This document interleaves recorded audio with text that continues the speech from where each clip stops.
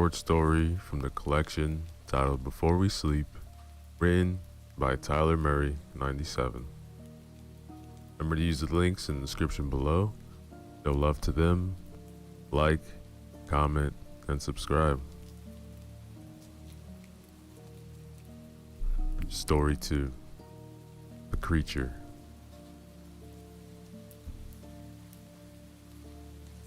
Jack and his friends are sitting around the campfire, telling scary stories, and weird stuff starts to happen. Dude, do you really expect me to believe that crap?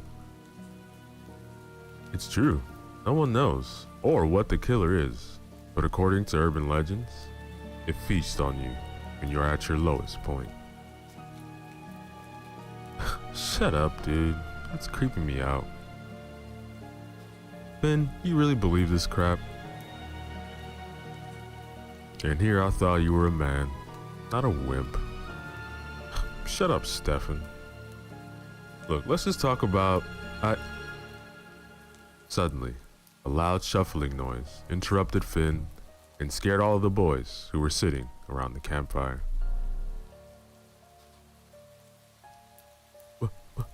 What was that? I don't know, but it sounded really close to us. You're all scaredy cats. It was probably nothing. See? I'll prove it to you. Stefan got up from the campfire and started to walk into the woods, leaving his friends behind in the process. Stefan, wait! It was too late. Stefan was already long gone into the deep, dark woods. Come on, we need to go after him, guys. Fine. Let's go.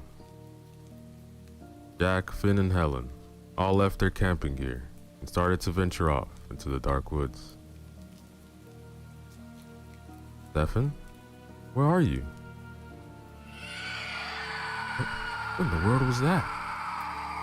I don't know, but let's get out of here. They took off running in full fear and panic inside of them.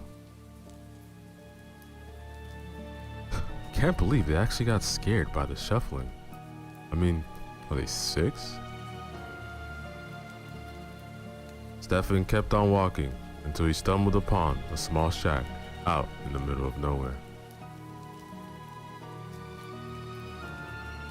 Hello? Anybody out there? When he received no answer, he pushed against the door and it came open.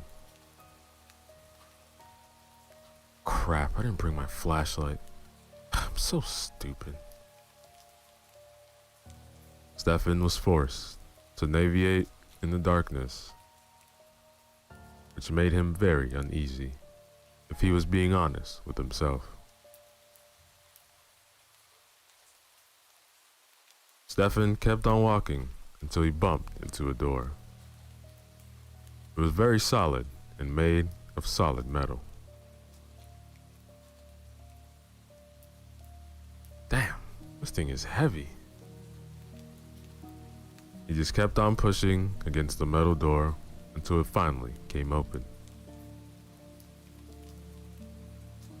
As soon as he took a step, he felt the floor give away, and he fell all the way down, knocking himself out in the process. Oh my God, he's gone, guys, and we are completely lost. Look, man, stop panicking. We can figure this out. Let me see your flashlight.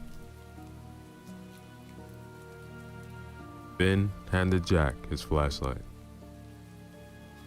When Jack turned it on, he pointed straight ahead of him and noticed claw marks etched into the ground.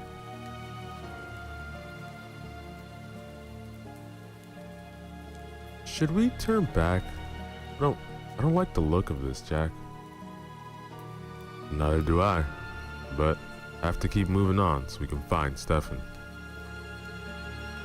Look, let's follow the marks and see where it leads. They followed the claw marks all the way to a beat-up power plant that was covered in blood.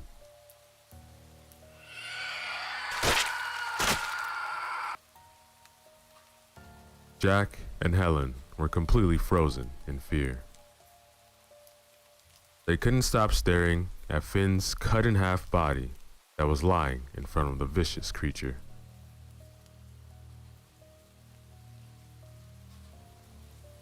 The creature charged at them, and that's when they took off running at full speed in the opposite direction.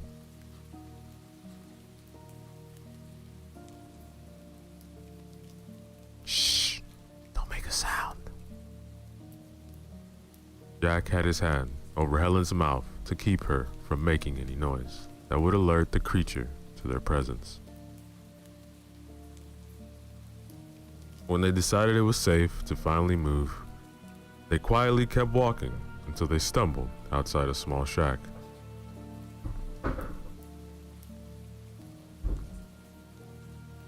Let's go in there, Jack. We need to hide from that creature. It could still be out there. They walked into the shack, only to hear screaming beneath the floor. Get out of here! Once they heard the screams, they tried to run away, but the door slammed shut in their face, locking them in the hellish prison of the creature.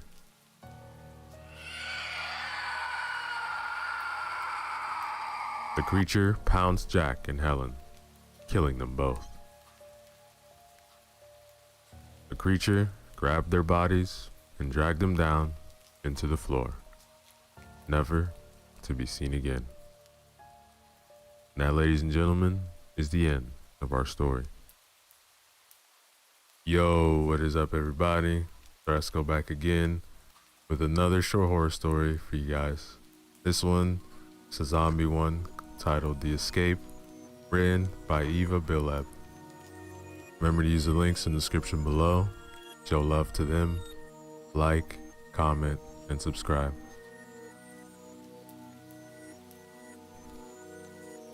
Chapter 1. The sun shines through the window I stand before. Looking out onto the abandoned plains nobody has given a time of day to in years, decades, and I would be willing to bet that won't change. Not now, not ever. The golden gleam of the sun warms my face as I scan the ground beneath me. Cars with doors broken off, smashed windshields, and deflated tires were overtaken by the tall weeds that weaved in and out of the crevices of the vehicles were scattered throughout the lot.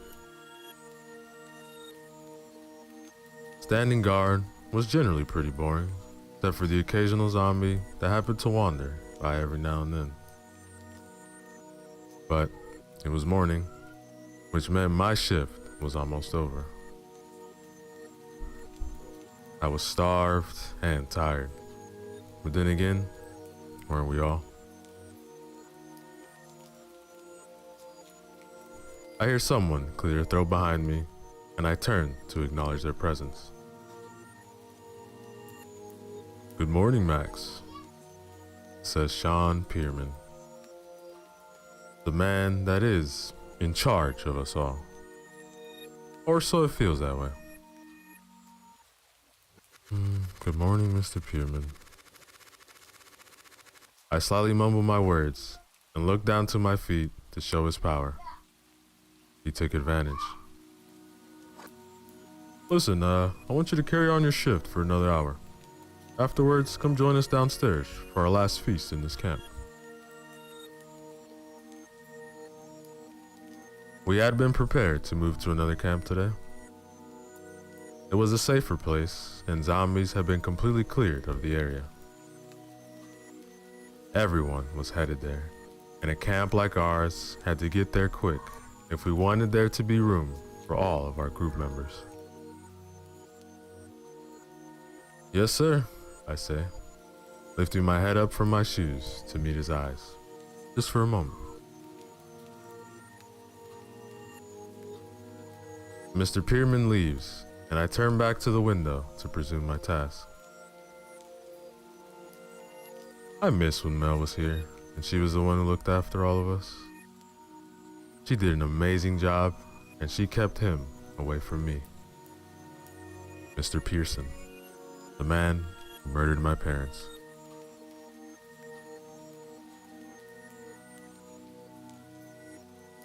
The stairs creak as I meander down them, some louder than others. Honestly, I was surprised this building hadn't caved in yet.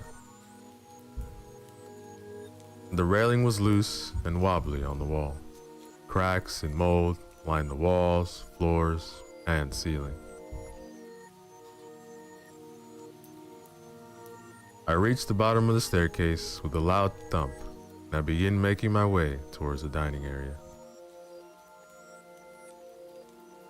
As I near the room, I see many others seated and one empty chair, just for me, right next to Mr. Pearson.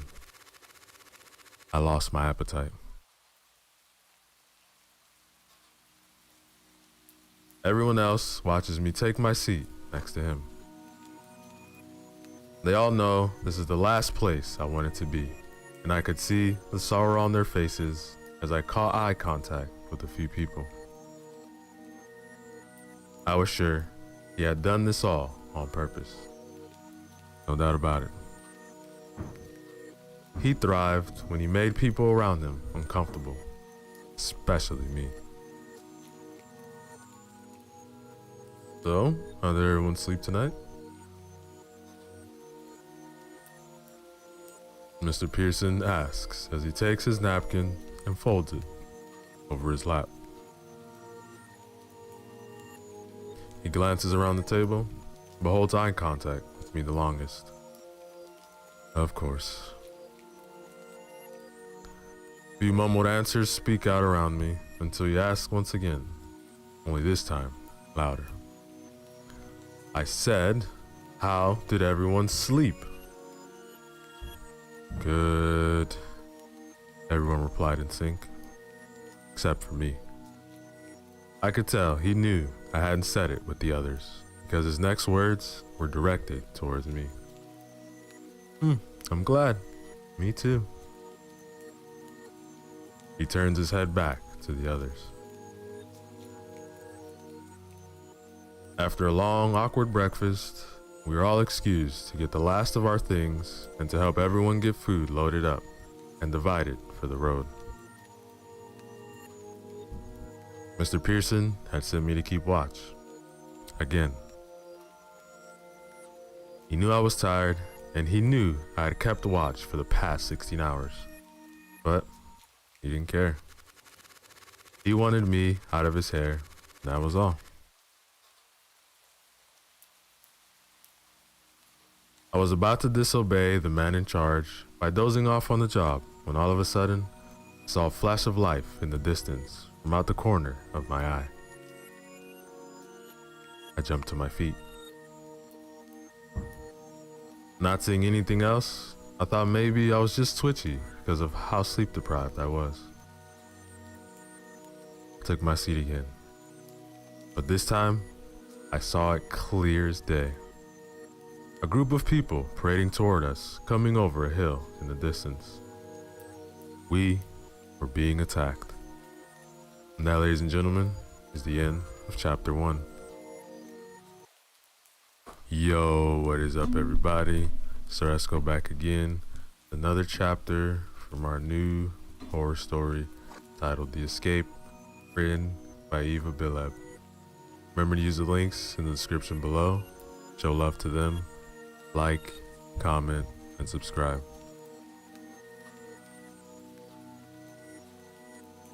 Chapter 2. I race down the stairs and out the doors to the retired apartment complex, and I spot Mr. Pearson. He was the last person I wanted to talk to right now, forever really, but I had to. I hear the doors behind me, and everyone falls silent. They were all curious, and they were now looking all around, on high alert for whatever I had been freaking out about. I finally reached Mr. Pearson, out of breath. Sweat dripping, pooling into my eyes from the sun that had been warm this morning, but was now blazing hot.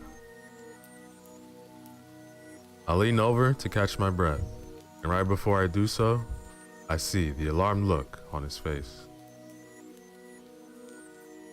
He knows that something terrible must have gone wrong in order for me to resort to talk to him. Also, he knew I was the person on watch, and when the person on watch wants to talk to you, they never have anything good to say. We are under attack. We're what? We are under attack. I scream despite the burning in my lungs, telling me to take it easy a bit longer. He looks down at me in disbelief. Immediately, Mr. Pearson piles everyone into the 6 cars we managed to get running, all of them conveniently packed and ready to go for the most part, because all of the planning we had done in advance for the trip to the other camp. Doors slamming all around me. Once we were in the car, people started asking me questions. How many were there? A lady I've seen around the camp, never talked too much, and her name is still a question of mine. Where were they coming from? An older southern man. How long do we have? A young man that looked like he would be suited perfectly for the life of a businessman. Maybe he had been one. It's always hard to tell nowadays. They were coming from the north. Maybe Cleveland?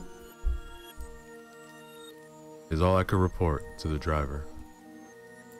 He repeated my words into a walkie-talkie. We found a few from the old police station down the road from the apartment complex and had given one to everyone that was assigned the responsibility of driving whenever it was needed. Usually, those people were former police officers or truck drivers that were used to driving all the time and who were used to using a walkie-talkie to communicate.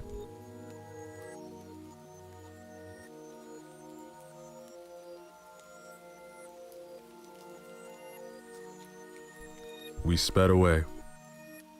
I was wedged in the back with one other girl.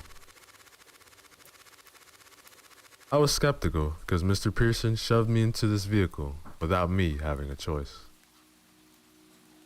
I was expecting this one to explode or something, but we had been driving for quite a while. However, this theory was still not ruled out. Hey, I don't believe we have met before. I'm Mia. I don't believe we have. Max. We talked for quite a while, and I get to know her pretty well. We grew up near Columbus, Ohio too, which was only a little under 2 hours northwest of Akron, Ohio. Akron is where our old camp, that was probably being raided now, was located. Everyone knew where we were headed. Miami, Florida was a little over a 17-hour drive from Akron, and we had already put in a good 3 hours. Night had fallen, and it had started to rain, heavily.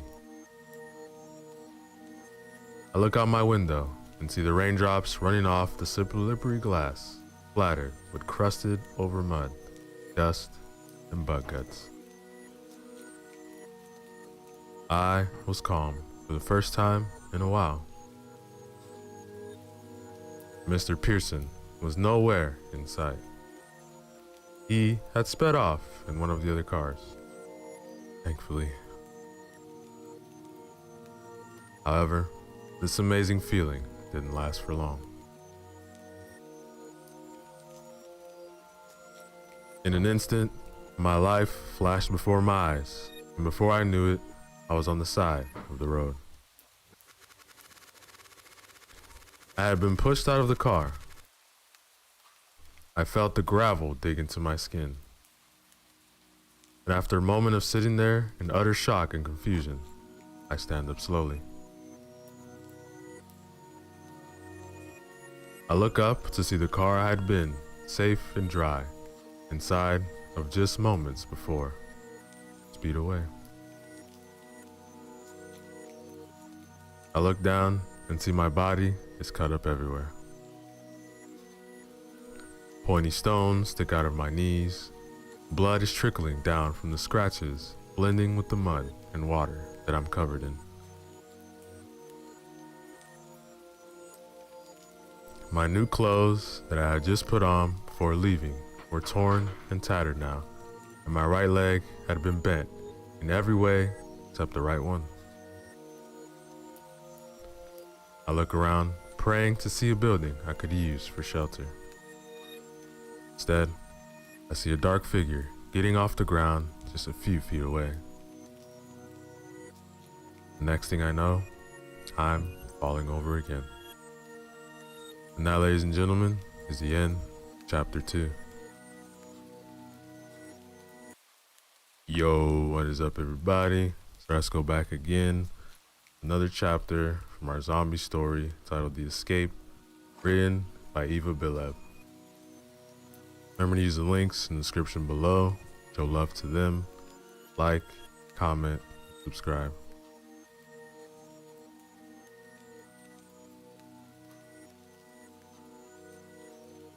I awake in what looks to be the back of a van.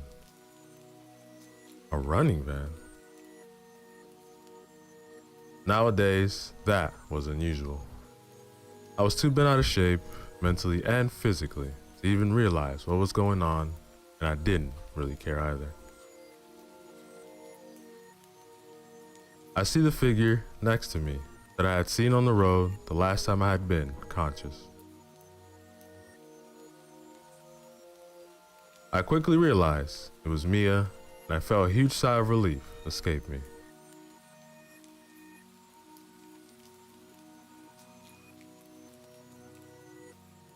Maya lay there unconscious, and I decided to leave her that way. It was best to let her wake up on her own. I was going to try to get out of here.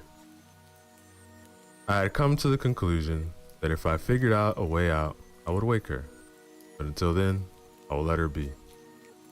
I needed to plot.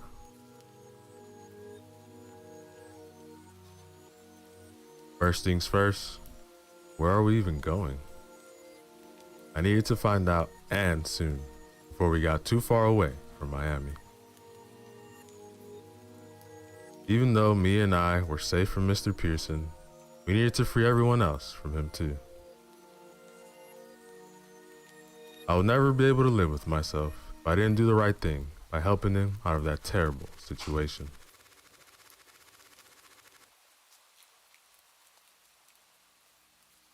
I could elect a new leader and maybe even be somewhat happy again, like we had been when Mel was here. But who am I kidding? Nobody would ever be able to compare with Mel. She was such a good leader, and she helped everyone who needed it. She put the rest of the group before her own life. She thought of herself as one of us. Not once had I ever heard her call herself the leader or the ruler or anything like that of our group. We were all equal, and that is how it should be. She made smart moves at smart times, and she was the most trustworthy person I had ever met. I miss her. We all miss her.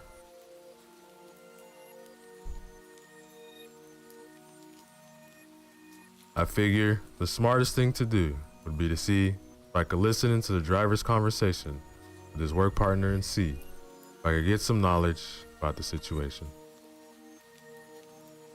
Sure enough, after 10 minutes of listening, they start talking about their mission. What are we gonna do once we get these guys back to HQ? Make them talk. We need to know where the rest of their group went. They are the key to everything. I assume they don't know anything. After all, that Mr. Pearson dude practically sold them to us. Nah, he did sell them to us. You what? I knew something was up.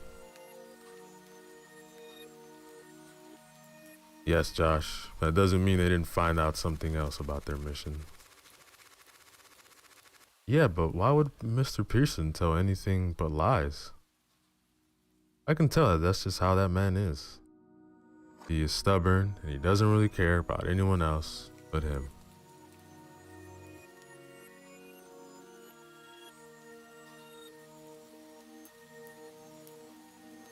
I hadn't thought of that before. There's no way they were actually going to Miami. Shut up, Josh, before I trank you. They have tranks? How? Okay, but all I'm trying to say is, I heard the trank gun fire. I heard what sounded like Josh's head hitting the headrest of his seat. Then the driver let out an evil-sounding laugh.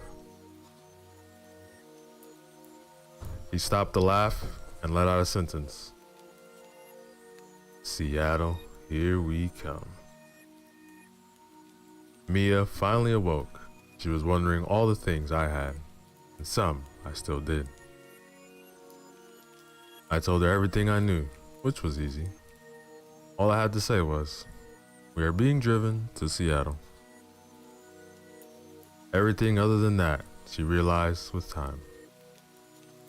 All we could do was whip her back and forth. Seattle? That is so far off course. Yeah, I was thinking the same thing. We need to get out of this van as soon as possible if we hope to catch up with the rest of the group. I don't even want to go back. Not at all. I know. But knowing they're all still stuck with Mr. Pearson sickens me. We need to free them.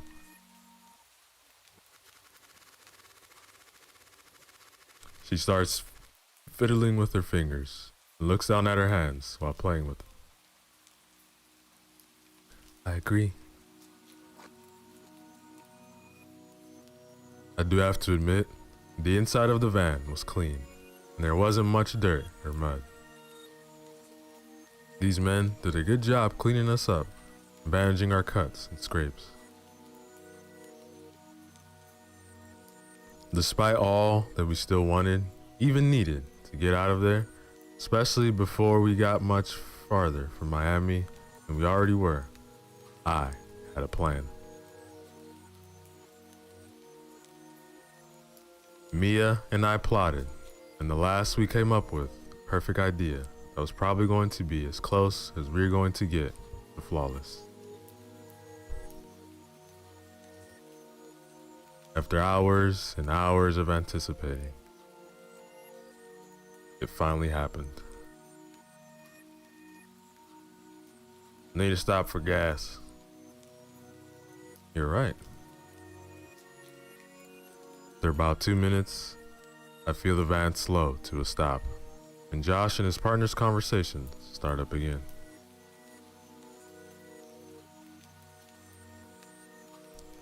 Alright, you go see what you can find in the store, and I'll try to fill up the van and meet you in there. Okay, 1 sec. Maya and I pretended to remain unconscious because we knew what was coming next. Hey bozos, you guys alive back there? No answer on our end.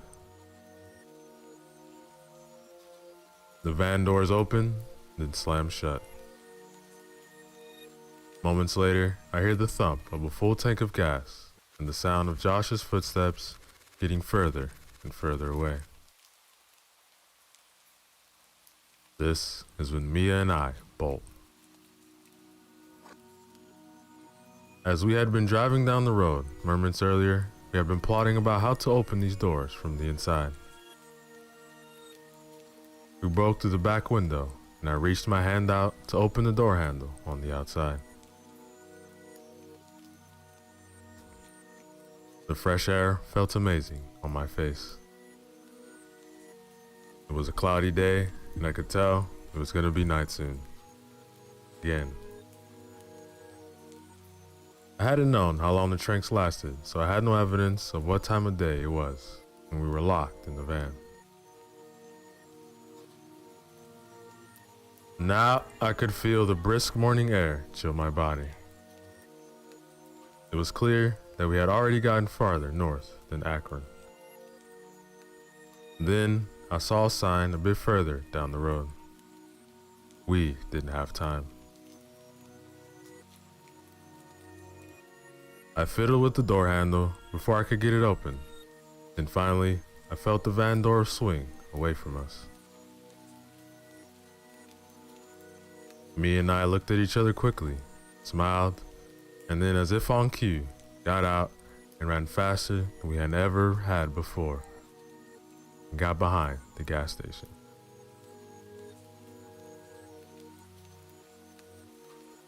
Me and I sat back there for about 20 minutes in total silence. Then we decided to look onto the parking lot. The van was gone. We gave a quick high five, and I walked over to the sign that I had spotted earlier.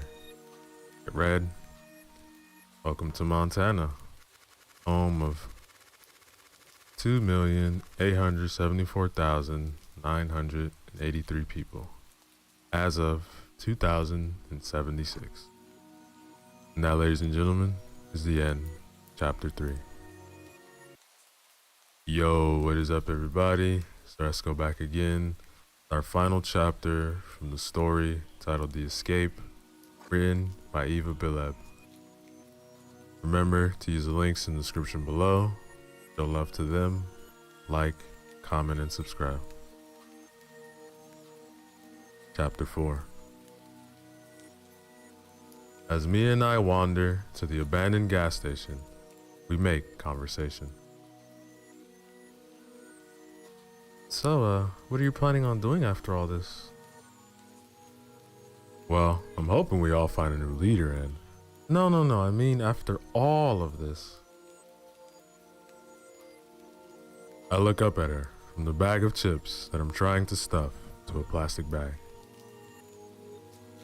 Oh, you mean the apocalypse ended? No, I mean when the apocalypse ends. More precisely, when I find the cure. So, what was your life like outside the apocalypse? What are you planning on coming home to? I didn't know what to say. I never thought I would have to think about that. Now that I think about it, absolutely nothing. The realization hit me. I have been wanting this to end so badly ever since it began, but then I realized, for what? I won't have anything or anyone to come home to. My parents have died since this all began. What do I do if this did happen? Where would I even go? I don't even want to think about it anymore. The fact that the apocalypse was the only thing I have was devastating in itself. Then, thinking about all the people and the things I loved the apocalypse took away from me, it was intense. Luckily, I was quickly distracted by a rustling sound of its chip bags a few hours over. Mia and I quickly take defensive stances and inch our ways over. We didn't want to call out in case it was a zombie that would immediately jump at any noise. We took the risk and for walking closer to see for ourselves. My heart jumped with every footstep that I took, and the figure finally comes into view as I approach.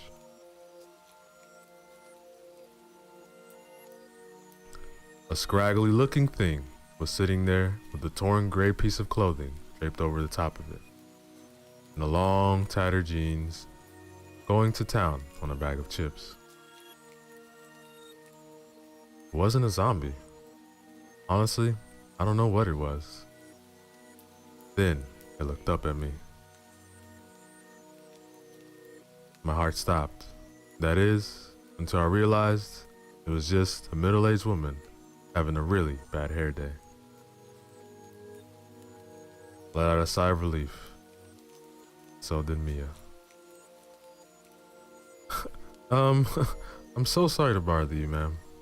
I back away, smiling. Half of me just wanting to give her a warm welcome, and the other half was because I felt slightly stupid for thinking she was a monster or something other than human.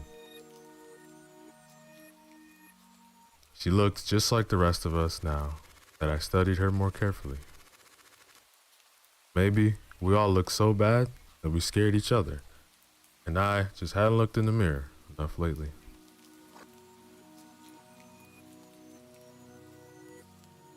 It's fine, it's all fine. Grace. I'm Max, and this is Mia. So, what are you guys doing around here? I haven't seen you around. I hated when people asked these questions. You never knew who you could trust, and you never knew who would be able to help you. You told them your real situation. I decided to tell Grace, but I left out a few details. I purposely left out where we were headed. All I told her was south. She didn't accept. Where's south? Miami, actually. Oh, I have a cousin in Florida I've been trying to contact. I was gonna go down there anyways. Would you two enjoy a ride? Thank you, ma'am, but we would hate to bother. Oh, nonsense. It wouldn't be a bother at all. Come along. I get the car loaded up with some food here. We'll be on our way. Okay, well, there goes the little safety we had just a few moments before. I had a bad feeling about all of this. That in itself wasn't a good sign. Alright, girls, the car is all loaded up. Let's get on the road. Then I thought about it. What if we weren't heading to Miami? What if Josh was right and our group lied to us altogether? We wouldn't know until we got there. I hop into the backseat of the car with Mia. In between us sat a case of water bottles. We roll out the gas station. We pass the Montana sign I seen on the way in. Except I saw the opposite this time. Thanks for visiting Montana. Come again. Now, ladies and gentlemen, is the end of our zombie story. Yo, what is up, everybody? So let's go back again. The new horror story for you guys. This one is titled The Haunting on X Avenue, written by Joshua Kimball. Remember to use the links in the description below. Show love to the author. Like, comment, and subscribe. Chapter 1. The house on X Avenue stood staring at me in the afternoon light. It seemed to have known that I was coming back to my hometown of La Grande, Oregon. At least, what lay inside knew I was coming back. I was compelled to confront the question that had always bothered me. What is inside this house? I remember the time my mom told me when she was a child she had seen a scary, multicolored face appear on the wall, staring at her in the middle of the night. She told me how she had to ask her sister about it and was taught the Lord's Prayer, which seemed to give her some relief. I remember other family members telling me about voices in the night and apparitions. Everyone seemed to have come in contact with the spirit of the house. I felt in my heart that it was time to end the haunting for good.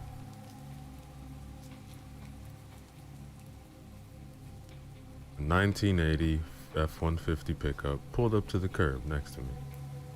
An old-timer in his 60s climbed out. He wore a white t-shirt, tattered overalls, white sneakers. He walked toward me with a slight limp, perhaps from years of working at the lumber mill. You Jonathan Campbell? I nodded. Yeah, that's me. You're Bob Fraker, property manager for the bank? Yep. Don't let appearances fool you. My limousine is in the shop. The term property manager is used loosely. I prefer the title caretaker, since I can't make any manager's salary after my retirement. I just make sure the grass is cut, face off any squatters. May I take a look inside? Sure, but I can't imagine why you'd want to. You were a little vague on the phone. Yeah, the house was in my family for a few generations. I thought I'd take a trip down memory lane. Bob just handed me the key with a sour look. Well, you have to go in by yourself. I don't go in that house anymore. There's something wrong with it. It stayed unoccupied for 15 years. One person who rented it was found dead in the morning, sitting in her recliner. Bob walked with me to the porch. He continued to explain. The last renter moved out about 3 months. He said he felt unwelcome. Yeah, the place scared him. So, the bank took it over after the last owners couldn't afford the taxes on it. Police stopped responding to calls from the neighbors, kept reporting they were seeing moving shadows inside the house at night. May I go in? Bob gave me a silent nod, and he stepped aside, acquiescing to what he clearly thought was my foolish choice.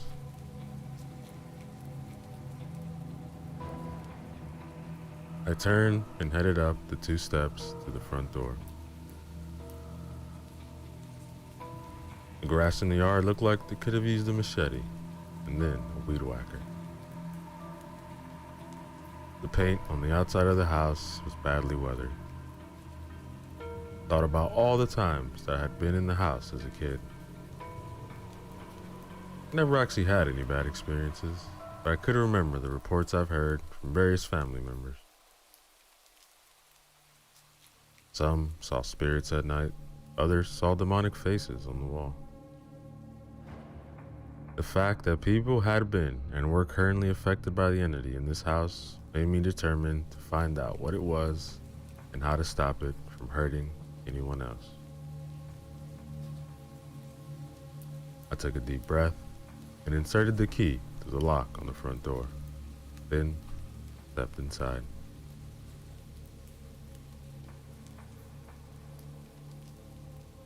The strong smell of mildew caused me to step back, covering my nose and mouth. I proceeded slowly in, still covering my face, and saw cobwebs everywhere, on the walls, ceiling, and over the furniture that had been left behind.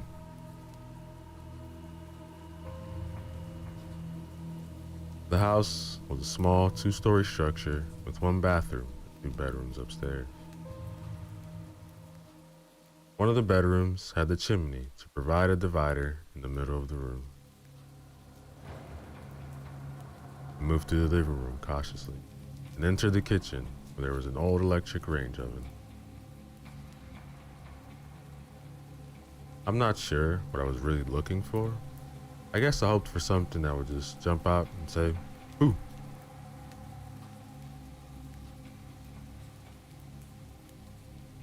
I entered the bathroom, and like the rest of the house, everything was dusty and covered in cobwebs. I walked to the mirror to see if something spooky would be in the reflection, like in the horror movie. But I saw nothing. I know enough to avoid provoking things to happen, because it is basically an invitation. You walk by a dog's yard, the dog will bark at you while you pass by. But if you stop and roar at it, the dog will come out of his yard, bite you, and chase you away.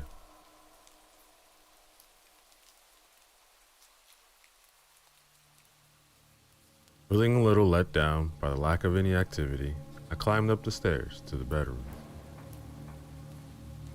The air became heavier, which naturally made me hesitate. I said a little prayer under my breath for protection. My Christian friends would approve. My New Age friends would say, "Use a light shield."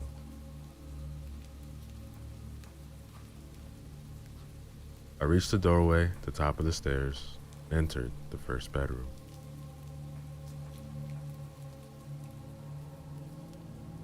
As I stepped in through the door, it felt like I was entering cold water, very unwelcome. In my peripheral vision, I saw movement as I turned to face it. Nothing.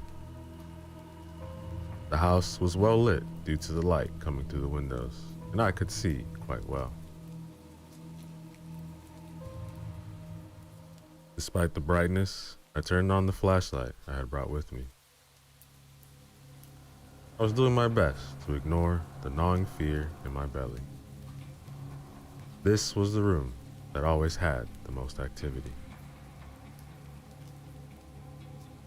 I pressed forward, fighting the intense desire to run. My legs felt as if they had been filled with lead, and I was treading through waist-high whale water.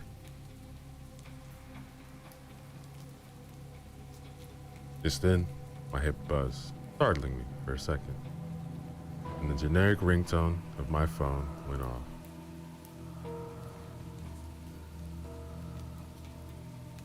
I pulled the phone out of its case. For some reason, it wouldn't show me the caller ID. I answered hesitantly. "Hello? Honey?" It was my wife, Lisa. "Hey, sweetie, how's it going?" Okay, we're making lunch. When are you gonna be?" The phone cut out, started crackling. It reset. Then my flashlight flickered out. I tried to turn around and leave, but my feet were planted on the floor. A shadowy head rested intimately on my right shoulder from behind. Black arms wrapped around my waist. A sensation of cold pressed into my back. I would have screamed if I had a voice, or even breath, but the air was sucked out of my lungs.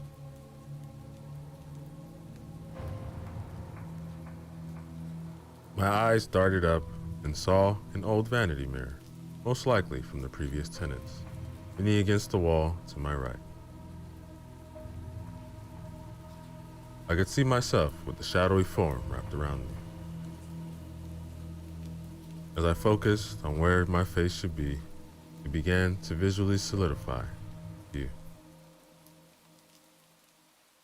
If it had a slightly longer nose than should be normal for a human, its eyes were cruel and also full of hunger.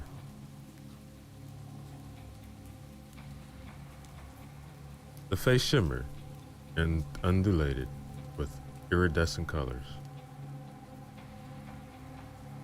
The body of the spirit was like boiling black tar, kept in place by invisible skin. It pressed its face against my head and began pushing itself into me.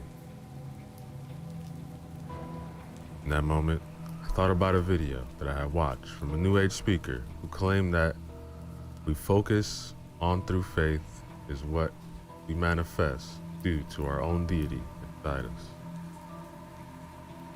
And I came to the realization that to a certain extent, it was all a load of crap. I had a demon trying to jump to my body. The faith part is very true. My logic immediately recognizes that I hadn't invited the thing. Therefore, it couldn't have me. I became angry. I visualized the depth of the Holy Spirit in my mind as I invited it to illuminate the room. I heard a scream of rage and terror, and I suddenly wasn't sure it was me or the ghoul that held me in place.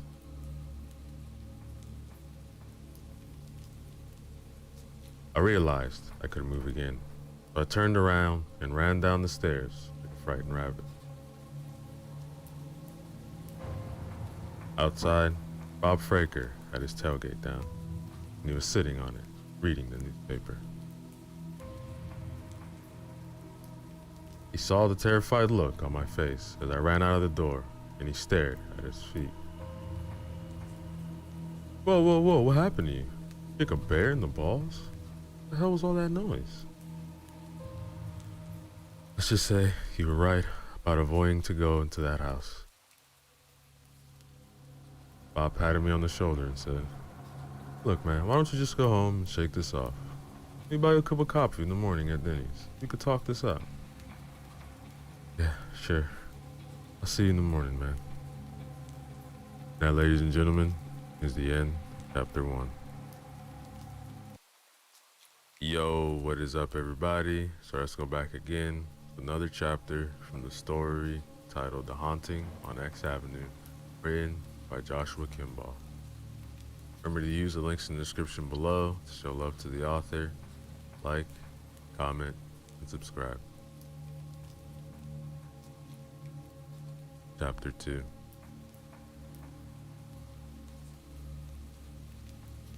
Sweetie, I'm telling you, it was so freaky. I was totally paralyzed.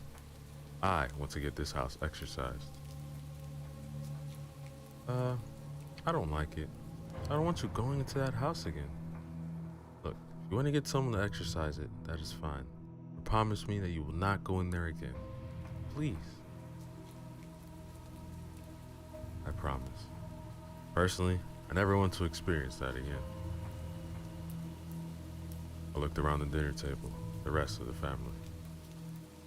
I was so caught up in retelling of my bungled ghost hunting that I'd forgotten about everyone else at my sister Lily's dinner table and her kids.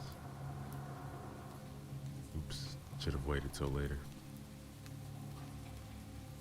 My 7-year-old nephew, Jeffrey, was the first to break the silence. Uncle Jonathan, you really go into that haunted house? My sister's face darkened.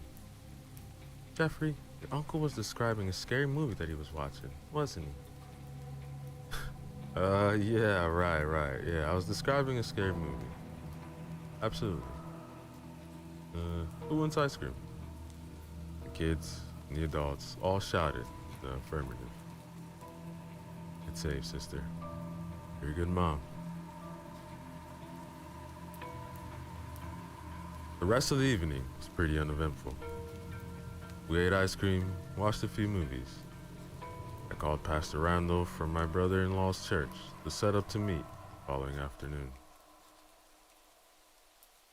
Bob Fraker was also available to provide the house key and laugh at us as we poked around the scary house. It was finally going to be over. The supernatural was just a passing interest to me. I had certainly never been a paranormal expert. Watched a bunch of ghost hunter and medium shows, grew up in church, watched a few documentaries on the subject. I even had a few experiences myself. I'd read a few books, both on the Christian perspective and in the New Age viewpoints.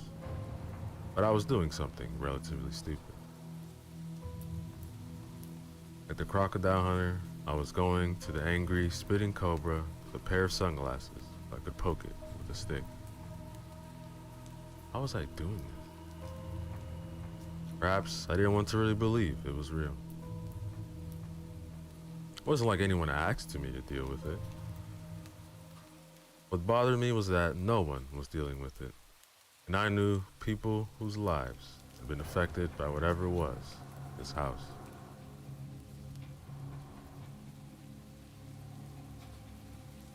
We fell asleep on the couches, watching a movie called Repo, a genetic opera, starring Paris Hilton. I'm serious. As I was sleeping, I began dreaming about having a conversation with this man in an expensive business suit. I couldn't make out what he was saying, or even what he was saying, or I. But it was if I was actually eavesdropping on the conversation. But as I began to understand the words, a cold feeling began to spread across my chest. I decided to confront this guy.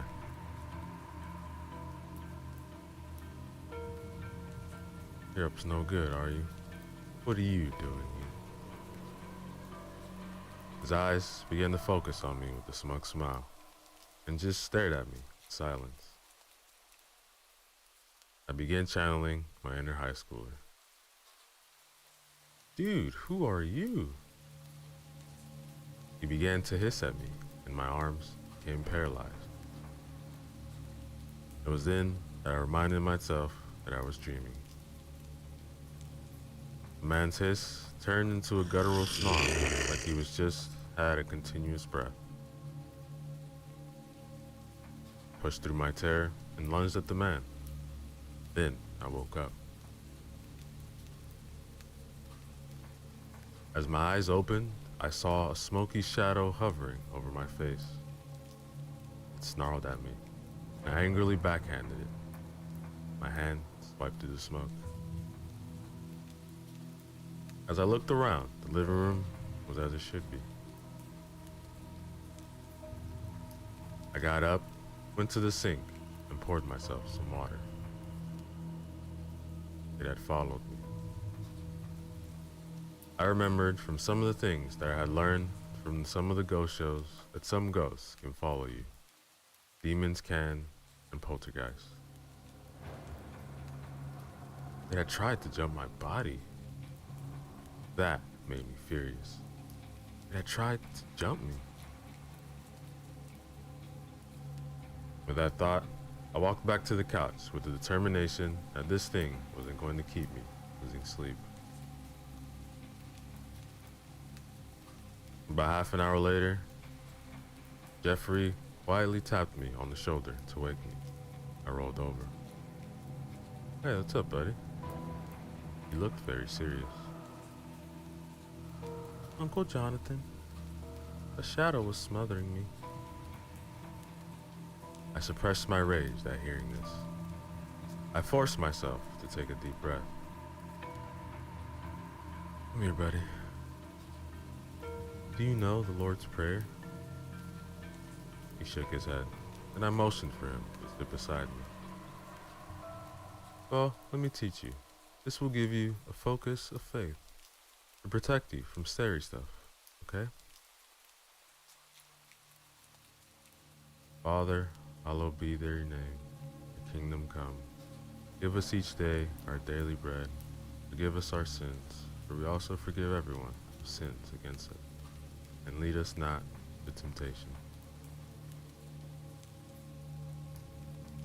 With each verse that I said, Jeffrey repeated, and his expression lightened. Uncle Jonathan, I feel better.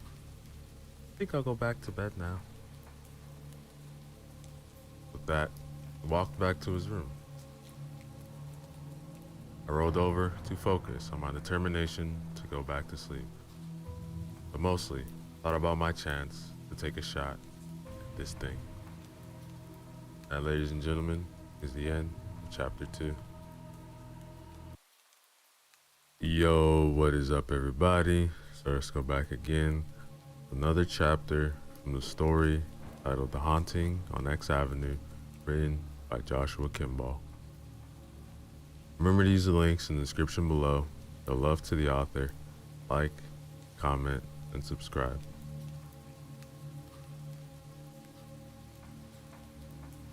A sense of fear weighed on Jeffrey's heart as he lay in bed trying to get sleep. Like most children, he always had a sense when something else was in the room. He tried to focus on one of his toy cars. That was one of his passions. He loved cars, and he loved being out in the garage with his dad, Rick. He liked to be helpful by handing his dad tools. His grandma always complimented him about how much of a good job he did when he helped her with the chores. He just wished that his fear would go away. A hot weight pressed down at his feet. Even though he couldn't see anything, he couldn't get past his fear. An invisible hand pressed on the bed, like someone was moving on all fours. Jeffrey began to tremble. His breathing became labored as another hand pressed on the bed to the other side of his legs. He became so afraid that he clicked on his lamp and kicked up to where the invisible thing should have been. But he connected with nothing but air. The heavy weight was gone. Jeffrey comforted himself by replaying his favorite video games in his mind. After a while, he drifted off to sleep with the lamp on. He was dreaming about walking around in a game, stacking blocks and breaking through other blocks. Just as he broke too deep, digging in the down direction in his game, he fell into darkness. Something grabbed him in the dark, and a slurping, sucking sound came to his ears. He couldn't scream, and he couldn't fight. All he could do was fall down into the abyss, as his life energy was getting sucked out of his body. Then he opened his eyes to see a dark, smoky shadow pressing in on his face. The slurping, sucking was coming from the shadow.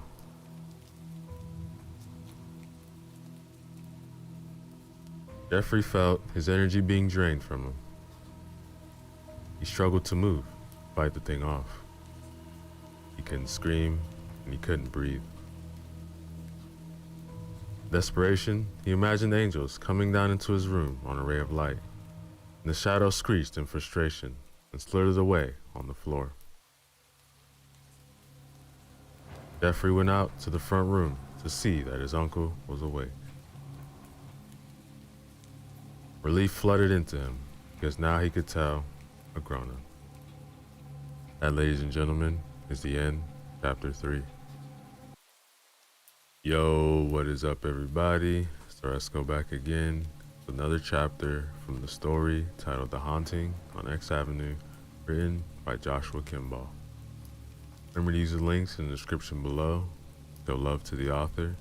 Like, comment, and subscribe. Chapter 4. I woke up at 10:30 in the morning. I love it when you don't have to feel guilty for sleeping in. Vacations are awesome. I let my wife know that I was going to meet Bob for breakfast and then go over to X Avenue to talk to the people in the neighborhood about the house. I thought it would be a good time to get some background on it.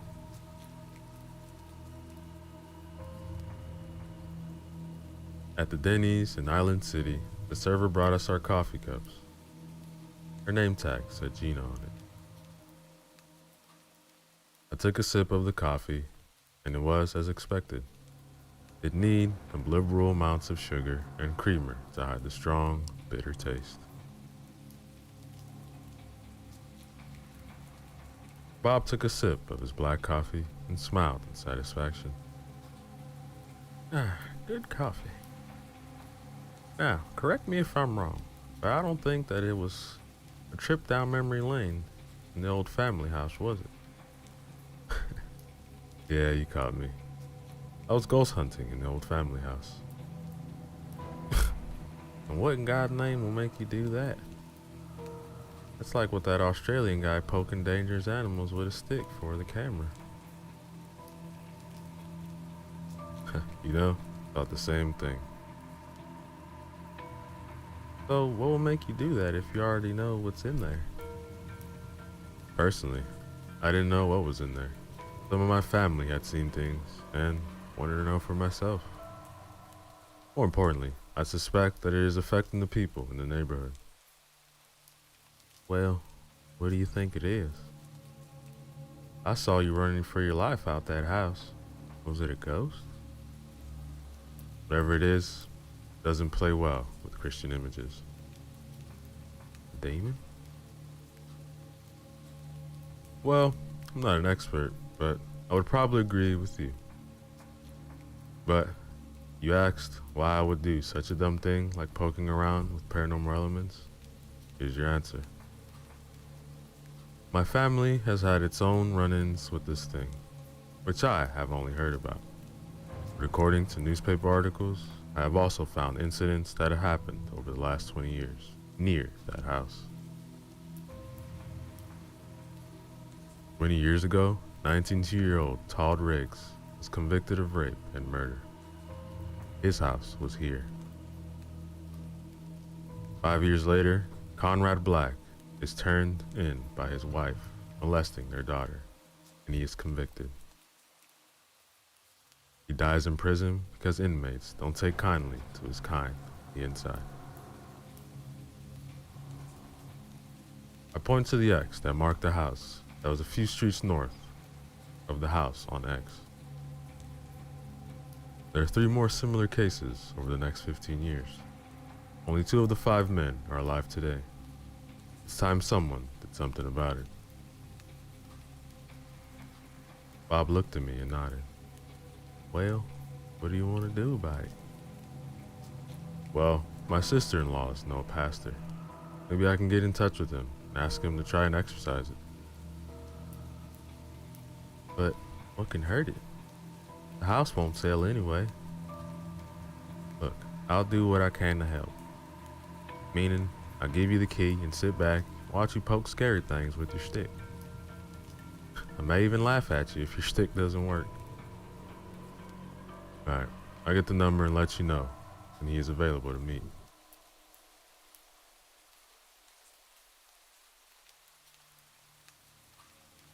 I called Pastor Randall, and as luck would have it, he was available to meet a few hours later that same day. I arrived a little early to talk to the neighbors. Knocked on the houses close by. No one answered. A few doors down, an elderly woman answered the door. Yes? Hello, I'm Jonathan Campbell. How are you today? I'm Mr. Johnson. I'm not buying anything. I had to recover before she shut the door. Oh, I'm sorry. I'm not selling anything. I'm meeting Bob, the caretaker, to look at the house 2 doors down. Why would you go there? Don't you know about that house? I know a little. My mom and her family lived in it for years. And you do know that house was bad enough before your family moved out. People would see things occasionally. Ghosts. But later, whenever the house was empty, shadows would come out at night. A few years ago, a renter died in that house, leaving his dog behind. Poor thing howled, whimpered for a week. Called the police, but when they got there, he was already dead. Another renter, Randy, said that he wouldn't go upstairs. Sometimes his two dogs would block the stairway to keep him from the second floor. He would have to lock them up in the truck so he could go up, get something. He said that he felt unwelcome up there. He eventually moved out. Randy was such a nice man. I don't go near the place myself. The last time I passed by the house was when I still had my little dog, Muffy. He was such a sweet little thing. Well, as Muffy was doing her business, a movement caught my eye in the upstairs window. When I looked up, I saw an inhuman face. It was a multicolored form, shimmered. It was staring at me. The look made my blood run cold. I asked my psychic, Alicia, about that house, and she said there were a few things wrong with it. She offered to save the house for $100, but it isn't my house and I'm on fixed income. I'm sorry for what you've gone through, but I'm meeting Bob and the pastor at the house. The pastor has offered to do an exorcism at no cost. I appreciate what you've told me. That is exactly what I wanted to know. Not helping anyway. You could pray, send good thoughts, send the blessing. Whatever you do for spirituality. She looked down at her feet. Haven't had much time for religion. I pray every now and then, but I think that I'm done with church. That's okay, Esther. Jesus cramps religion style too. I'll let you know how it goes. Just then, Bob's truck pulled up to the house. Well, that's Bob. Well, it's good to meet you, Esther. You too, dear, and God bless you. I walked back to the house where Bob was waiting. Been here long? Oh, just an hour, I thought. I would ask around the neighborhood stories about the house. So, what did you find out? Well, about quite a bit. Shadows in the night. A person and a dog died in the house. A ghostly, multicolored face showed itself in the window. Esther, the lady I was talking to, consults a psychic on a regular basis. She told her about the house, and her psychic told her that there was a lot of bad stuff. She offered to sage the house for $100. I wonder if it would be that easy. Well, good thing you found Pastor willing to do it for free. I will try to get him back in some way. Just then, an old, well-used gold Saturn with mismatched tires pulled up. Bob slapped his knee, laughed, and exclaimed, "Ask and ye shall receive." A slightly balding man in his 50s got out of the car. He was medium build and medium height. His untucked, blue long-sleeve shirt and pressed jeans made him look hip and trendy. He gave his best winning smile that told me this guy was an achiever. He had the build of someone who had been an athlete when he was younger. This guy was not homegrown in La Grande. I have lived outside of my hometown for a while, and have learned that the only cool alpha male pastors are found in large cities where the high-paying mega churches are. This guy was driving an old, beat-up Saturn.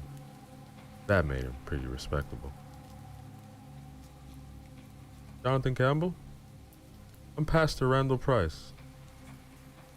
Good to see you again. It's been a while. Oh yeah, I'm so sorry. Haven't seen you in like forever. You ever performed an exorcism on a house before? Not on the house, but I have prayed for people who thought they were a demon possessed, and they have reported that they feel healed. Well, good enough for me. So, what am I going to do if he fails? Let's get started then. Clapped his hands together and rubbed them. Hey guys, you say a quick prayer? He held out his hands, indicating that he wanted us to take hold of him.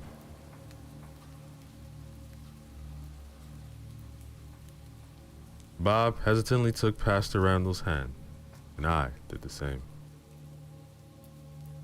The pastor started his prayer. Lord Jesus, pray to you for protection against the forces of darkness, and we pray that you send your angels to cleanse this house, the minion of Satan. We pray for the power of the Holy Spirit to descend upon this house in the fullness of Christ. In the name of Jesus. I was quite moved by the prayer. Bob politely took his hand back and crossed himself in the way that identified his Catholic origins. All three of us took confident strides to the house. We felt like warriors going to fight darkness.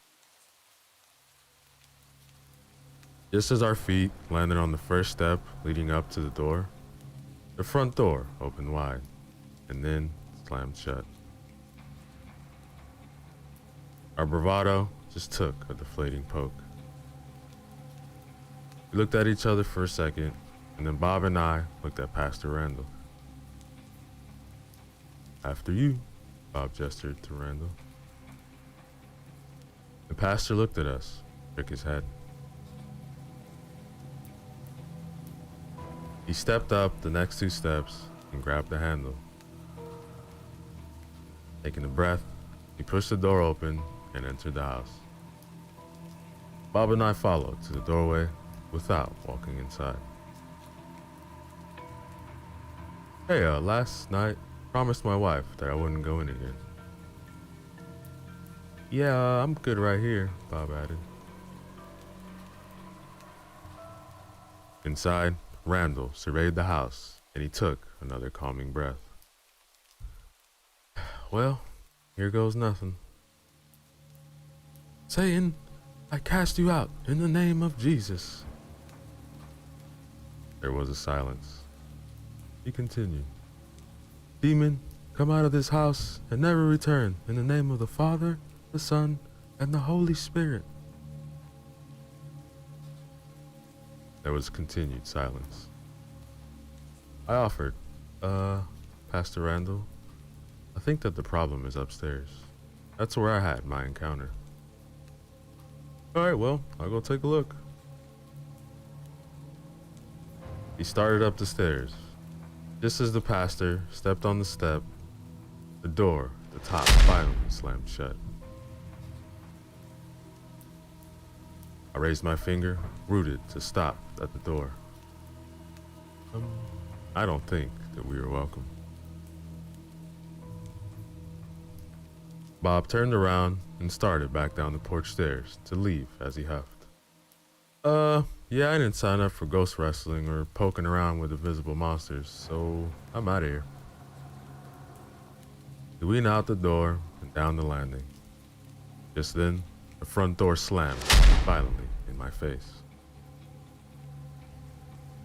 I looked up to Pastor Randall through the window, mouthed, "Looks like it's just you and me.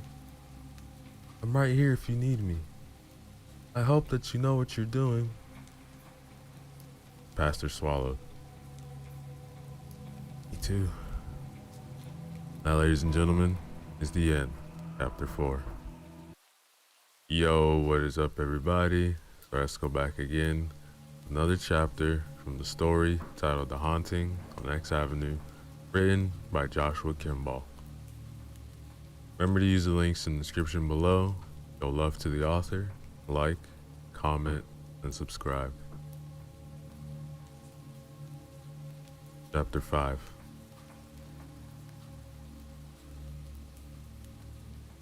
As Bob stepped away from the house, the front door slammed shut violently. It startled him so much he almost stumbled down the 2 steps of the front porch as he tried to hurry to his truck. He contemplated getting in and just going home. Forget the key, the house, and all of this trouble. He wasn't getting paid enough for this anyway.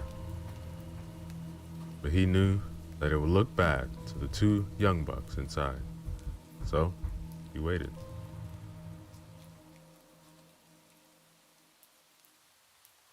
Bob had worked at the local lumber mill most of his life until he retired. He had just recently taken the property manager job because it was mostly a part-time thing. They didn't demand much of him most of the time. He and his wife Madeline were high school sweethearts, and they had been through thick and thin together. Now, they were spending their golden years with one another. Bob liked to play gruff and grumpy, but inwardly, he was soft-hearted. He would throw himself in harm's way for a child or a woman.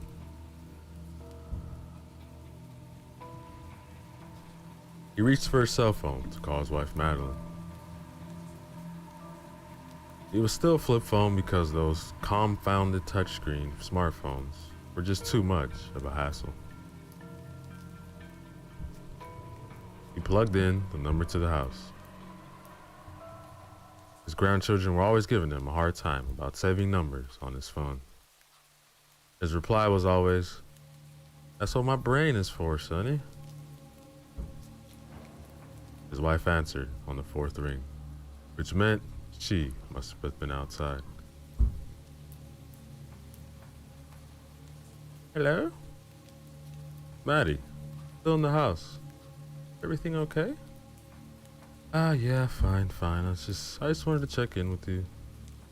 That young fellow, Jonathan, is walking around the house with the preacher. I'll just let them have their fun and see what happens." The phone began to crackle. "Hello? Can you hear me?" Just then, a hissing snarl sounded out by his right ear like someone was standing just behind them. Bob cried out and dove forward to the ground to escape what was behind them. When he rolled over, he saw there was nothing there.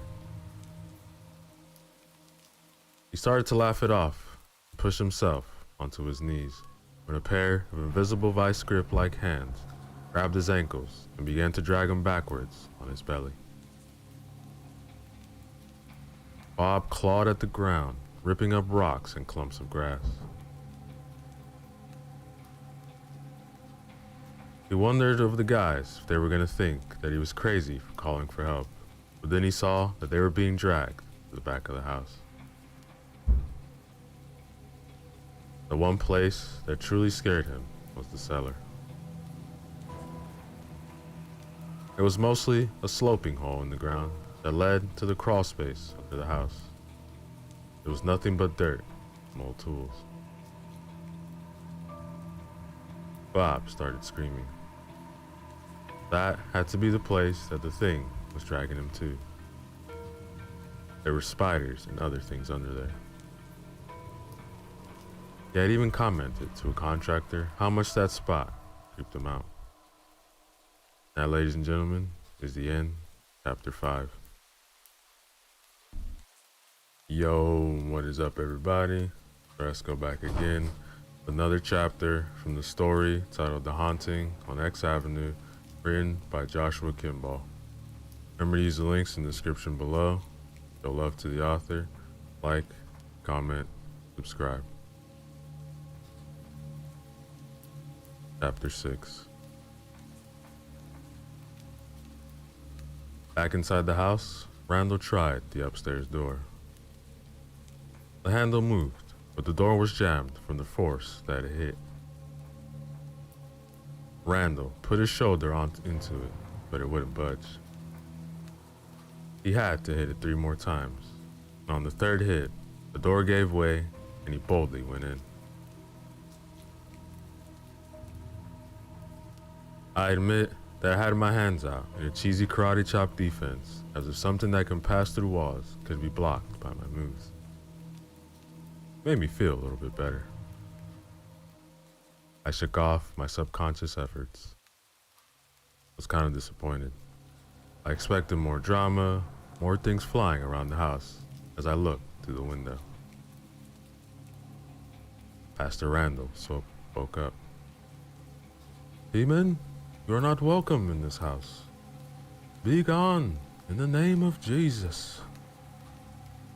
He repeated himself a few more times, louder and thrusting his fist into the open air.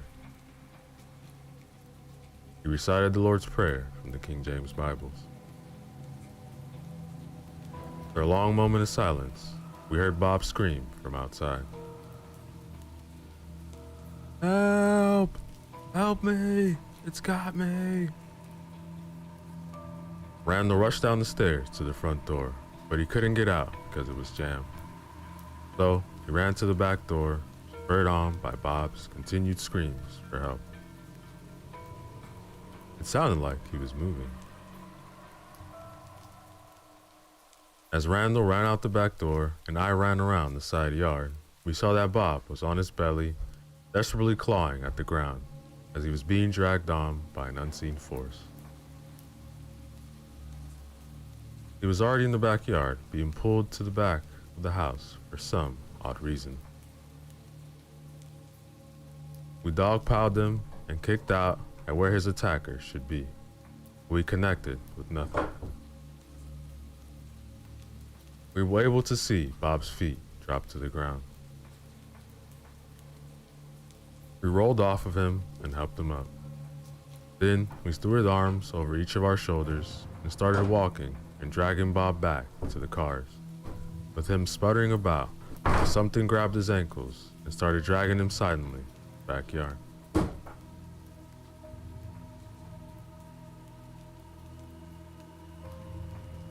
As we were checking for him for injuries, Bob indigently dusted himself off and said, I'm alright, guys. It's a little scraped and some hurt pride. Vote that we regroup at Denny's and talk this out. Pastor Randall agreed. Hey look, I'll join you guys in a little bit. I just want to get the number first. As Bob took off in his old F-150 pickup and Pastor Randall left in his Saturn, I walked a few doors down to Esther's house and knocked.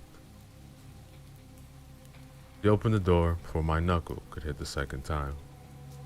She had been waiting, watching. Hello, Esther. Could I trouble you for that psychic's number? She smiled and handed me a piece of scrap paper with a name and a number already written on it. That, ladies and gentlemen, is the end, chapter 6. Yo, what is up, everybody? So let's go back again. Another chapter from the story titled The Haunting on X Avenue, written by Joshua Kimball. Remember to use the links in the description below. Show love to the author, like, comment, and subscribe. Chapter 7.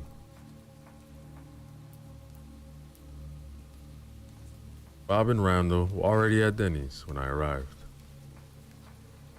The waitress already took our orders as we sat there in awkward silence, because that's how men deal with emotionally traumatizing situations. They go quiet and brood about their problems. After our orders arrived, I broke the silence. I got the number of the psychic. Pastor Randall coughed uncomfortably, but I knew why. Christianity doesn't mix with New Age. I was raised with it all my life, so it was nothing new to me. Randall replied, I don't like it. But it's not my place, and I certainly didn't deliver, so I'm at a loss. Looked at Bob. What do you think? Bob just slid the house key across the table. Look, man, do what you want. I'm not up for this. Do you know, I woke up last night with a shadow trying to smother me? Thought it was just a bad dream. Look, return the key when you have had enough. Look, if you burn the house down, just make it look like an accident, or I'll disavow you. I like you, but I'm too old for getting dragged or whatever else this thing has in mind. Problem gets fixed, the bank will issue up $150 for pest control. Let's just say we got rid of rats officially and not mention psychic, okay? Shook Bob's hand. Alright, man, I'll do what I can about the pest control issue, and I'll let you know the results. I'm gonna call her. Pastor Randall, I use the prayers of your church. You're welcome to come along too. Look, I just posted the request on the church Facebook page. For the ghost hunting? Why not? This is more fun than a youth group lock-in. Made the call. Hello? This is Alicia. Hi, this is Jonathan Campbell. Got your number from Esther, who said that you provide psychic services? Psychic medium? All mediums are psychics, but not all psychics are mediums. My mistake. Are you available to help? I assume that you're talking about the house on X Avenue with all the negative spiritual energy? That's the place. I do want to help, but I can only meet at 9 tonight. My college coursework is keeping me too busy. Can you do that? I inwardly groaned, but I kept a stiff upper lip. Because I am a guy, dang it. If a girl can face a scary ghoul at night, so could I. I ain't afraid of no ghost, I said, in perfect imitation of the Ghostbusters song. There was a silence on the other line. I have that effect on women sometimes. Hey, it's fun because I don't have to impress them. I'm off the market. Oh. Okay. I'll see you at 9. This is serious, right? She asked with a little skepticism. I coughed to buy a little time as I stifled to laugh. Pastor Randall arched his eyebrow at me. I'm sorry, Alicia. Humor is how I deal with stark raving terror. But I promise you that the caretaker, Bob Fraker, can pay you if you're able to keep us and help us take care of the problem.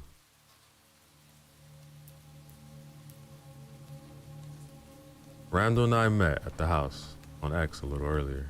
We bumped fists in greeting and waiting. He said that that's what teens do in his church.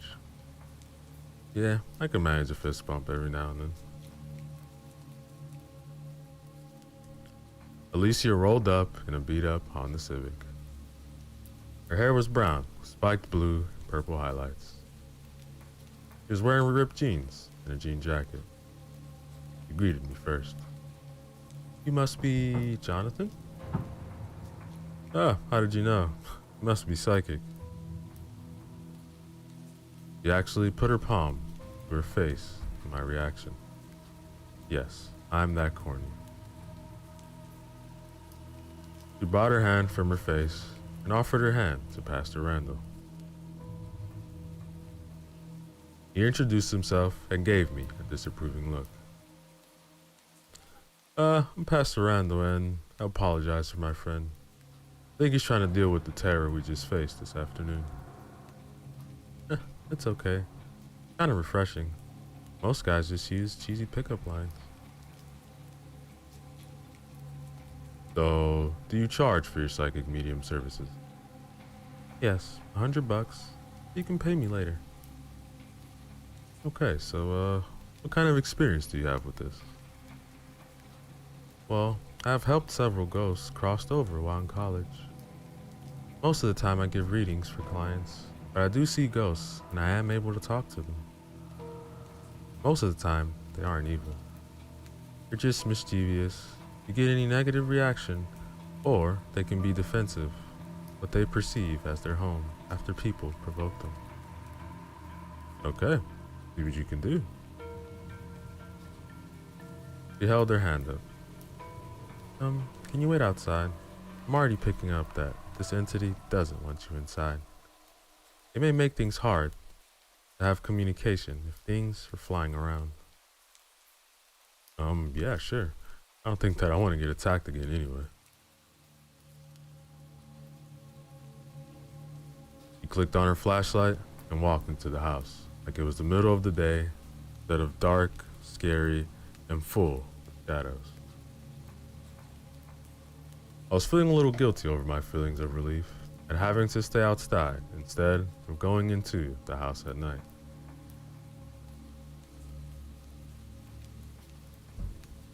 After a quarter of an hour, Alicia came out, and I realized that no scary nasty thing had attacked her or dragged her to the backyard, nor sent her screaming like a little girl. I folded my arms to cover my shame and faced this young college girl like a man. Well, it is a few ghosts, some demons, and a poltergeist. They don't like you, Bob, or Pastor Randall. Okay, so it isn't a ghost. Yes, but there are some ghosts in there, and some strong spiritual echoes in the house too. I was able to talk to the ghost, and most of them moved on. There's nothing I can do about the poltergeist though. It was created by the traumatic emotions of the people who lived here decades ago. People with abilities. The poltergeist has been feeding on the ghosts, residents, and the neighbors. It has been feeding on you too. When you woke up to find a shadow over you, you thought it was smothering you, but it was feeding on your life force. Get stronger. It feeds best when it can possess someone and rape a victim. It feeds on both the attacker and the victim. Then it attaches to both and continues to feed on them. I was shocked, horrified, and violated. Why couldn't Pastor Randall exorcise it? Because it wasn't a demon. It doesn't like Christian images. The only thing you can do is take away the feeding tube. Anyone who is affected by this needs to seek counseling and some form of spiritual wellness, like yoga, tai chi, qigong, or a really good church, healthy counseling. I did my best to keep my shock in check. There have been some rapes over the last 20 years. Are you saying that these men could say, the devil made me do it? No. The temptation is presented to the person. When they gave in to the temptation, the poltergeist can possess them and use them. It just tried to possess you without any prompting because you were in its house. It was a pure attack, and I couldn't recommend, and wouldn't recommend, that you go in there again. So, what do we do now? Well, I would like a chance to try and move on the other two ghosts. Then I'll sage the house for you. Then it will need to be smudged regularly until the activity stops. Should also have the lamp blessed. That will eventually make the spirit move. But it exists, and that is that. Alright. So, do what you can. I'm gonna go home and get some sleep. Thank you. And we shook each other's hands. Now, ladies and gentlemen, is the end. Chapter 7. Yo, what is up everybody? So let's go back again. Another chapter from the story titled The Haunting on X Avenue, written by Joshua Kimball. Remember to use the links in the description below. Show love to the author. Like, comment, and subscribe. Chapter 8. The next morning, I woke up refreshed and well rested, as well as one can sleep on their sister's couch. It was just before 9 in the morning, and I took a deep breath, enjoying the wonderful feeling of sleeping in.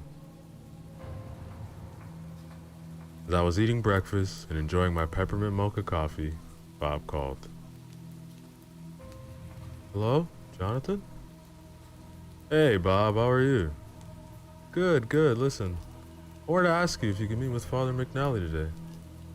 Told him about our adventures, and he has graciously offered to perform an exorcism on the house. Do you have the key? Sure, that's no problem. Bob gave me the number, and I called Father McNally. I called Alicia and Randall, left him a voicemail as well. I arrived at the house a little before 1 o'clock, my meeting time with the priest. My phone rang, and it was Alicia. Hello? Hey, it's me, Alicia. Look, please ask the priest to hold off on the exorcism. It won't work. There are still 2 human ghosts in that house that haven't moved on. They don't mean any harm, and they will be exorcised too. Well, look, I didn't make this decision. Bob did. I'll try to talk to the priest for you. If he doesn't want to listen, there isn't much I can do. Alicia thanked me. We hung up. About 5 minutes later, the black Ford Focus rolled up to the side of the road. A man in his 50s, wearing black slacks, shoes, a sports jacket, and a priest collar, got out, smiled at me. You must be Jonathan? Yep, that's me. That's my name. Don't wear it out. Is a retort that I had on the tip of my tongue. Hey, look, I have a filter when I want to use it. Just then, Pastor Randall Saturn rolled up to the house.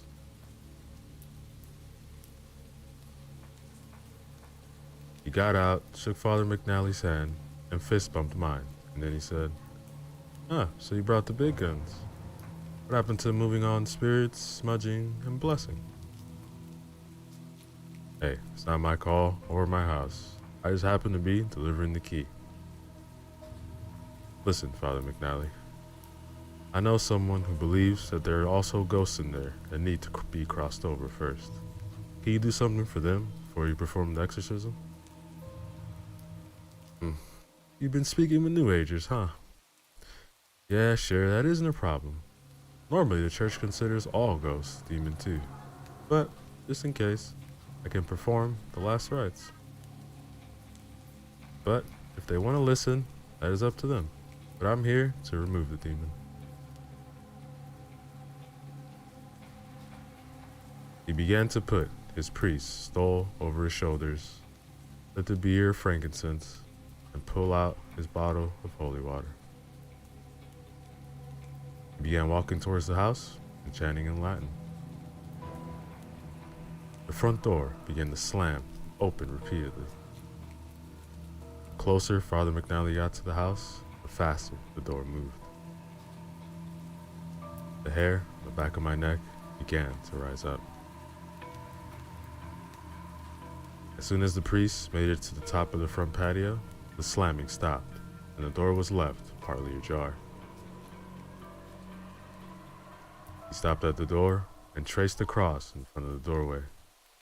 Then he sprinkled holy water at the 4 corners of the doorframe.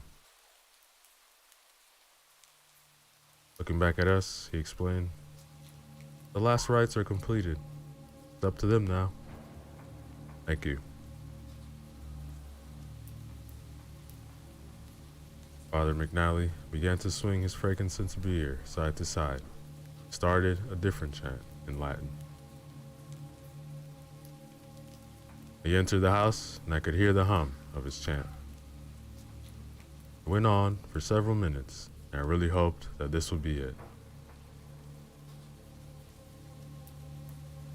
My cell phone rang, and as I checked the caller ID, I saw that it was Alicia. Hello? Jonathan, you need to get the priest out of the house, now. Exorcism isn't working. The poltergeist isn't a demon, but it is dangerous. It was born in that house, and it will defend itself. It's angry, and it's going to attack the priest. Then, I heard Father McNally scream in terror. Randall and I ran for the front door. Just as we reached the patio, the door slammed shut so loudly that it cracked the frame. "Help me! I'm out back! Help!" the father screamed. We bolted for the side of the house, leading to the backyard. When we reached the backyard, we could still hear Father McNally screaming and struggling, but we couldn't see him. "Where are you, Father? I don't see you." "I'm under the house. They're biting me. Help!" he yelled. He continued with the muffled sounds of struggling, biting.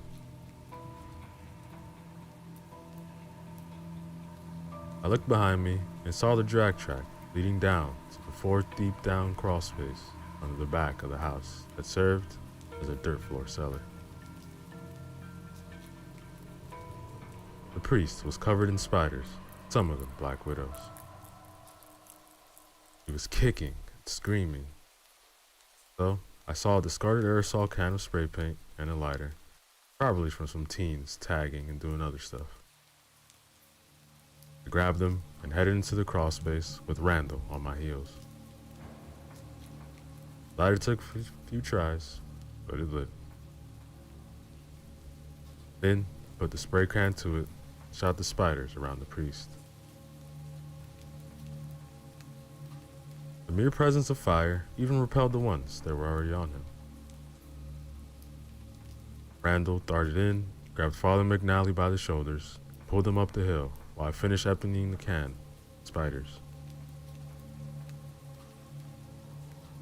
When it was empty, I dropped my weapons and moved to help Randall to get the priest to level ground. As soon as I could, I called 911 while Randall examined McNally.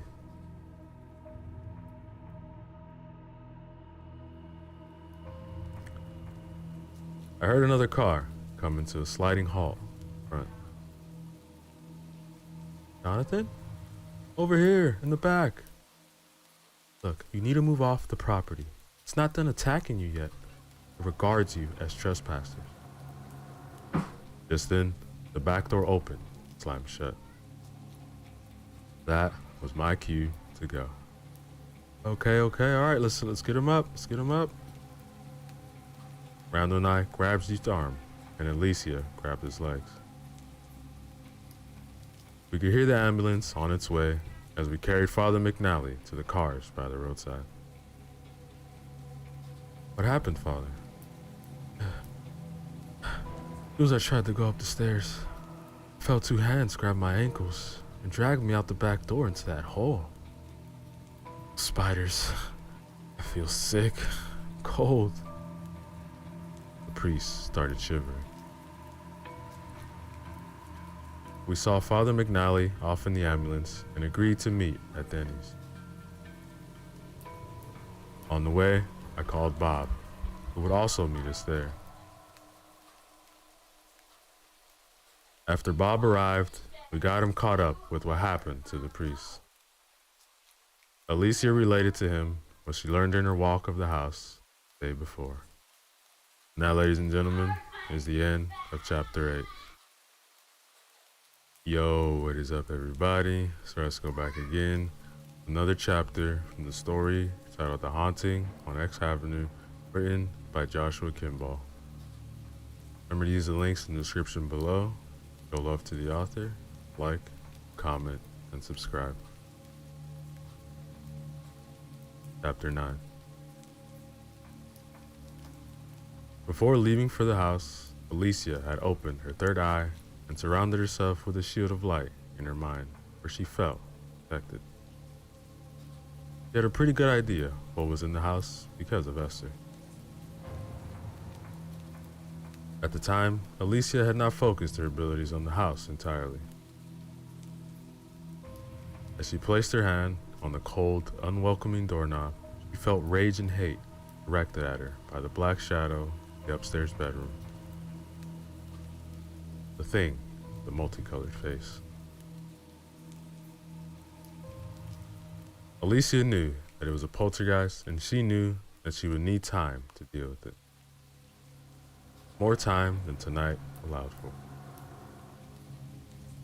He was more interested in what else was in the house. She entered the door and looked around the living room. People were there, ghosts, shadows, and echoes of the dead men. Men, women, and children. Many of them had not even lived in this house. Alicia caught her breath in shock and horror. This house had become a purgatory location. These souls had been brought here and were trapped. The dead surged toward Alicia, crying, "Help me! Help me!" They clawed at her. She felt the coldness of their dead energy pass through her. Alicia hadn't included them in her psychic shield of light, nor would she. It would help them. Good. She began to call on one of the angels that she worked with to help souls gone. But then she was interrupted by a hissing and snarling sound upstairs.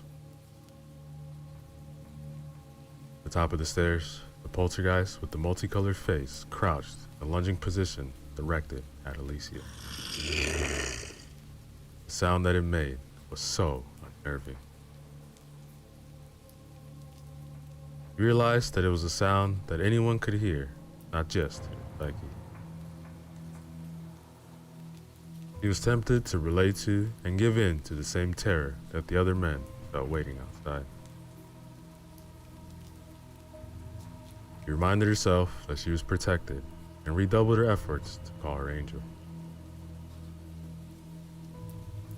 A beam of light surrounded each trapped soul, and they began disappearing, one at a time. 3 people remained: a man, a woman, and a child.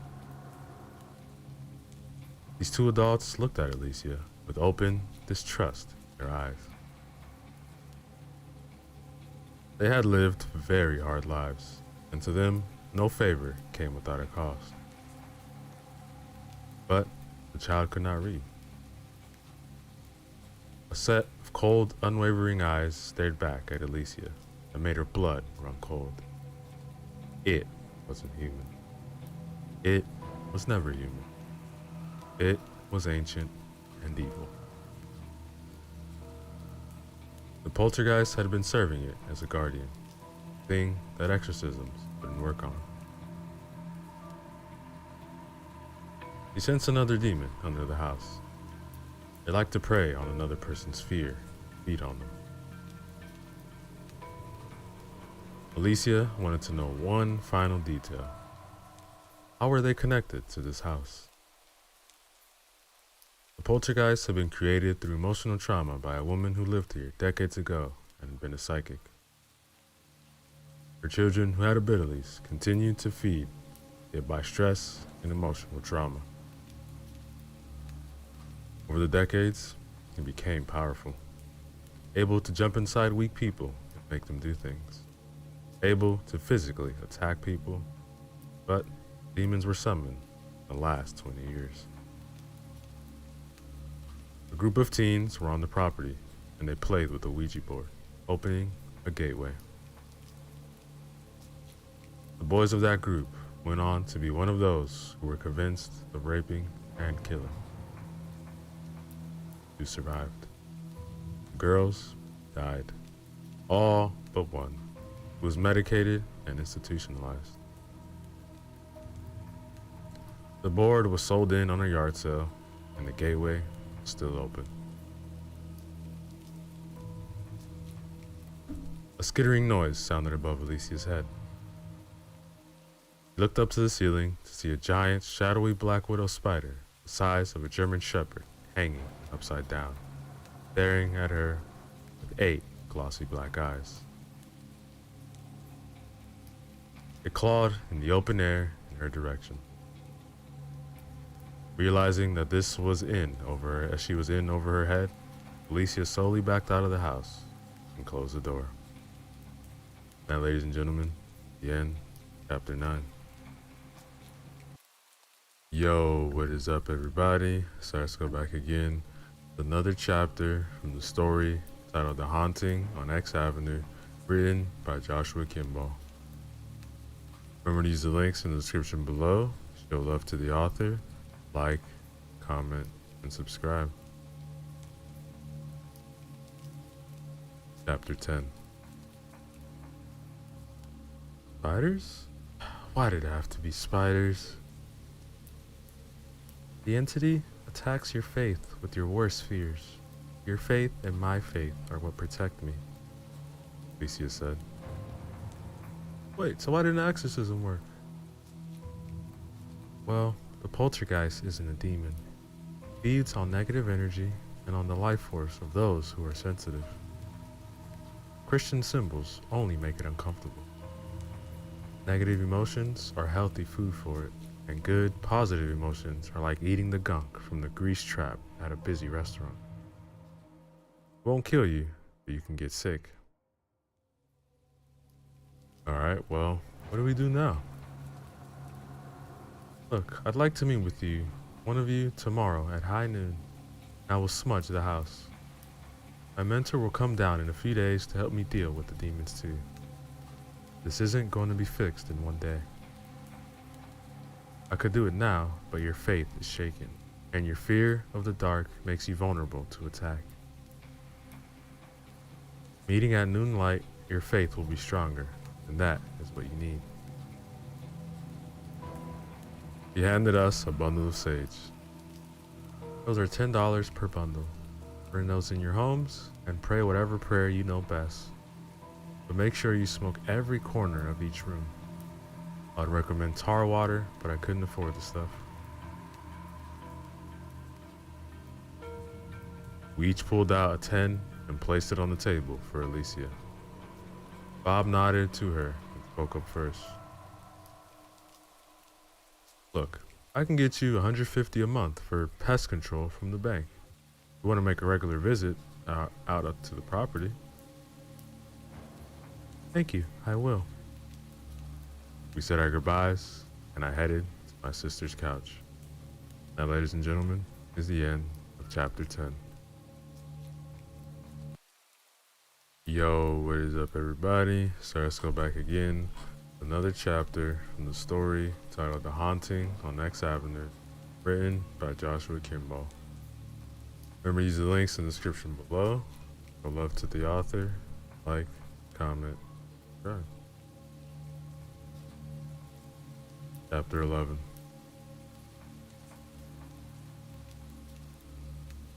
Jeffrey was in his room watching a video when the power went out in his house. He heard his sister and his grandma in the front room, fumbling for a flashlight, complaining because none of them seemed to work. He walked out of his room to the living room, feeling along the walls to find them. He heard the opening of a car door in the driveway. The muffled voices sounded like they were arguing about where a flashlight could be in the car. Surprisingly, dark. He heard a little girl's voice giggle from the backyard. Jeffrey walked out to the back door to investigate. As he reached out the door and looked out, he could see a beautiful 6-year-old girl with blonde hair standing in the tall grass, wearing only a white nightgown. He giggled again, clearly wanting to play. Jeffrey didn't understand why this girl was being so strange, but maybe she needed help. Maybe she was one of those special kids that his mom told him about, and he needed to show her the way home. As if she could read his mind, the little girl asked, Jeffrey, can you take me home? Jeffrey nodded. His mom always taught him to protect girls no matter what. He walked down the back patio steps and took the girl's hand in his. He asked, "Where do you live?" Her look of triumph made Jeffrey feel a little uncomfortable, but he didn't know what to make of it. He was just a kid. We let him out to the backyard to squeeze through the neighbor's fence rather than disturb everyone in the front of their getaway. There weren't very many cars that passed by, but there also wasn't any light. The moon had gone down and it was hard to see anything. At least it wasn't cold out. The little girl didn't say anything as they walked, and it was taking a really long time to get to her house. Once they got to the big street, one of the grown-ups called Island City Avenue. Jeffrey became frightened. We weren't supposed to go this way without a grown-up. The girl tugged on his hand and urged, "Come on." He almost forgot himself, but he shook off her disarming look and insisted, "We aren't supposed to go this way." The girl growled at him in a little girl's tone of voice. "I want my mom." Suddenly, the girl's growl turned deep. Jeffrey pulled his hand away, but her grip was strong as iron, and as her continuous deep growls modified into snarling hisses. Her face changed into different colors, and she began to grow in size. Her body and clothes melted into a shadowy form. Jeffrey screamed in terror, and he tried to break free of the iron-strong grip again. The shadow, the multicolored face, pronounced in a raspy voice, I will take you to the dark place. I will take you home with me. Jeffrey continued to kick and scream as the shadow carried him to the house on X Avenue. Now, ladies and gentlemen, is the end, chapter 11. Yo, what is up, everybody? So let's go back again. Another chapter from the story titled The Haunting on X Avenue, written by Joshua Kimball. Remember to use the links in the description below. Show love to the author. Like, comment, and subscribe. Chapter 12. I got back to my sister's place, gung-ho about smudging the house, when my sister informed me that she smudges it pretty regularly anyway. She thanked me for the extra stage stick. Silly me. After dinner, my wife, sister, and her husband left their kids at the house with our mom. While we went out to one of the local bars to talk about what was happening at the house on X Avenue, it took me a few hours to tell them everything in detail and answer questions. But after I did, completed my report to them, they looked back at me in shock. My wife broke the silence. Honey, I want to end this right now. I'm scared. That isn't a problem, sweetie. Bob has turned this over to a medium, Alicia, and it is out of my hands. Pastor Randall has agreed to play wingman for her tomorrow at noon. I am out of it. He looked relieved. We all spent the rest of the night laughing, reminiscing, and trying to forget about the unpleasantness of the haunted house. A little after midnight, we drove back to my sister's house for sleep. We noticed that there were no lights. Street lights, no house lights, entire neighborhood, and no light in the house. My mom and niece ran frantically out the front door when they saw our headlights. Can't find Jeffrey. Looked all over the house.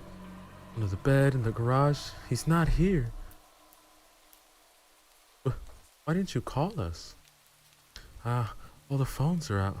I have no house line, cell phone, or power. I couldn't call. Mom, alright. You stay here at the house. Everyone else split up. Start checking the neighborhood. Then we fanned out, calling for Jeffrey. On a strange hunch, I checked my phone. Seeing that it was working, I called Alicia.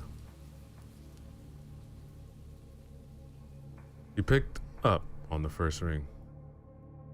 You need to get to the house now. Your nephew is there. Look, I'm on my way. My stomach rolled, and I had to force myself to focus so as not to throw up. I yelled to everyone, "Get to the car. He's at the house." I heard someone ask, "At home?" I started running to the car. "No, the house on X. Run!" We jumped into Rick's, my brother-in-law's Jeep, peeled out for the house. It was only a 5 to 10 minute drive. We were going to make it in 3. And if it drew the police, the more the merrier. On the way, I called Bob, and my sister called Pastor Randall. Both stated that they were on their way.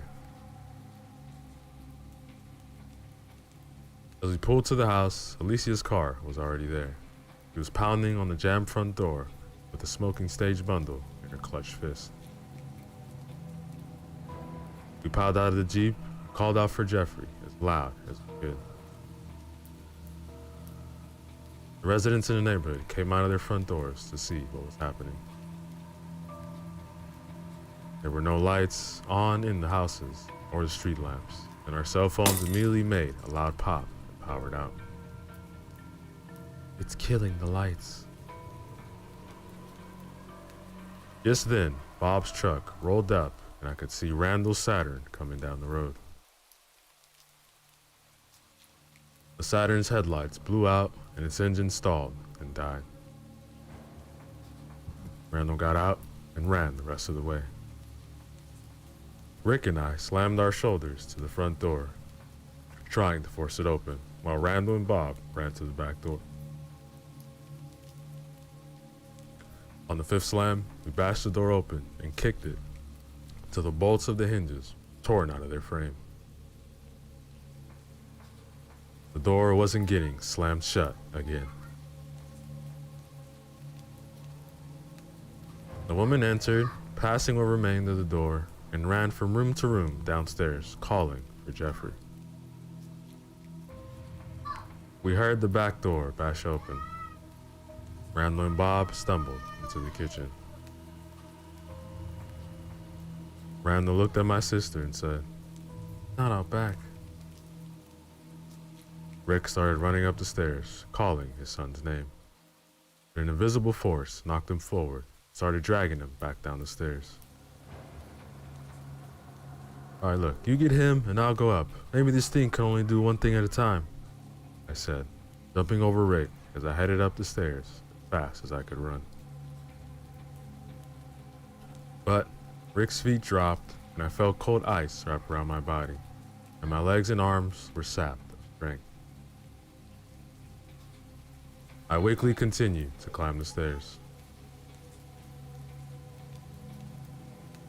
Unseen hands grabbed my ankles, and I was dragged backwards. My head collided with each step. I was pretty dazed as I reached the floor below. Then my sister screamed as various spiders began to skitter out of every little hiding hole in the house. They dropped from the ceiling, dangling from their webs. Randall and Bob ran up the stairs, quick single file. Bob got knocked backwards, but Randall caught him on the first try. The second hit knocked them both backward, and they tumbled over each other down the stairs. A black widow landed on Randall. They repelled from the ceiling and bit his arm. He cried out in burning pain. I felt a searing pain on my back. I imagined that I just got bitten as well. Everyone started swatting their clothes, screaming in terror and pain. Woman ran out of the house screaming, while Rick and I dragged Randall and Bob out there while we're both knocked out from their tumble down the stairs. The neighbors ran up to the porch, started checking the two unconscious men for any injuries. Bob stared and asked in a weary voice, "What happened?" "Bob, I'm going to do something drastic to get my nephew out of the house." "Good." My sister and her husband were staring at the house in fury. "My baby is in there." I turned to Alicia. "Look, give me all the sage bundles that you have."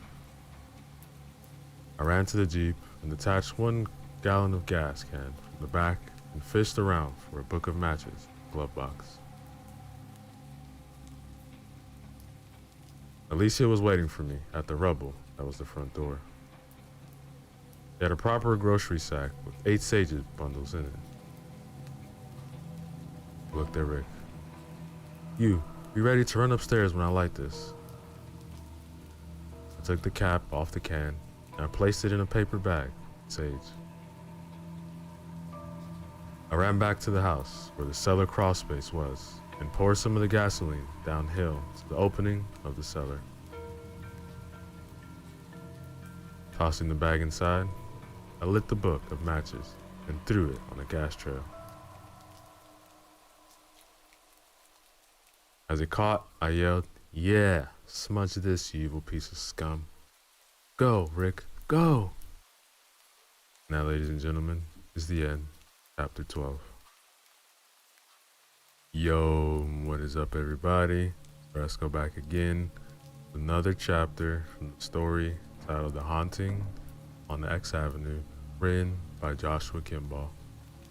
Remember to use the links in the description below. Show love to the author. Like, comment, subscribe. Chapter 13. Rick dashed through the back doorway, through the kitchen, living room, and up the stairs to the bedrooms. Just as he reached the top, he was pushed to the dusty floor from behind. From the floor, he could see his son was sitting on the bed, staring. His eyes were red and watery from crying, but at the moment, he wasn't there. A shadow with a multicolored face stepped between Rick and son. It hissed at Rick and then stalked toward him until it was inches from his face. It pressed its mouth to his mouth and made a slurping, sucking sound. Rick felt the life force begin to drain until he passed out into darkness. That, ladies and gentlemen, is the end of chapter 13. Yo, what is up, everybody? So let's go back again. Another chapter from the story titled The Haunting on X Avenue, written by Joshua Kimball. Remember to use the links in the description below. Show love to the author. Like, comment, and subscribe.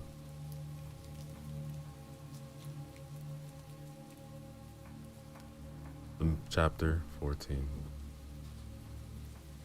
The metal gas tank exploded and knocked me on my back, my ears ringing and eyebrows singed off. I could hear the stomping of my brother-in-law running up the stairs. Sage smoke drifted up from the cellar to plume over the house, and a fire began to lick out from under the house. Spiders began to run all directions. I rolled over to my hands and knees. Then I crawled into the house to the back door. By the time I made it to the stairs, I could stand. I weakly climbed to the top floor. Rick was laying on the floor of the room, knocked out, and Jeffrey was sitting on an old dusty bed, staring at the floor in a trance. "Jeffrey?" I called out. He solely looked in my direction without any comprehension. The shadows in the room began writhing progressively, faster, faster. Just then, a single shadow crawled at me like a man running on all fours and tackled me to the ground. I cried out and tried to punch at the face, but I couldn't hit anything solid. When it placed its hand on me, it held me to the ground, pressed its face into mine. I heard that sound again. Then I lost consciousness. In my dream, a woman that I knew years ago was trying to seduce me, with promises of pleasure. I didn't trust her. Look, I'm married. I never truly knew you. I knew that I was dreaming and in danger, and I couldn't break out of it. The woman leaned in to kiss me, but I couldn't move. Then that loud sound came from her mouth, and I felt my life force being drained out of me. I summoned the image of heaven opening up, angels descending to my rescue. Just then, the scene in my dream changed to a coffee shop. People were drinking coffee and eating muffins. Everyone was in trendy jeans, and the guys had cool-looking stubble on their faces. Why couldn't I manage that kind of stubble?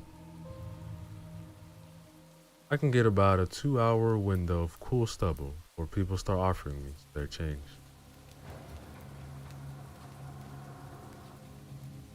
Would you please focus?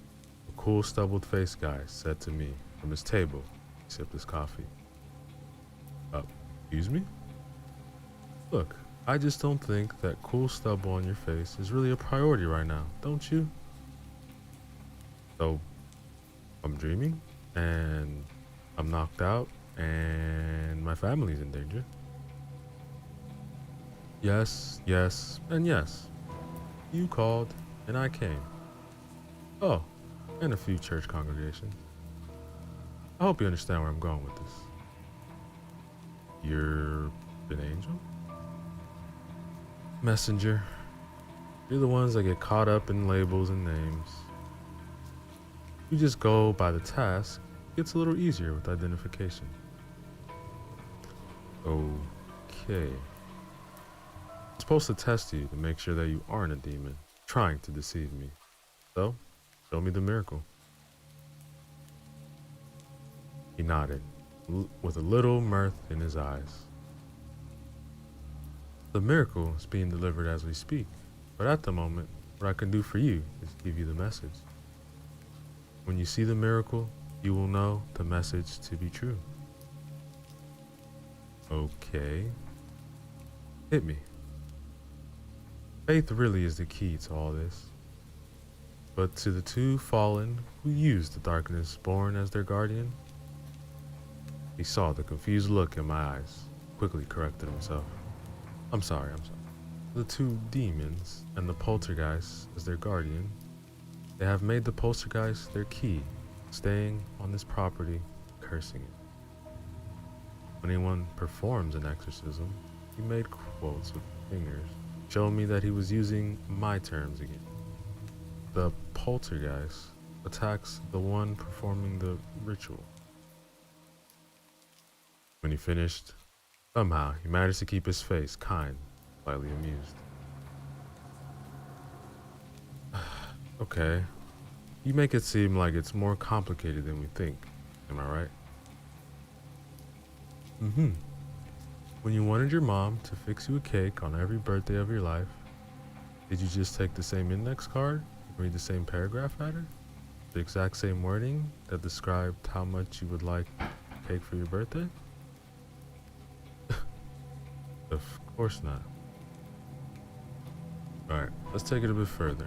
The poltergeist is the key to this, and you need to attack it where it eats. You need to see it that the people who it is feeding on aren't feeding it with extreme emotional trauma. You need a hit list of love, and you need to delegate. I don't know if I was just having a crazy dream or what. So, being me, I asked, am I a prophet? He arched an eyebrow and put his hand up in impatience. No go starting any more religions. We're done for a while. I stroked my chin in exaggerated thought. I don't know. I think I can come up with a little extra flavor. Mix in a little of this religion and a little of that. You're actually messing with me. Your rescuer? Hey, what can I say? I have a gift. We haven't established that you aren't a demon trying to deceive me while my family gets ripped apart by the poltergeist. He just started laughing, as if he just got the joke. Or maybe that I would get the joke. I couldn't decide which. Wake up, Jonathan, he said. I heard my wife and my sister screaming with rage as I woke up with a start. The shadow was still over me. My sister poured salt into her hand from the salt shaker.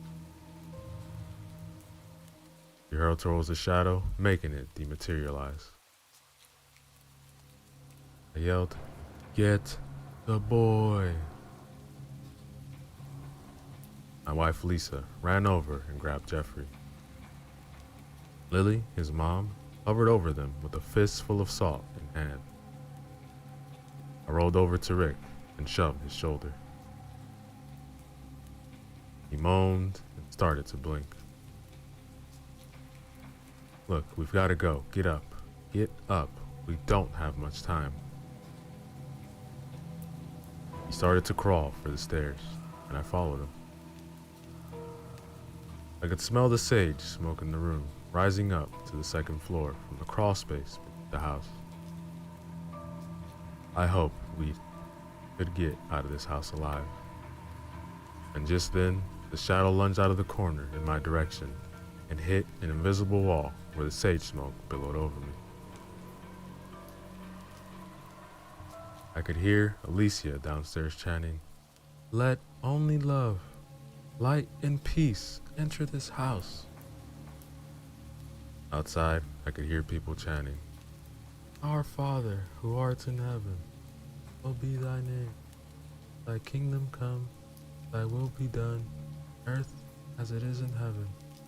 Give us our daily bread, and forgive debts. Forgive debtors. And lead us not into temptation, but deliver us.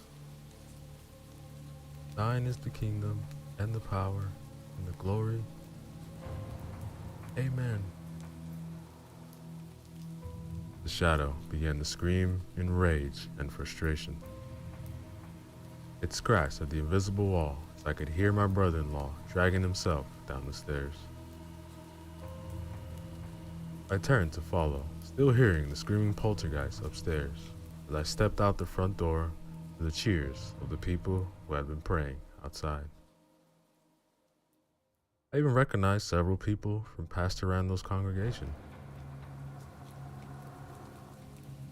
Some of the people in the crowd had crucifixes and crosses themselves. There was a group of people sitting in a circle still chanting, "Let only love, light and peace to this house." Ambulances arrived, and we were checked on for injuries and loaded in each one or two people at a time. The fire department arrived, but after consulting with Bob, he would only let them wet the ground surrounding the house, to keep the fire from spreading. Then, Bob was loaded in an ambulance with Randall, and they rolled off. Now, ladies and gentlemen, the end, chapter 14. Yo, what is up, everybody? So let's go back again with the final chapter from the story titled The Haunting on X Avenue, written by Joshua Kimball. Remember to use the links in the description below. Show love to the author. Like, comment, subscribe. The next day, the news reporter stated, "Last night, a little boy was kidnapped and taken to an abandoned house by an unknown assailant. The boy's family, acting on a tip called by the Good Samaritan, successfully rescued the boy, but not without suffering personal injuries. In the fight to rescue the boy, the house was caught fire. The boy's captor got away. Due to the local power outage, No one was able to get positive ID. Police are asking for anyone with any information that can lead to the capture of this foul criminal. Please come forward. Back to you, lady. A few days later, our bags were packed. It was time to take a long drive back to Portland, fly home. I had just finished showering and shaving. As I splashed the cold water on my face to rinse the shaving gel off, I looked into the mirror, to catch a brief glimpse of a shadow staring at me. It made a long and steady slurping hiss sound at me. Then it blurred down the hall, out of sight.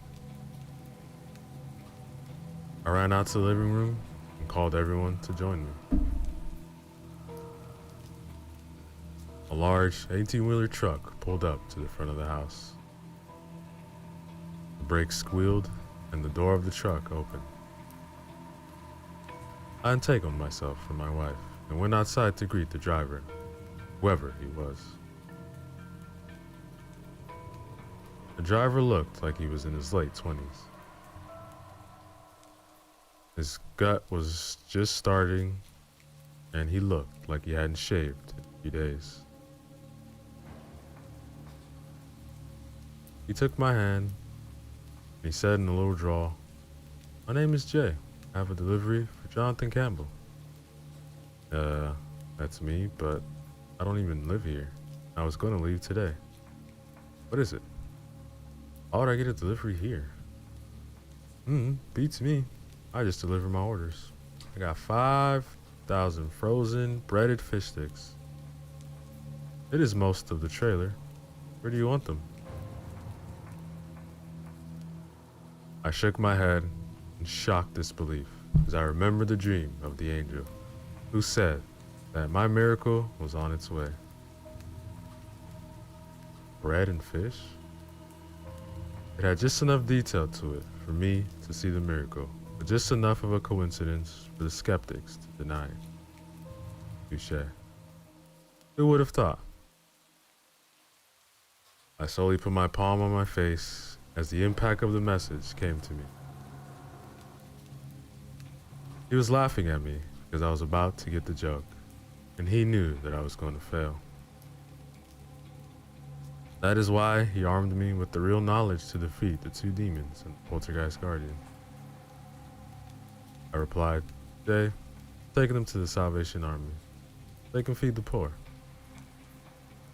Signed his document, shook his hand. Now, ladies and gentlemen, the end of our story.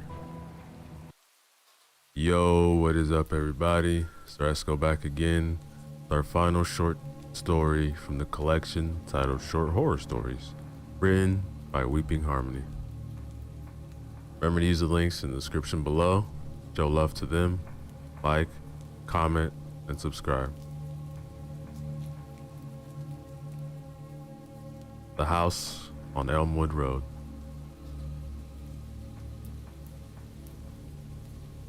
Ever since I moved here, I heard the stories.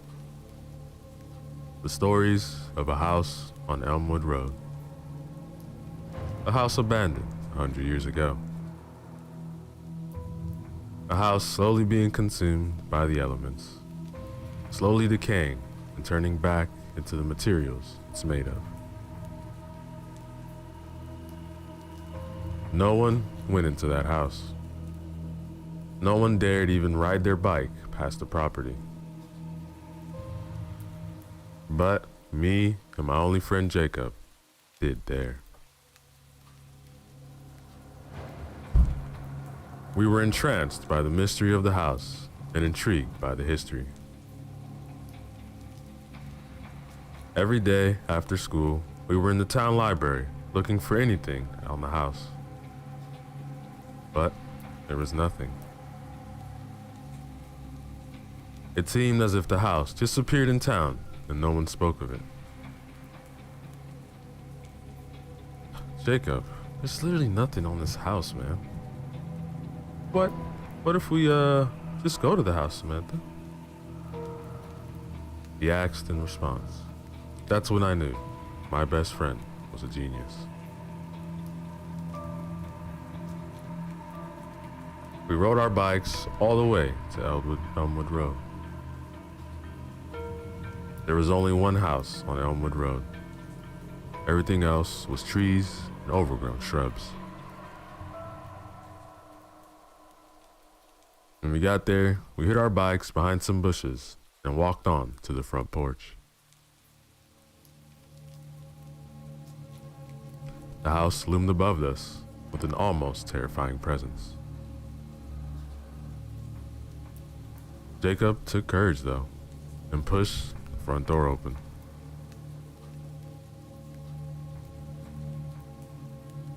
The house creaked loudly as we stepped inside and the door slammed behind us.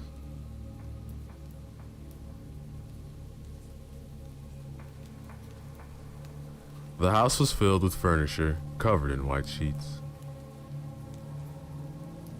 Candles were sitting on many tables in the front room. A few books were scattered about. The room opened to a dining area, old chairs and a table.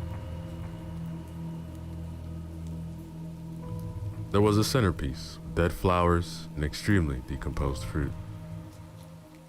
It looked like the place was just abandoned. Jacob found a staircase that led to the upstairs, which he decided to explore. I, though, walked down a hallway that branched off the dining room.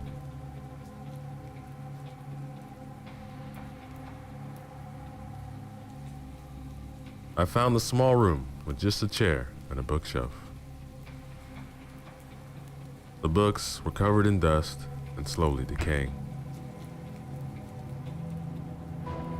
Just as I was about to grab a book off the shelf, Jacob came thundering down the stairs, screaming for me. Samantha? Samantha? What? Shh, be quiet. Look, I figured something out about this house. Something huge. Okay, spill. This house was owned by a pastor and his wife.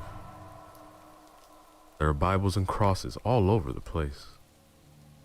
But they had a daughter, and they apparently locked her in her room and left her to die. When she did, they burned her body and boarded up her room.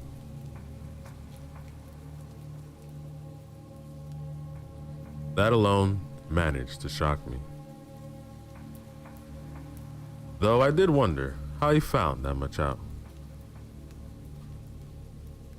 When I mentioned it to him, he explained he found it written in a book in the master bedroom. And with that, we proceeded to explore.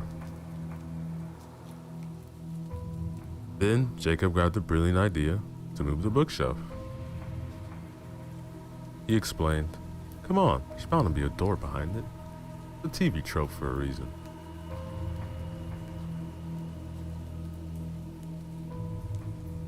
When he moved the bookshelf, there wasn't a door behind it, but instead a trap door below it. I knew I wanted to climb down, so I pried open the door and climbed down to the dark abyss.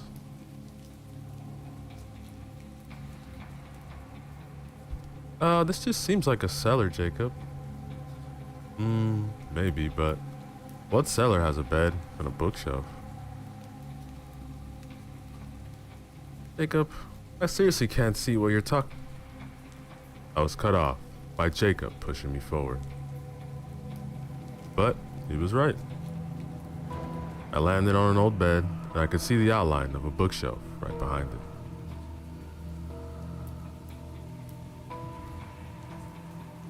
Jacob tried to sit next to me, but was startled to find there was a book laying on the bed. He took the book and climbed back to the main floor, and I followed behind.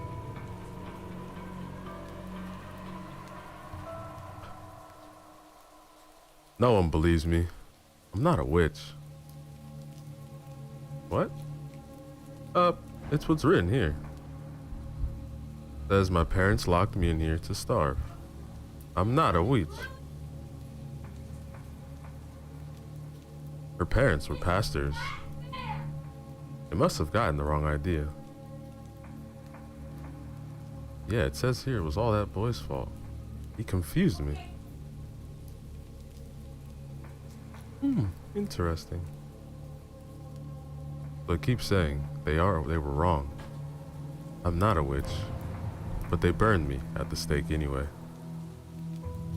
But it's fine, because I drove them mad, and he was found hanging in the attic. The attic. The attic. That's where he was found, and I was never found. Jacob? What the hell? Samantha, that was being written right in front of my eyes. No, you're lying. Samantha, I'm not. We both looked at each other in fear until we heard a voice behind us. I'm not a witch. Jacob and I ran out the door in fear. We should have stayed away. We stopped in front of the house and looked around. I was completely surprised. The forest around the house was gone. In its place was a beautiful lawn. I turned around and saw the house in perfect condition. I looked at Jacob and saw him in a white button-up and brown trousers. Jacob? When did you change? And what happened to the house? That's not my name. I've been wearing this all day. Also, you lived here for years. You're so forgetful, Sabrina. Well, Sabrina isn't my name. I'm Samantha. No one in this town is named Samantha. Everyone knows your name, Sabrina. The pastor's daughter, after all. Jacob, stop with this joke. I want to go home. Sabrina, my name is Jonathan. Okay, I don't know what you're talking about. I'm not Sabrina. What the hell's going on here? Sabrina. I turned around and saw a tall man with broad shoulders looming over me and Jacob. I stood there, stunned. Jacob nudged me in the side and mouthed to me. It's your dad. Say something. Hi, Father. Sabrina, did I hear you say the name of Satan's home? No, I was cut off by him dragging me into the house. I was freaking out. Jonathan, help me. I can't, Sabrina. I guess he didn't want to defy the pastor. I was dragged into the house. It was in perfect condition and beautifully lit up with candles. There were crosses decorating the walls and Bibles thrown about. I guess these people were extremely religious. No wonder they didn't like me hear me saying hell.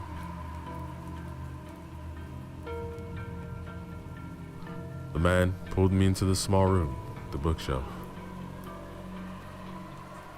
He pushed it out of the way and opened the trap door underneath. He then proceeded to toss me into the darkness. But to my surprise, when I landed, the room was lit by a few candles. In the candlelight, I could see the same bed and bookshelf before me, with the additions of pentagrams scattered around the place, including one large one on the floor. It was drawn in red, and there was a large bloody knife in the center.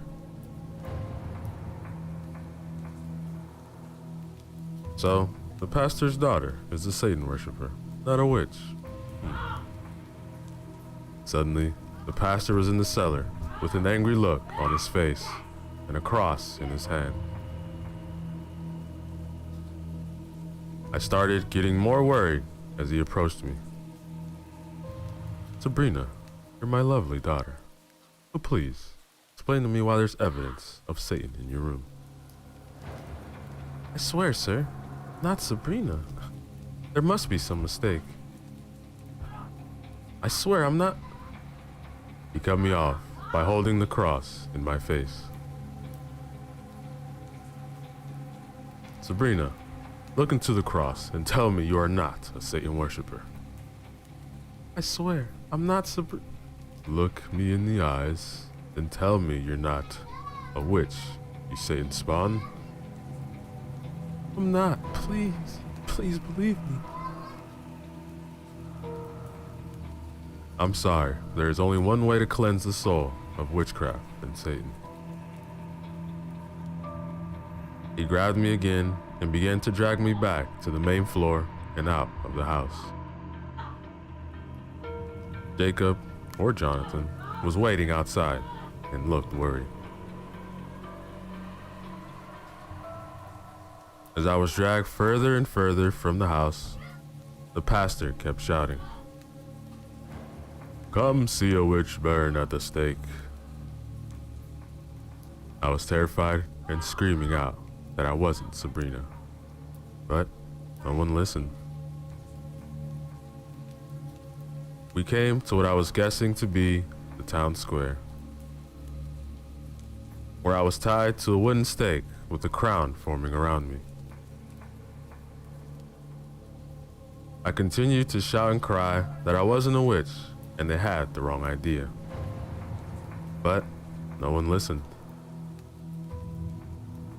Jacob watched with tears in his eyes. Any last words, witch? I'm not Sabrina, and I'm not a witch. Please, just let me go. Burn her! She's lying! Everyone's voices came together to just loud noise as I looked at Jacob.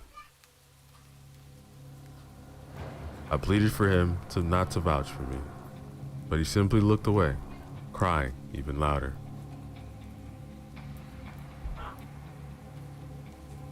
I love you, Sabrina. I was going to marry you, but I can't marry someone who's with the devil. I wanted to shout back at him, but the pastor lit a fire below me, and smoke was consuming my vision. As the flames rose higher, I looked around desperately, trying to get Jacob's attention. I managed to get a look at him. I watched as his face became blank, or he jumped back into reality. His face morphed to show fear as he looked at me. Samantha. It was the last thing I heard before flames were dancing in my face, and everything went black. Now, ladies and gentlemen, is the end of our story. Yo, what is up, everybody? So let's go back again. Another chapter from the story titled Don't Speak of It, written by Sam 1031. Remember to use the links in the description below. Show love to the author, like, comment, and subscribe. Chapter 3. I woke up to the smell of coffee and the last words I heard last night running through my head. The greatest trick the devil ever pulled was convincing the world he doesn't exist. Not entirely sure who coined the phrase, but it was certainly in the Howling Man episode of The Twilight Zone. And if memory serves me correctly, it was used in that movie called The Usual Suspects. Beth interrupted my trip down movie trivia lane by placing a cup of coffee down in front of me on the coffee table. I thought that putting coffee on a coffee table must be the equivalent of lifting forks with a forklift. My inner monologue is way funnier than my outer one, I thought. Were you able to get any sleep, honey? Actually, I did get a few hours. More than usual, I would say. Oh, that's good to hear. Nothing to worry about, honey. Feeling a little bit better. Might even try to take a nap today. I went through the normal morning routines in an effort to get everyone out of the house so I can begin my investigation. All went as planned as both kids and the wife left the house to begin their day. I immediately went to the backyard to where the garbage cans are to begin my epic duster diving career. To my surprise, when I lifted the lid, the notebook was sitting on top of all of the trash. It was neatly placed, right side up, facing me as I lifted the lid. Odd, I thought, but I also was not looking forward to digging through last night's enchilada leftovers either, so I will take this as a win. I went to the spot in the trees where I thought I saw the creature. Even thinking the word creature brought chills up my spine. From what I could tell, it looks like something was moving around in the trees. There were broken branches and some flattened bushes that would suggest something larger than a house cat had been creeping around back here. Nothing to suggest it had been last night, nor if it was the monster from the drawings. Monster. I graduated from creature to monster in mere moments. Maybe I should take that nap, thought to myself. I spent what was left of the morning and the greater part of the afternoon studying each page of the notebook, careful to not overlook any of the notes scribbled around the drawings on the pages. When I first opened the notebook, it opened on one of the drawings of the creature that I am now calling the Howling Man. I figured I might as well give it a name, seeing as to how I am obsessed with it. And it's the least I could do. The drawing was one of the more nastier versions of the Howling Man in the notebook. It was a full body shot, but what made this one unsettling is how it appeared to be looking at you. I say looking, but smiling would be more accurate.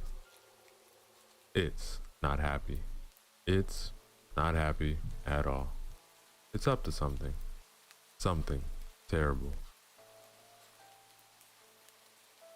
Even using the word smiling doesn't do it justice. I think smiling sounds happy. This thing is not happy. It's devious. In most of the sketches, it is smiling, but in this particular one, I feel like it's really looking at me. Like one of those paintings at Hogwarts. I flipped through the notebook, trying my best to avoid that particular drawing as best as I could, looking for any information I could find about the Howling Man. I found an excerpt from what I believe to be the man who gave me the notebook.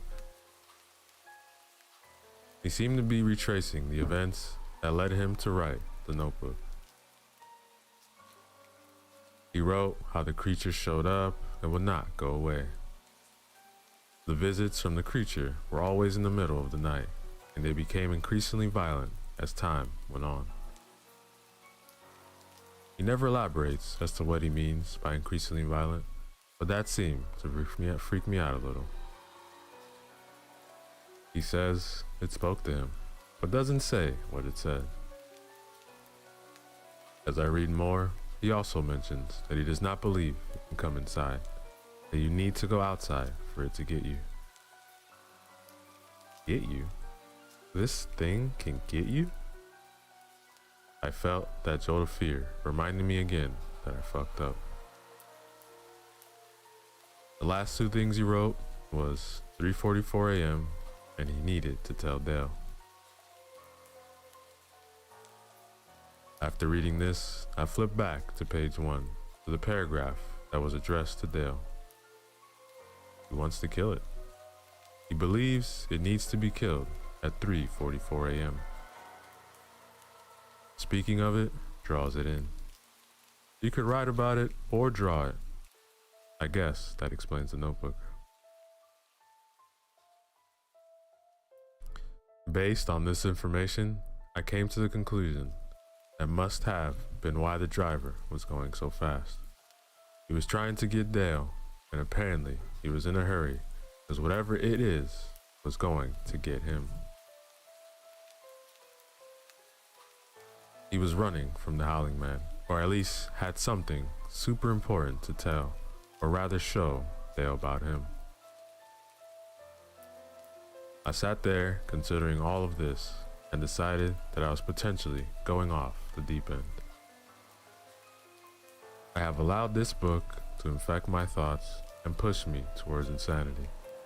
All of this was crazy.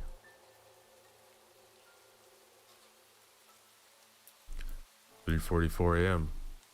Dale, the notebook, the Howling Man are all the rantings of somebody who obviously had issues, and now those issues are being passed on to me. I will end this once and for all tonight. I will see if the Howling Man returns. If he never shows up, then I will go get help. If he does show up, I will find Dale, deliver the notebook." I set my alarm for 2 a.m. just in case, but I woke up at 1:45.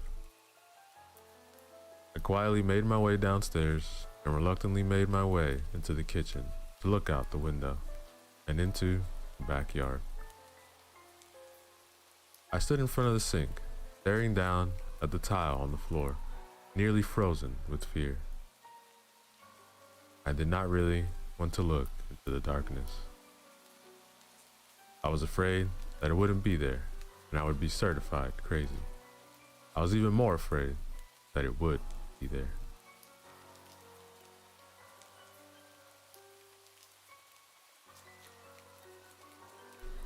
I stood there staring down for what felt like an eternity. My head became heavy as if gravity was pulling it down toward the ground, preventing me from looking out the window. This was not gravity. It was fear that was gripping my head and preventing it from looking. It took everything inside of me to muster the strength to lift my head up. I could feel the weight of fear pushing my head down, preventing me from looking. I pushed back as hard as I could, lifting my head. To my horror, the Howling Man was up against the window, pressing its horrible face against it in the same manner it had the night before. I felt a jolt of fear like a lightning bolt had struck my spine. I staggered backwards against the counter, trying to regain my composure. I could see it now, like really see it. It was worse than any of the drawings could show. Its eyes were solid black and empty. They looked wet as they were shiny from the light reflecting off of them. Its skin was yellowish gray and looked awful. It did not have a nose at all. At least one I could see. It was smiling at me with this horrible grin.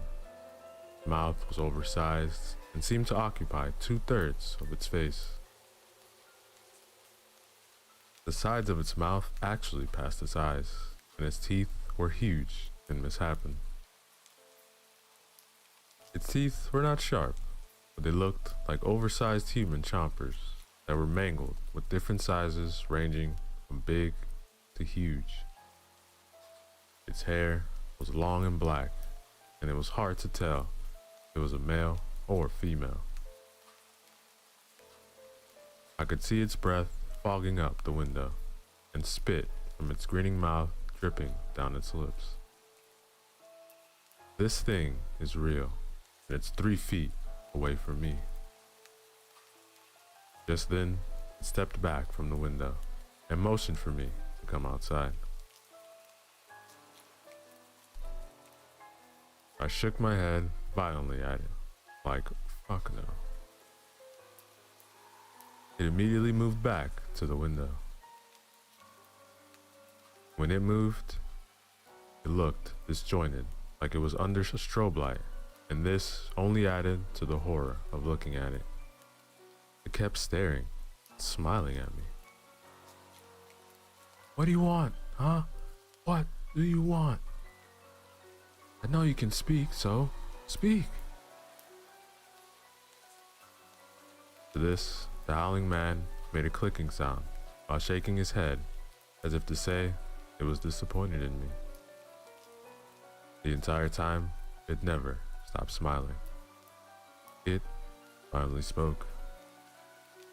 Yes, I can speak. You can speak too. You shouldn't have. Its voice was horrible. I never saw its mouth move or ever break that smile, but I heard it speak. It was almost like it was speaking from inside my head. It wasn't exactly a man or a woman's voice. It just sounded horrible.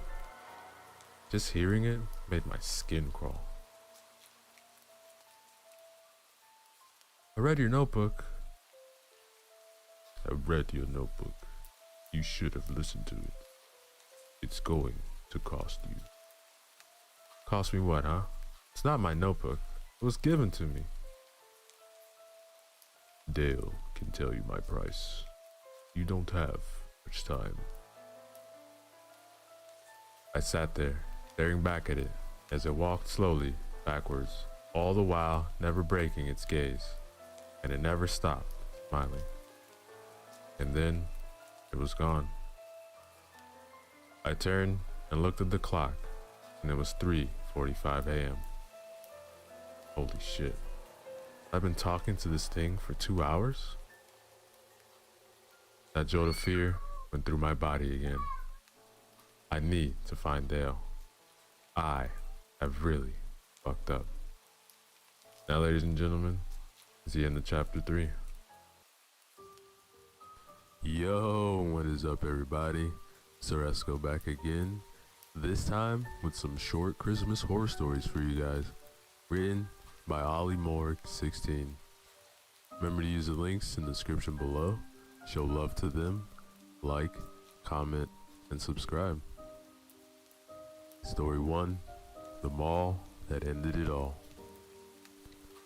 For this story, let's travel to Michigan, USA, where we will meet our main characters in this story, and we will find out the details of their journey that began on December 20th, 2015. The day was cool, snow falling, covering everything like a pen over paper. It was all white, no color, a monochrome of man-raised images. Chris and Jamie have been up for an hour, waiting for the time to go head off straight to the closest mall for a late Christmas shop. With Jamie, she loves Christmas, and every year, when the year turns to December the 1st, the decorations and music all pop out and begin the countdown to the 25th of December. While Chris does like Christmas, but not as much or excited compared to Jamie, he loves Jamie's emotions and feelings about Christmas. He's beginning to love Christmas almost as much as her. The mall that they want to go to opens at 10 a.m. and it's called Briarwood Mall. As it is the best and the biggest they could shop at, plus it is the closest towards them. The time is 9:45. Hey, let's head off now, as we could be the first ones in the front line. Chris and Jamie headed off to the adventure to the mall. After many minutes, nearly hours in the mall, Jamie noticed a line leading to something. So she led Chris with her to see what the line was leading to. Jamie, like a child literally on Christmas, was so excited. It was a man dressed up as Santa. Oh, Chris, I need to have a photo with him. Okay, but I think it's a little bit creepy that a man is dressed up as Santa. They were only a couple spots away from Jamie's photo with Santa, when Chris noticed that the Santa guy was fully constrained on something. So Chris followed where his eyes were leading to. The guy was looking at his girlfriend, Jamie. I knew because I moved places with her, and his eyes glided across his face as a cheetah hunting his prey. I even moved in front of her. When we locked eyes, his face turned from almost pleasurable face to pure rage and anger. Chris blinked uncontrollably, but the Santa never did. Only made full eye contact. Hey Chris, move out of the way. Santa's waiting for me, Jamie said, as Chris didn't notice that all that time the people in front had their turns already.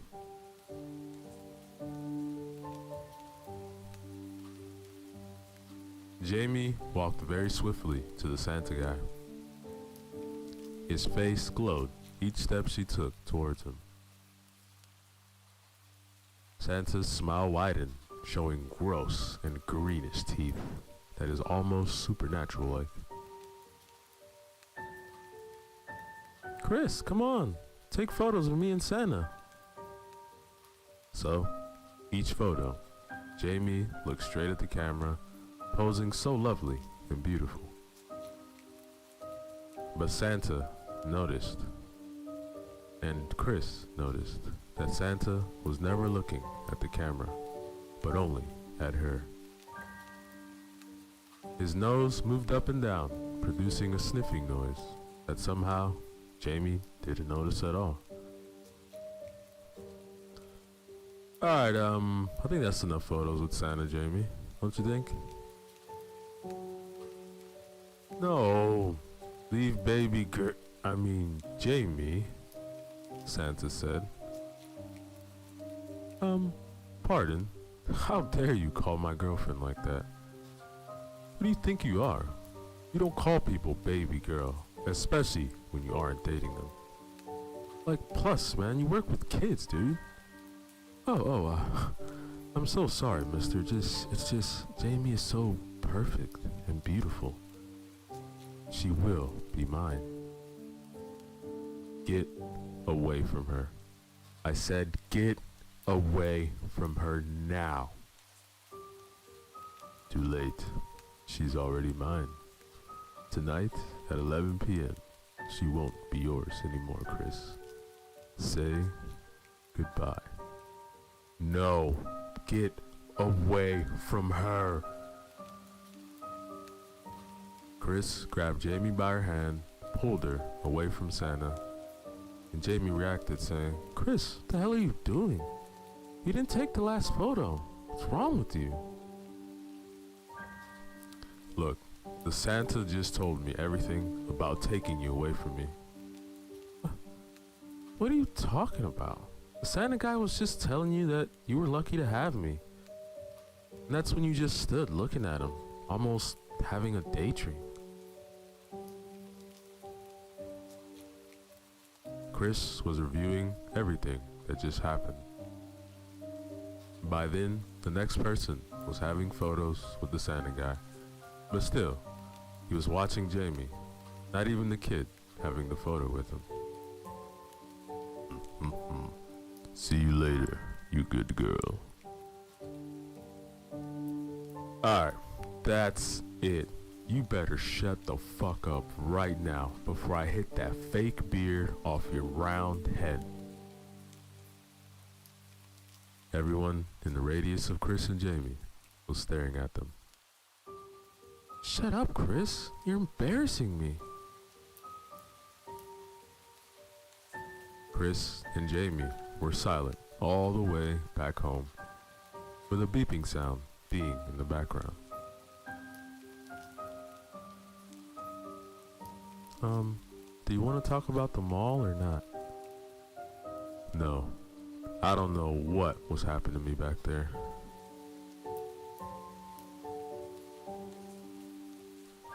Hours passed. They unpacked everything and almost had forgotten about everything that happened at the mall. Chris and Jamie watched multiple Christmas movies, Elf, and Die Hard. Chris looked outside the window and noticed that there was some sort of print on the window. He rushed towards it and closed the curtains with pure accuracy and speed.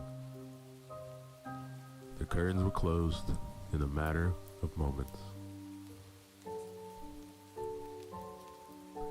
26 minutes passed. It was 11 p.m. and Chris and Jamie were in bed, almost asleep, when above them, Chris started and stared where he noticed noise was coming from. Sounded like it was coming from right below them.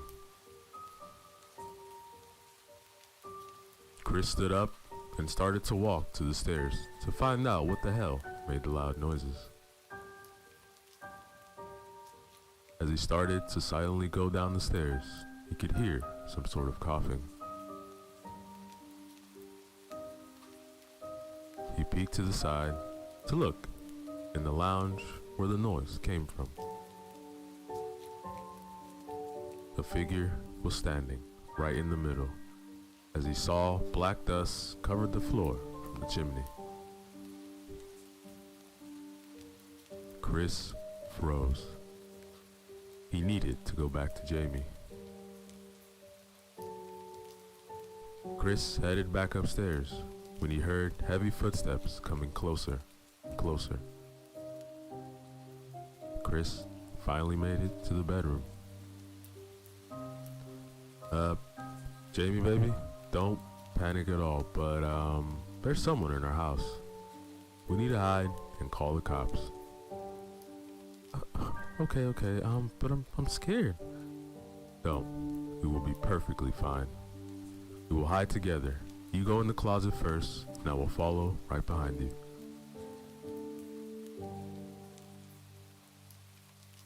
Jamie comfortable, and now she started to calm down with every breath. She turned to face the closet door where Chris was standing.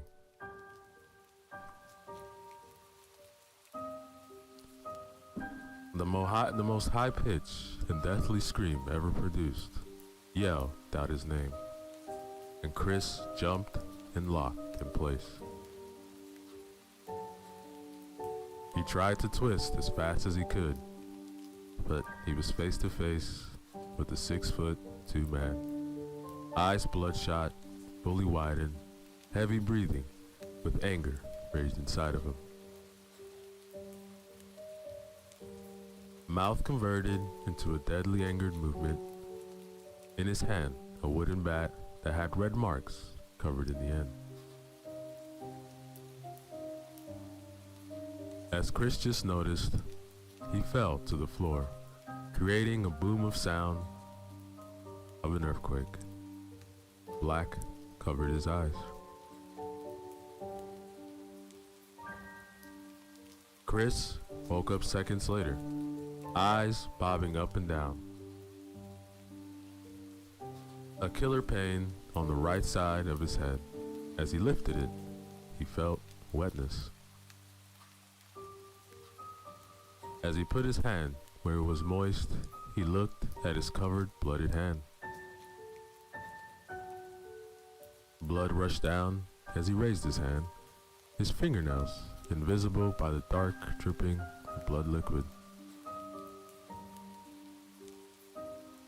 Chris felt sick rushing up his throat, adding to his fully covered dark red hand. The blood and sick made an extra thick substance that was unbearable to stare or even smell. As the rotten of the sick and blood rushed to cover the wooden boards, "Chris, help! Please, help!" As Chris stood up, a sudden blood rush came over him, making nearly fall back into the pill of thick blood and sick. Eventually, Chris got his vision back and rushed downstairs. Nearly falling down the steps, every second he was wondering what is happening to Jamie. He made it to the lounge where the chimney is, and horror as the dim lights from outside were trying to go through the curtains. Help! Chris, fucking help! Turn a light on! Chris rushed and turned the light on. He stood staring at Jamie getting lifted up the chimney. Half her body is up the chimney, tar falling with every lift the man did. Jamie, blood all over her face, eyes full of tears, and bruises covering her skin.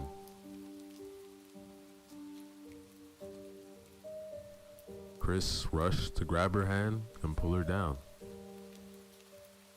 As he was under the chimney, looking at Jamie's pure horrified face, tears were hitting Chris's face, rushing into his cut, burning, and pain rushed to his face.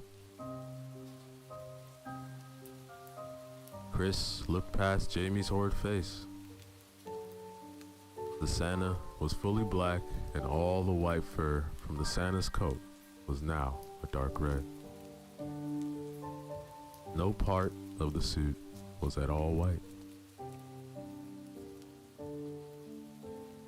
"Chris, let go. Let go. She isn't yours. She never was, Chris."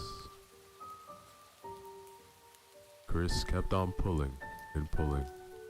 Meanwhile, Santa was pulling and pulling, and he had much more strength compared to Chris.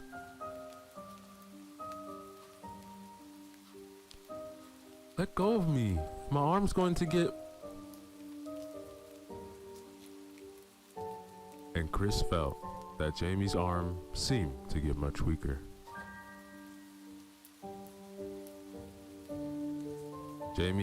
Chris then looked up at Jamie's arm, and it was floppy and moved with no control. Jamie had her arm pulled from the socket. It was loose and had zero control. Then Chris began to become weak. There was nothing he could do. His arm gave up. He saw, he watched, he stared as Jamie's body was pulled at lightning speed and hitting each side of the walls of the chimney, making crushing sounds as the arm dangles.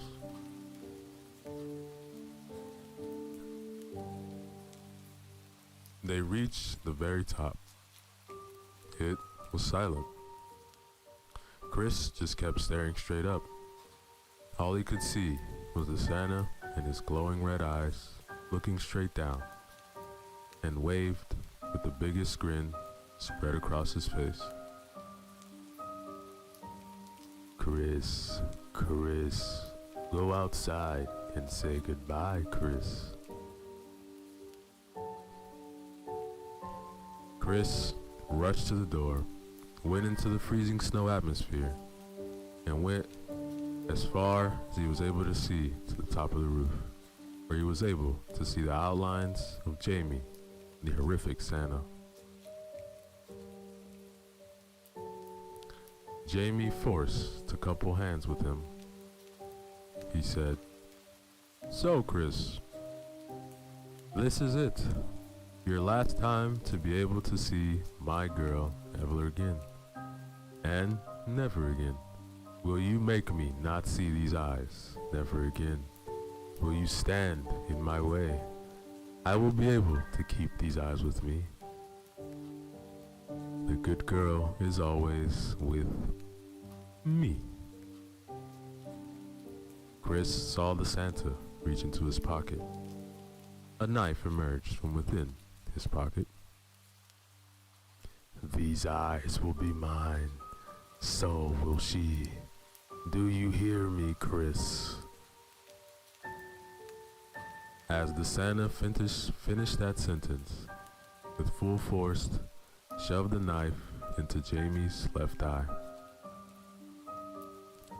Blood spilled out, spitting in the shadows. Jamie just fell on the floor screaming, but the Santa just sang, "Stand up, let me carve your beautiful eyes." The Santa forced Jamie back up, holding her face up. But nothing happened. Once again, it fell silent. Chris, as I will say to everyone, have a very Merry Christmas and a very Happy New Year, and all a good night. By his final words, Chris stared, and they disappeared in a matter of moments. No fall, nothing. Gone into oblivion.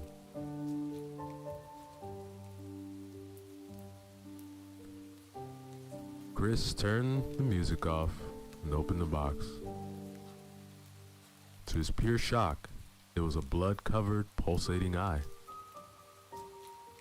Staring right into his own, the inside of the box, filled and splattered with thick, red, dark blood.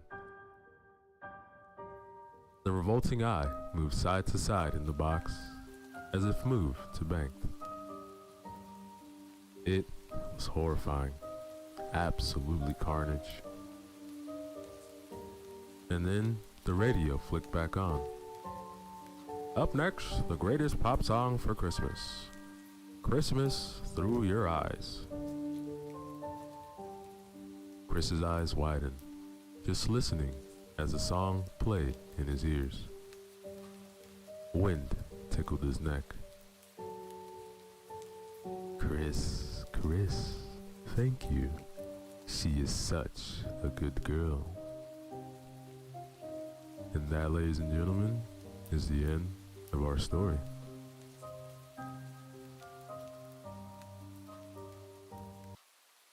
Yo, what is up, everybody? Let's go back again with the new horror story for you guys. This one is titled The Midnight Road, written by Ashley Schuletter. Remember to use the links in the description below to show love to the author. Like, comment, and subscribe. Chapter 1. August 1986. When Billy Hudson came screeching into the sheriff's department on the night of August 8th, his cherry red Firebird came within a hair's breadth of sideswiping a prized Cadillac belonging to Sheriff Andrew Lutz.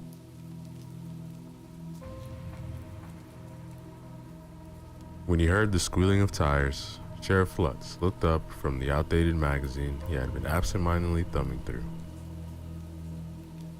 He saw the fender of Billy's Pontiac come swinging towards the driver's side of his caddy, and was out of his desk and halfway through the station in one swift, fluid motion.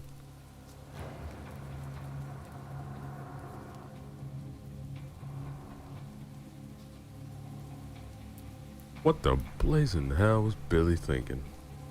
Lutz thought, with a look at his scuffed metal watch. It was barely minutes into Saturday morning when Lutz's first inclination that the young man had been drinking.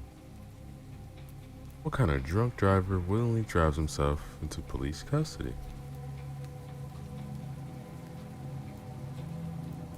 Before the wheels of the Firebird had come to a full stop, the driver's side door swung open, and Billy Hudson tumbled out, falling to his knees before stumbling back to his feet. They're dead. The McGuires. I think they're all dead.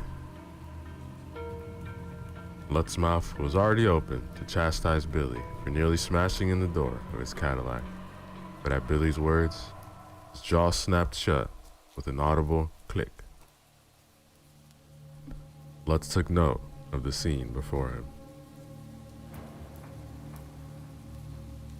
He had been sheriff of Richmond County for more than 10 years, having won re-election twice after Sheriff Bradley retired back in '75.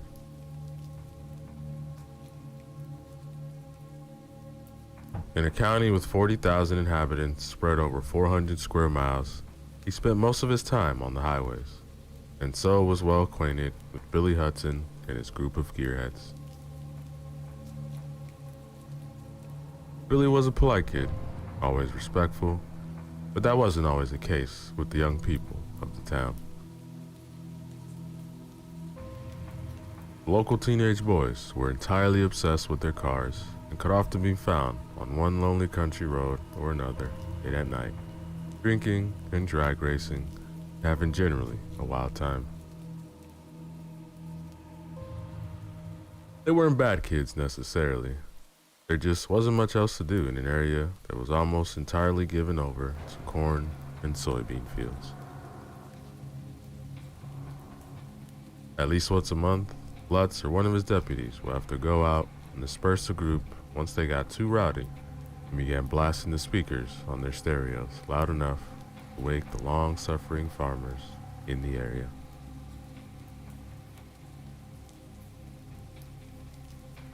With a sinking heart, Lutz thought he knew what might have happened. Which one of you hit them? Where's the accident? No one hit them, Sheriff. We weren't racing tonight. Stu Lennox is in deep shit with his daddy for wrecking his brand new Ford and... Get to the point, Billy. Sorry, sir. So look, no one was racing tonight, Sheriff. I was out with Molly Green. She lives over in Oakville. We went to the drive-in and I took her home. On the way back, I wanted to... Well, I decided to take old Highway 99. Like how peaceful it is out there at night. Anyway, I was over by the McGuire place, you know, that big patch of woods out by the farm. I was driving out there and I thought I saw something cross the road. It was like a dark shadow, bigger than a bear. It scared the shit out of me. I nearly lost control of the car. There aren't any bears around here, son. Sure it wasn't a deer? Wasn't no damn deer, sir. Moved like a cat. But I was hunched over and slapping like a bear. I only saw it for a second, but definitely wasn't any deer I ever seen. It was taller than the roof of my car. I swear. What nonsense was this? Lutz ran a hand through his dark, thinning hair and looked down. It was then that he noticed the blood splattering on Billy's dusty work boots at the hem of his jeans. Backing away slowly from the young man, Lutz edged his right hand ever so closer to the revolver holstered at his hip. He began eyeing the red Pontiac for dents and scratches. Amusing this story, an animal was nothing more than misdirection. Finding none, he turned carefully back to the young man, maintaining a distance 10 feet. Okay, Billy, you got 12 seconds to start making sense before we start to have a problem. Why are you saying that the McGuires are dead, huh? Whose blood is on your shoes, son? I was trying to tell you, Sheriff. I was driving out on old Highway 99, and I saw this big hulking shape across the road. I don't know what it was, sir, honest. But it spooked me bad enough that I damn near skidded out. When I finally got the car stopped on the shoulder, I looked around. Whatever it was, disappeared into that patch of forest next to the McGuire plot. Look, I figured the same as you, sir. I thought I was just seeing things late at night. But then, in my headlights, I could see some kind of, like a liquid on the road.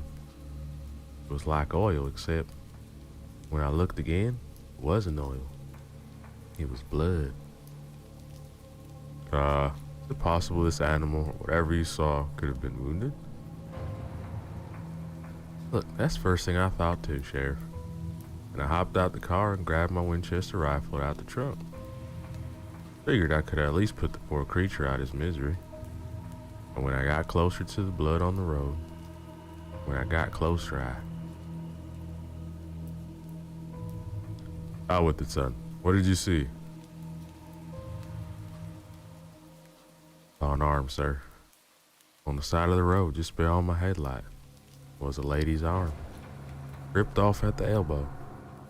It was still wearing a wedding band. At this, Billy started shaking so badly, the sheriff thought he might be on the verge of having a seizure. He looked around for a moment, baffled at the turn of events his previously peaceful evening had taken. Then, he squatted down on his haunches next to the trembling young man. Out of habit, blood sniffed the air around Billy Hudson's head, almost hoping for the telltale whiff of whiskey or gin. But there was nothing. Lutz turned and walked back into the sheriff's department. "Clarkson!" he bellowed for his senior deputy. A moment later, Henry Clarkson's head popped out of his small office. "Sheriff?" Thank goodness it was Clarkson on duty tonight. Clarkson was a calm and capable officer, excellent in tense situations. The only African American on the force, Henry Clarkson had a booming voice and a deep-barreled chest that could be used to great effect on unruly suspects. But he also possessed a logical mind that tricked through every possible scenario before taking any action. Thank God it wasn't Miller. Let's start again. This time in relief that it wasn't his younger, jumpier deputy sharing the station tonight. Is the cruiser gassed up? Good. Grab the rifle and the shotgun and get some flashlights as well. Going out to Highway 99. Something may have happened over at Bud McGuire's place. An additional benefit, Clarkson followed orders without peppering him with dozens of questions. The deputy nodded shortly and turned to do as asked. In the meantime, Lutz went back outside and squatted down next to Billy Hudson, who was still kneeling on the lawn, his head in his hands. Lutz's mouth had a sour taste, and he longed for a cigarette. "Okay, Billy. You did good, son. Okay. Just breathe. Breathe." Andrew Lutz murmured this litany over and over, remembering as he did the way his own father used a similar technique to calm skittish horses. Sure enough, after a minute or two, Billy Hudson's breathing began to slow, and the rigid tension along his spine relaxed. Billy took 1-2 more slow, rattling breaths, looked up at the sheriff. After I found the arm, I went into the house. I can't explain it, sir, but something horrible happened in there. I'd like to go home now, please. That's okay. Sheriff Lutz wanted to tell Billy Hudson that he could go home, have a hot shower, and a stiff drink. It wasn't meant to be. "Sorry, Billy. Need you to show us exactly where all this happened. There aren't any lights out there. We'll drive right past it in the dark." A flicker passed over Billy's face, like he was choking back tears. But his jaw tightened, and he just gave a short, hopeless nod. Lutz called his junior deputy at home, rousing him out of a deep sleep with orders to haul his ass over and man the station while the two senior men went to check on the McGuires. Then, the three of them piled into the sheriff's cruiser and headed north to Highway 99. That, ladies and gentlemen, is the end of Chapter 1. Yo, what is up, everybody? So let's go back again with another chapter from the story titled The Midnight Road, written by Ashley Shoeletter. Remember to use the links in the description below. Show love to the author. Like, comment, and subscribe. Chapter 2.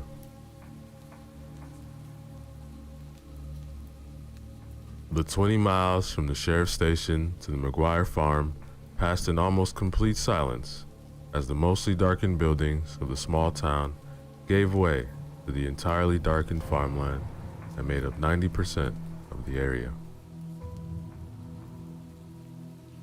Endless acres of corn and soybeans framed every small town in the county, up to 40 miles between communities.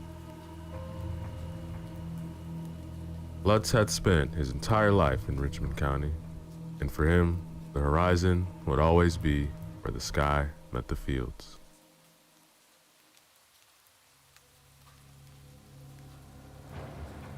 This limitless expanse, cultivated land, was interrupted, rarely, by spotted patches of trees and scrub brush. Most of these forests were barely 20 acres wide, except the Iowa River Nature Preserve, which sprawled over nearly 30 miles of land on the western side of the highway. On the eastern side of the road was Bud McGuire's farm. Those woods had always given Andrew Lutz the creeps. It was an odd, silent place of skeletal pines and briar bushes, offering none of the secret trails and trickling streams of the patches of woods he had enjoyed as a boy. It was also unused by hunters. Even in a region choked with hungry deer, they had no desire to chew on the tough pine bark offered by the trees. Whatever nature the state government was intent on preserving was an open question.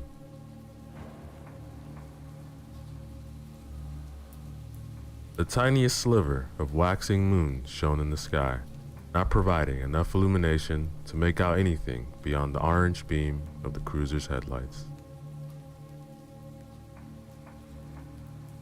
Each man was lost in his thoughts.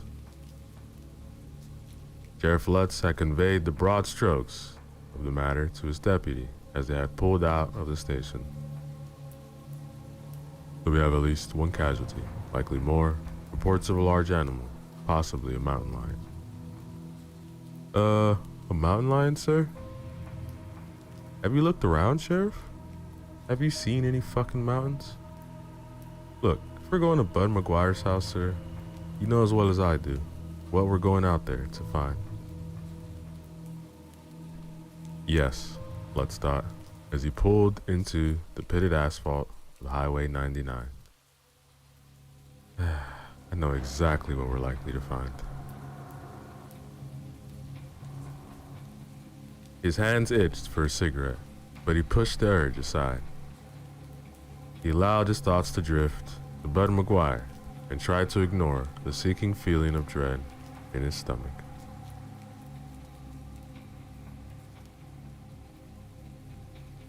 Andrew Lutz had been in his mid-20s when he had first encountered Buddy McGuire. He had been out on patrol one afternoon, driving down the quiet streets of the town, when he had seen a young boy in an abandoned lot, squatting in the dust next to a dog. The dog was lying on its side. Concerned that a beloved pet had been struck by a car, Lutz had parked and approached the pair. The dog, a brindle mutt with wide, sad eyes, was convulsing in the dust, panting shallowly as the young boy watched. Buddy could not have been more than 8 or 9 years old at the time, but he showed not a flicker of emotion as he watched the dying animal. "Is this your dog, son?" Buddy hadn't answered. Most kids were unfailingly polite to police officers, at least back in those days, but Buddy simply ignored Lutz and continued watching the dog as its breathing became slower. "Do you know what happened to this animal?" Still, nothing. But then Lutz had noticed a sheet of butcher's paper balled up at the boy's feet. Looking closer, he could also see scraps of some kind of ground meat. A picture of what had occurred here was beginning to form in his mind. "Did you give poison bait to this dog, boy?"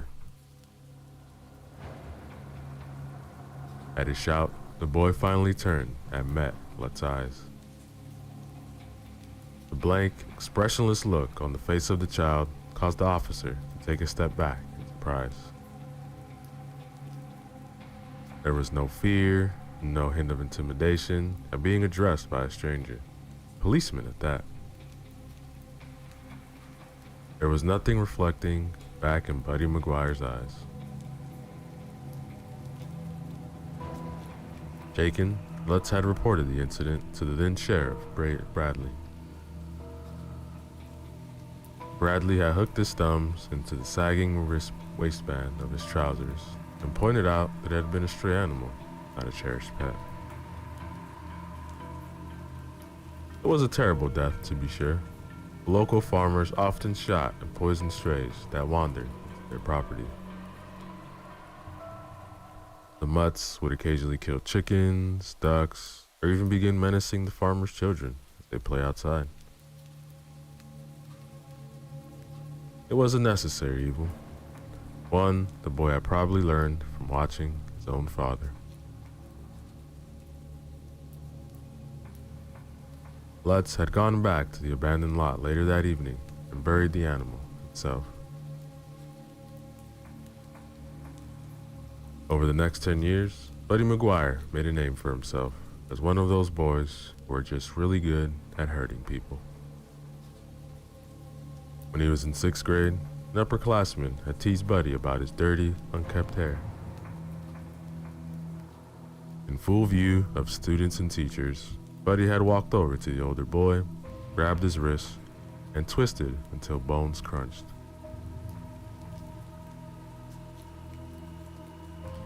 Bud McGuire had been expelled in 10th grade and was just in time to be swept up by the Vietnam War 2 years later. No one quite knows what he got up to over there. When he returned to the town in '75, it was as if a blanket of rage had settled itself on Bud's shoulders. His father had died of cancer while he had been deployed, and Bud took over his family's 100 or so acres. The small farm was barely enough to keep food in their bellies and clothes on their backs, but it had been in the family for 3 generations. The soil, that black Midwestern soil, failed Bud McGuire. Corn, beans, wheat, every crop he planted seemed to wither and die at his touch. His fellow farmers prospered, the rich soil of the land sprouting healthy rows of strong green corn seemingly overnight.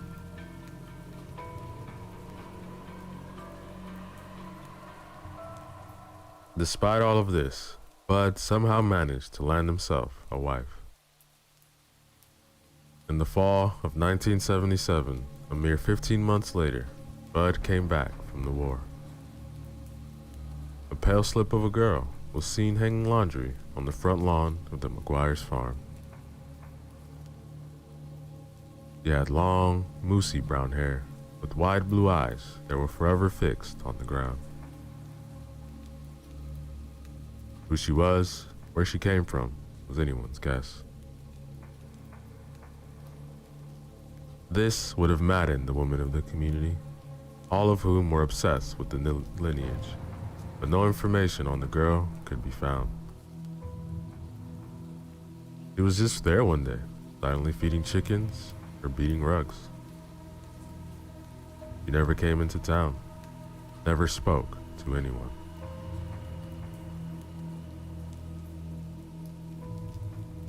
The second time Andrew Lutz encountered Bud McGuire in a professional capacity had been about a year after the arrival of this mysterious woman. The locals had thrown their hands up in exasperation. All of their kind gestures and housewarming casseroles had been met with a closed door. The McGuires had never been seen attending any of the many churches in the community, nor had the young woman appeared at the supermarket where the wives could pounce on her. The initial confusion had given way to righteous indignation. Who did they think they were, huh? Holed up all high and mighty on their plot of land? The McGuires think they were too good to associate with their peers? But as weeks dragged on, and still there was no sight of the young woman in town, winter set in. She was no longer seen outside by the few people who drove on the old country road. The offended feelings of the townspeople began to shift into concern. Was she okay? After all, Buddy had quite the temper even before his years in the jungles of Vietnam.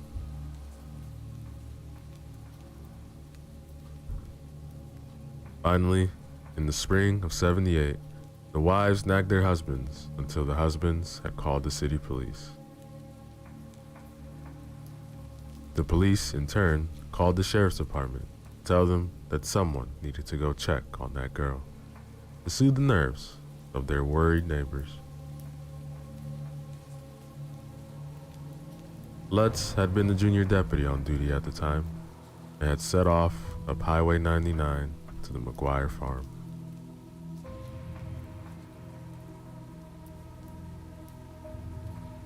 Barely 3 miles from the floodplains of Mississippi River, the ground in March was a quagmire of mud that had sucked at Lutz's boots as he stepped out of the police cruiser. The house was a traditional farmhouse, 2 stories with sweeping gables that rose to create a 3rd story in the attic. A large wraparound porch upheld by thick wooden beams led up to the entrance.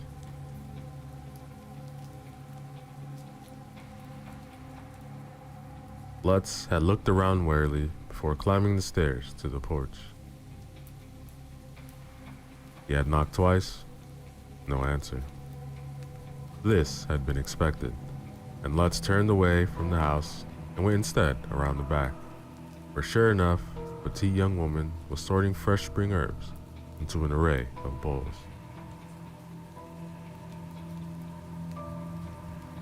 She had bristled like a startled cat when she caught the sight of him, and Lutz had held his hands in front of him to show he meant no harm. "Good morning, ma'am. I'm Deputy Lutz with the Sheriff's Department. Can I ask your name?" The girl's eyes had been sky blue as they looked into his with an unreadable expression. April.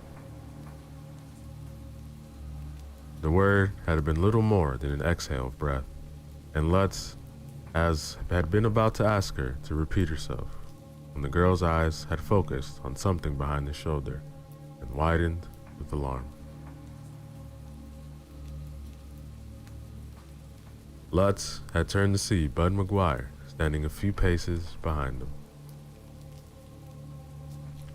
His black eyes had just been as blank and soulless as when he had gazed upon that dying dog.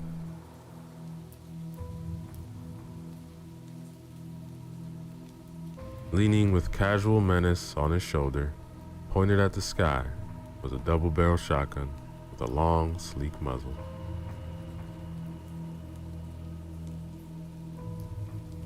Lutz had thankfully resisted the urge to startle at the sight of the burly man. "Morning, bud." With slow, deliberate movements, Lutz had moved his hand to the pistol hoisted at his hip and thumbed open the clasp. Bud had noticed, as he was meant to. His mouth twisted in a scowl, he had replied, "You're not welcome here." "Oh, it's alright, man. I'll be leaving shortly. People just have been wondering how you two have been getting up on here by yourselves all winter. Thought I'd come over and just make sure everything was okay." "Fine. You've seen. Now go." And with that, Bud had crossed the short distance between him and his new wife. Lutz had waited for him to hit her. If he did, then the deputy could bring him in to the station. But Bud just stood a few feet from the girl with a look of pure fury on his face.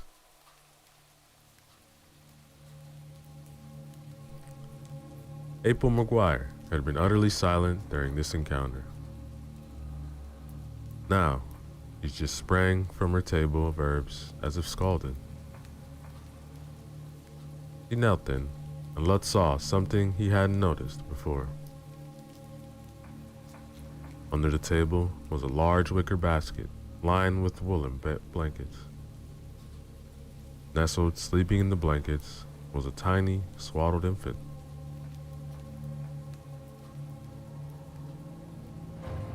The girl snatched up the basket and fled into the house without another word. Bud had turned, the shotgun still balanced on his shoulder. "This is my property. Ain't no crime been committed. You got no right to be here." Bud's words, spoken in the same eerie, deadpan voice, were all true.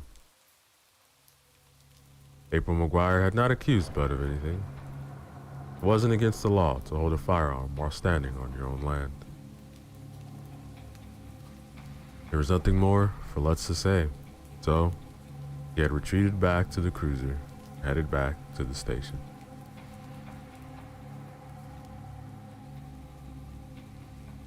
He hadn't returned to the McGuire property since that day, nearly 8 years ago. The McGuires had been seen no more than a handful of times in those 8 years, most often driving in Bud's battered Dodge Ram as the family returned or drove away along Highway 99. At some point, another child, a daughter, was added to their number. Neither child was ever seen at the public school or the local Christian school.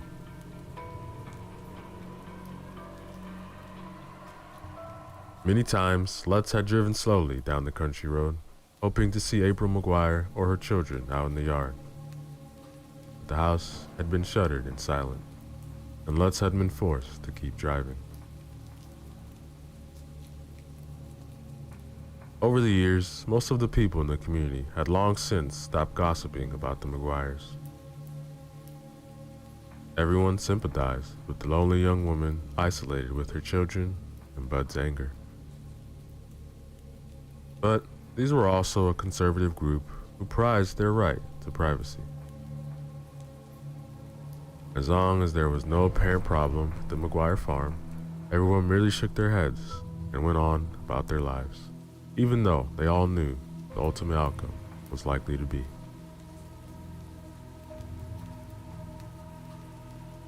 As Sheriff Andrew Lutz neared the McGuire homestead, he was cursing himself for not doing more, for not inventing some ridiculous reason to go check on April and her children. He only hoped he wasn't too late. Sir?" The voice of Billy Hudson suddenly snapped Andrew Lutz out of his guilt and grief. Consumed by his ghoulish thoughts, he was about to miss the blind curve in the road leading up to Bud's farm. The heavy police cruiser was instead aimed directly at a large pine tree. That, ladies and gentlemen, is the end of chapter 2. Yo, what is up, everybody? So let's go back again. Another chapter from the story titled The Midnight Road, written by Ashley Schuletter. Remember to use the links in the description below. Show love to the author. Like, comment, and subscribe.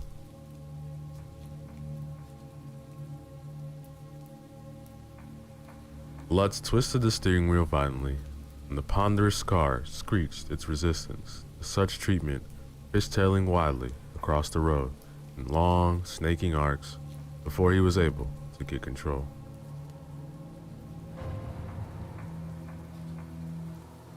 Heart hammering from the near miss, the sheriff pointed the car at the shallow gravel shoulder and pulled over. His hands were clutching the steering wheel in a white knuckle grip, and it took a moment of effort to release them. He killed the engine. For a long moment, the only sound was the quiet ticking of the engine as it cooled. Ahead of this curve, the trees would open on side at the beginning of the McGuire farm.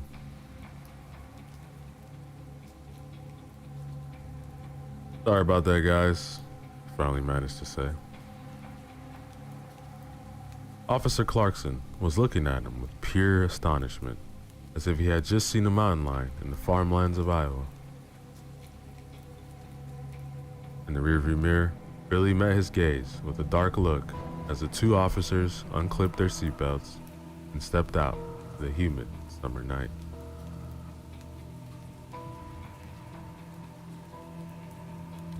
Immediately, something fell off, and the flesh on Lutz's arms crawled. He motioned for Clarkson to join him and released Billy from his cage in the back seat. Crossing to the trunk, Lutz pulled out his rifle and handed it to Deputy Clarkson. He grabbed the shotgun and 2 high-beam flashlights before closing the trunk.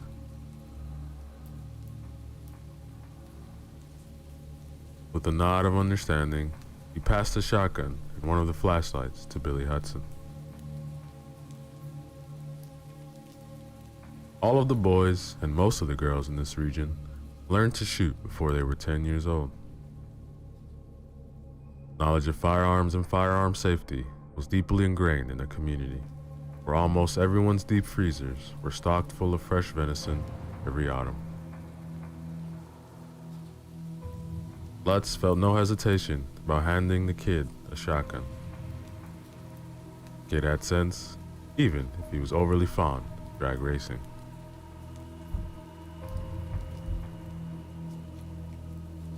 His driver's side door was still open.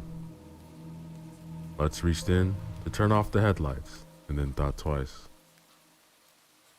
The dim light was all they had beside the heavy mag light he now carried opposite his service pistol.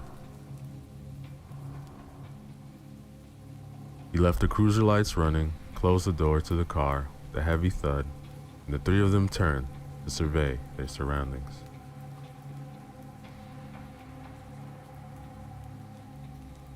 That odd feeling was still creeping up on the back of Lutz's neck, but it was still Billy who was able to give voice to his unease. All the bugs are quiet. Lutz listened carefully and realized he was right. This was high summer.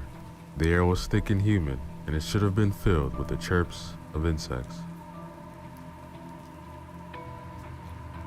The nightly concerto of katydids, cicadas, and crickets was usually enough to drive a man half mad, but here there wasn't so much as the buzz of a mosquito. The only sound was the quiet tapping of the men's boots as they began walking north towards Bud McGuire's home.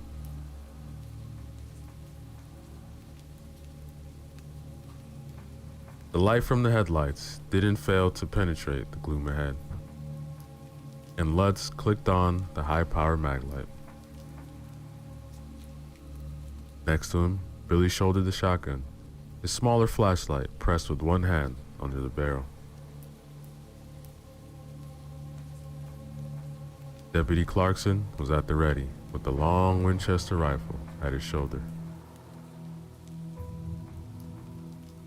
Normally used when a deputy needed to put down a wounded animal on the side of the highway, Lutz was immensely grateful just now for its solidly reliable presence.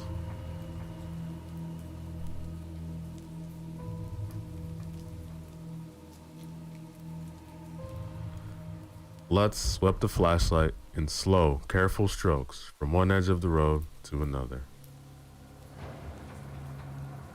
Where did you say you saw this arm now, son? A little further ahead, I think. Maybe another 300 feet or so. Lutz continued methodically, sweeping his flashlight from side to side. At the edge of the beam, he could make out the burned rubber made by tires suddenly skidding across the road. The tracks continued up the road, fading away into the darkness.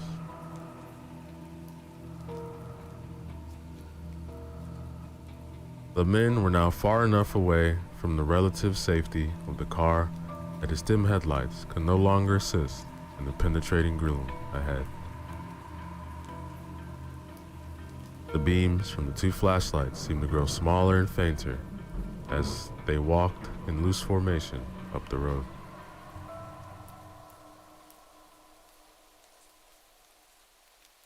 Abruptly, the burnt rubber skids made by Billy's tires came at an end about 6 feet in front of him. The three men all stopped together, staring dumbfoundedly ahead.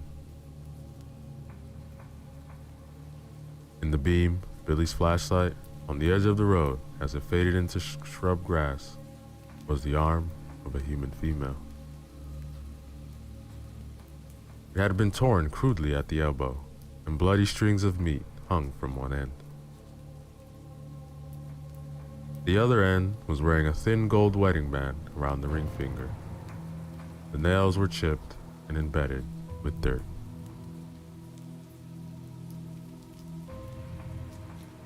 All the blood in his body seemed to rush to his head, and Lutz could feel his heartbeat pounding syncopally in his temples. Deputy Clarkson gave a violent heave and turned to vomit quietly into the ditch on the other side of the highway. Lutz squatted down on his haunches near the severed arm and reached for a ballpoint pen he kept in his shirt pocket. Turning his head to take one more breath of unfouled air, he used the pen to lift one of the strips of flesh away from the wound.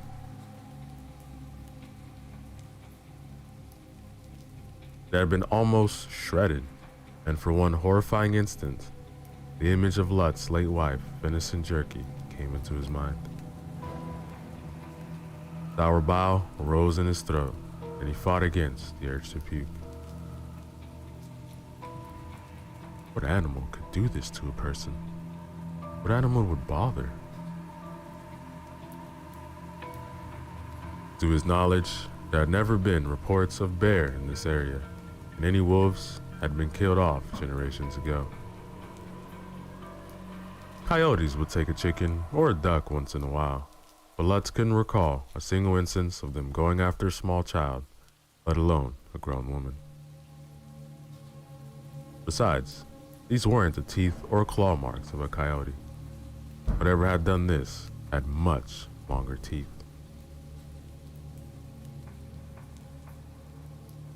A sudden snap from the forest on his left, and Lutz's blood turned to ice in his veins. Clarkson heard it too.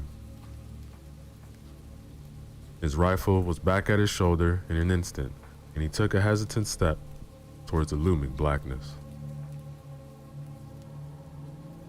Next to him, Billy Hudson was utterly rigid. his fingers deathly white around the grip of the shotgun.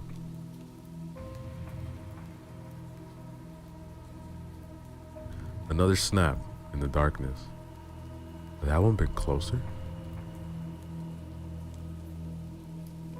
He quickly swung the beam of the flashlight away from the grisly scene on the road, in the direction of the woods.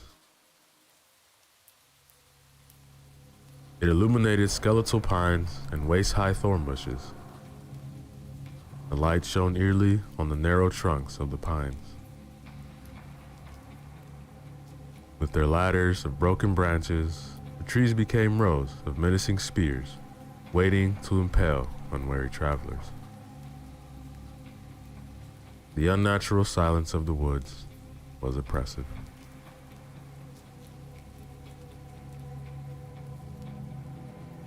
Lutz peered into the darkness, willing the shadows to separate into shapes. He focused on the edges of the light, where it faded into a thick and impenetrable blackness. He thought he could see shapes in the dark, looming patches of shadow that were somehow blacker than the night. A hulking figure dancing just out of his field of vision. But nothing came charging at them from out the woods. After a long moment, Lutz relaxed his posture. Telling himself unconvincingly that it had been a deer, Lutz turned back to Billy. They now had evidence of a death, but not necessarily evidence of a crime. There was still work to be done, or they could all go home. Did you say there were more bodies? Yeah, maybe. I don't know. Just come see for yourselves. Flockton looked bewildered by the answer, but rolled his eyes and shrugged. All right, let's get this done, Sheriff. This place is giving me the fucking creeps. Hearing his deputy admit apprehension somehow served to boost Lutz's own confidence. The forest was now at his back, and he felt watchful eyes on them, but he shook off his nerves. Nodding affirmation at Billy, he confirmed. Let's get this the fuck over with and go home.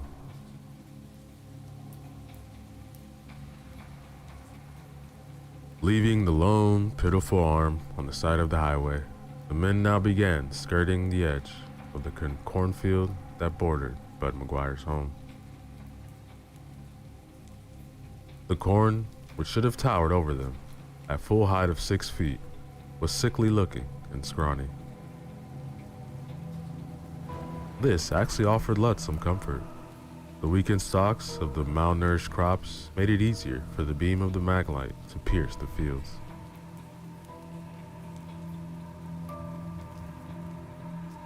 Looming ahead, set back nearly a quarter mile from the edge of the highway, was the McGuire house. At first, it looked much the same when Lutz had paid his visit 8 years previously, but the disrepair of the home became increasingly apparent as they turned onto the loose gravel driveway.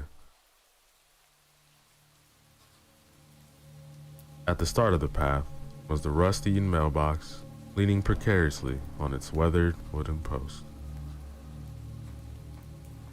The McGuires had obviously failed to keep up with their correspondence. He wondered idly how Bud took care of things like electricity and plumbing if bills never came to their house. The main house must have been truly lovely in some bygone age. Its frame was a clean and crisp colonial, with gabled windows and a large wraparound porch.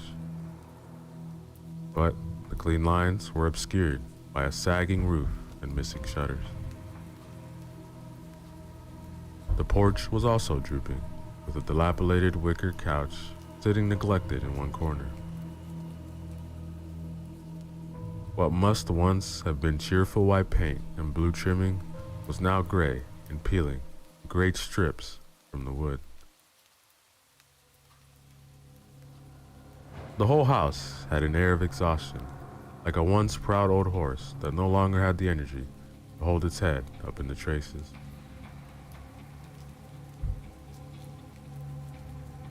The front door was hanging open by one twisted hinge. As the men approached, Lutz held up one hand curled into a fist as a signal to hold position.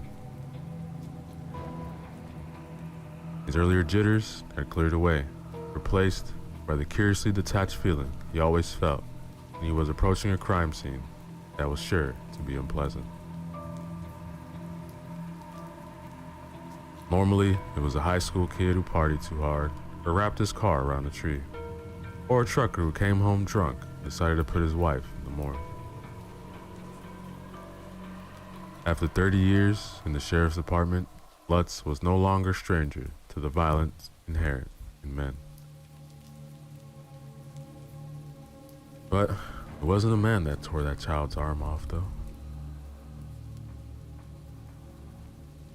As if to confirm this chilling thought, Lutz shone his flashlight on the broken door of the house. Scratched deep into the wood, deep enough that the door was nearly splintered into pieces, were 4 parallel gouges running from the top of the doorframe to the bottom corner in one long, unbroken arc. The aluminum doorknob was twisted out of shape and hung uselessly to one side. Beyond the door lay only more darkness. That, ladies and gentlemen, is the end of chapter 3. Yo, what is up, everybody? It's Oresco back again with another chapter from the story titled The Midnight Road, written by Ashley Schuletter. Remember to use the links in the description below to show love to the author, like, comment, and subscribe.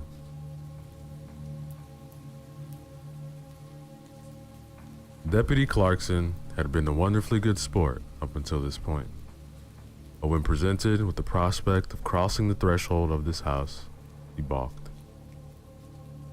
He released his death grip on his rifle, lowering it to his side and exclaiming, "No offense, Sheriff.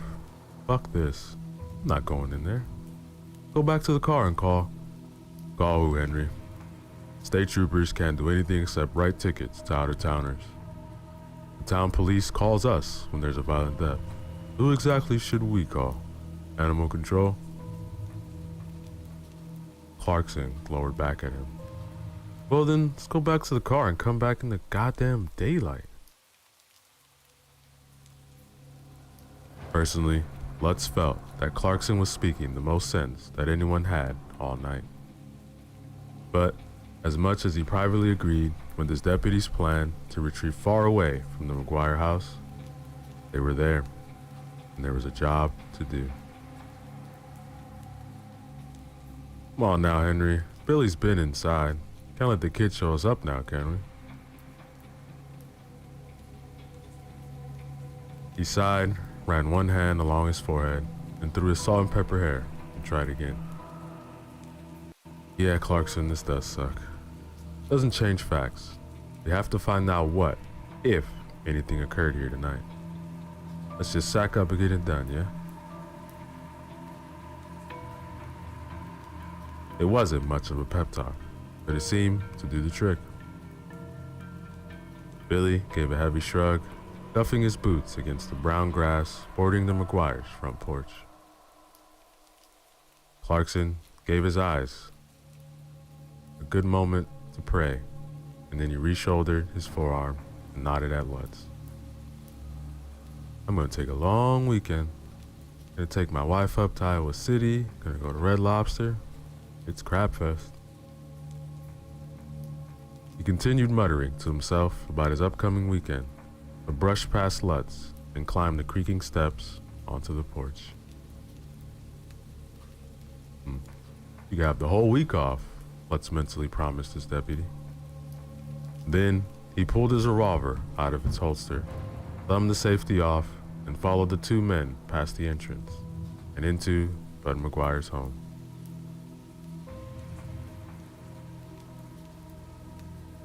A profound silence settled around the men as they crossed the threshold of the McGuire house. The footsteps made by the officer's heavy boots were muffled by the layer of dust that lay upon the floor. In the beam of the flashlight, the wallpaper in the foyer may have been a sunny striped yellow at some point, but had been warped with water damage and was now the color of old urine.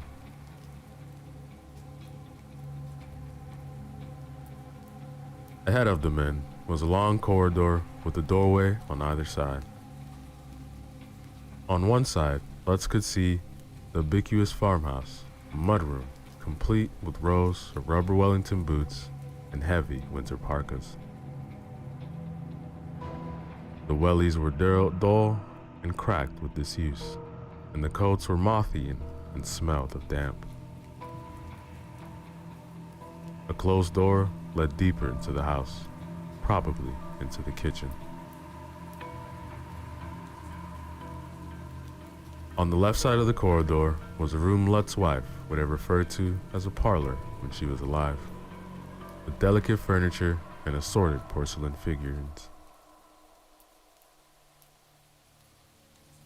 Here was the first evidence of human activity. The dainty tables were smashed to bits, and the rose-patterned love seat was at a defined angle to a moth-eaten rug, as if someone had forcibly shifted the couch by standing with sudden force. A broken water jug lay in pieces on the floor.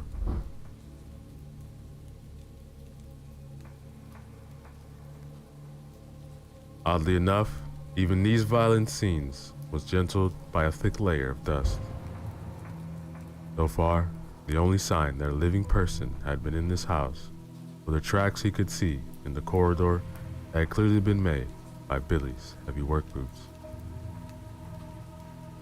Where were the McGuires?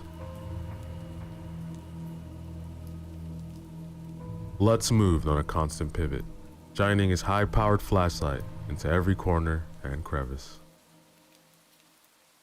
His senses felt electrified as he strained each one of his senses to determine whether or not a threat still lurked in his house. According to his eyes and ears, this was just a normal house, though. Billy, why the fuck did you even come in here? Like I said, sir, I thought maybe someone was in trouble. When I got here, it was just like I had to keep going. I had to see for myself. Lutz understood. He could feel it too. The panicky urge to head back for the car was drowned out by grim determination. He needed to find out what the hell had happened here. Past the open doorways to the mudroom and the parlor was a flight of stairs that went from the first floor all the way to the attic in a long switchback. The stairs, like everything else in the McGuire house, seemed to be standing upright by sheer force of will alone.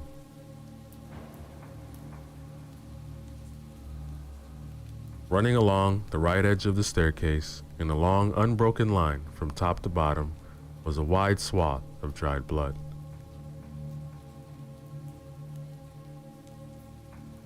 The first thought that ran through Sheriff Lutz's mind in that moment was that he wished he lived in a larger city with more resources.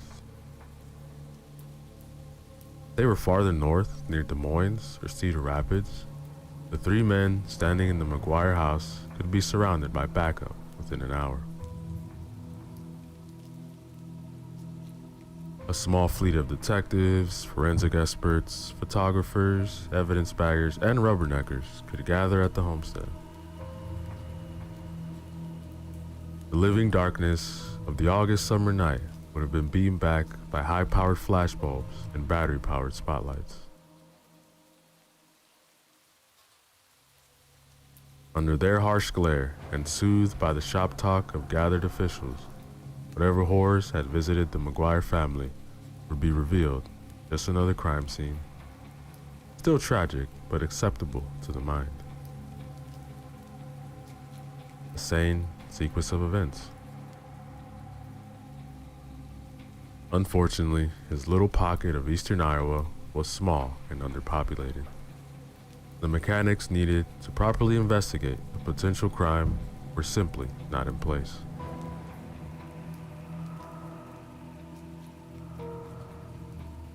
As much as Lutz dreaded the idea, it would have to be him that ventured up those stairs, and it would have to be now. He would have to venture up there, and so would Clarkson, as department regulations forbade an officer from entering a potential crime scene alone. Plus, he wanted Clarkson's steady presence beside him with the Winchester.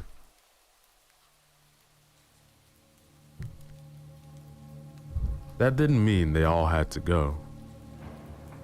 Billy, if you don't want to go up there a second time, now's your chance. Go wait for us on the porch. Stand guard. With all due respect, sir, there's no way I'm standing down there by myself. All right, your choice, kid. Lutz gave him a nod and turned back to the problem of the staircase. They will have to make sure they didn't contaminate the crime scene with their boots. The blood was thick all the downstairs, where it abruptly stopped on the second to last riser. Here, a slightly thicker pool of blood still shone with faint wetness under his flashlight. Whatever had happened here had happened recently. Slow and steady does it now. Don't step on it. Squeezing his lanky frame to the far edge of the staircase, Lutz placed a heavy boot on the first riser. A puff of dust arose, and the stair gave a wheezing groan, but it did not buckle under his weight.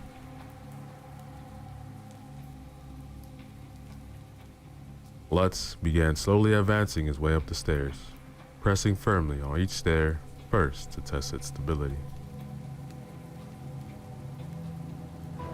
The staircase creaked and moaned, but continued to hold firm, and he motioned for Clarkson to follow. Lutz could hear his usually taciturn deputy muttering various prayers and swear words under his breath.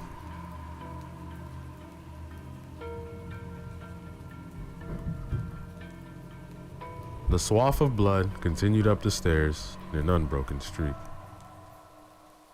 Now it veered off to the right and disappeared into the darkness of a long corridor.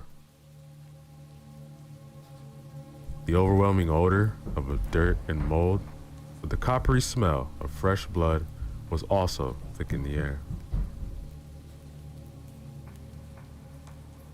A few framed photos hung at uneven intervals, their subjects almost completely obscured with dust. The dust on the floor was disturbed now, but there was no distinct tracks.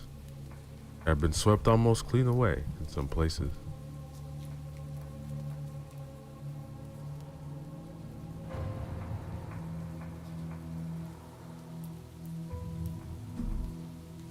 Resigned now to seeing this through, Lutz felt his earlier fear retreat to the back of his mind. The adrenaline pumping through his system was working for him now, sharpening his focus and steadying his pulse.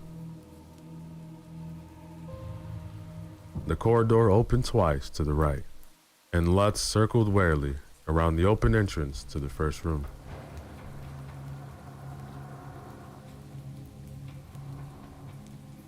A cursory glance revealed a dingy bathroom, or perhaps it had once been a bathroom. Now it was a heap of stained and cracked porcelain, with a rusted out pipe hanging loosely where a sink may have been. Torn linoleum covered parts of the floor, but most of it was the same weathered floorboards as the rest of the upstairs. The air was heavy with smells of stale, grime, and mildew.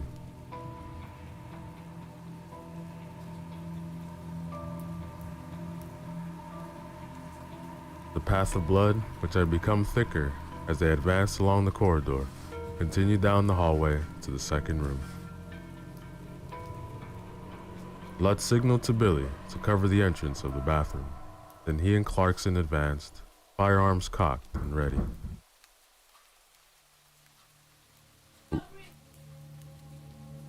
Lutz still carried the mag light, held to the top of his service pistol.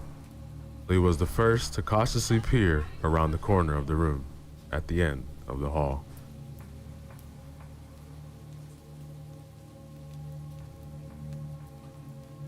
When Lutz first shone his flashlight into the darkened room, he actually breathed a sigh of relief. He had expected to find the strewn and dismembered bodies of April McGuire and her children in pieces about the floor. Instead, the room appeared entirely empty on first glance. There were no severed limbs clad in footy pajamas. There was also no furniture, curtains, rugs, or anything else to indicate that the space had ever been occupied by inhabitants other than mice. The bare wooden floor was littered with their droppings, but not much else. He began sweeping his flashlight from floor to ceiling. The walls had been painted a deep scarlet that looked almost wet by the light of the... Oh. For a span of time that felt like an eternity, but was in reality probably more than 30 seconds, Lutz stood shocked, still in the entrance of that room, his head cocked to one side like a man trying to figure out a really good riddle. One eyebrow was raised, and his mouth hung open in bewilderment.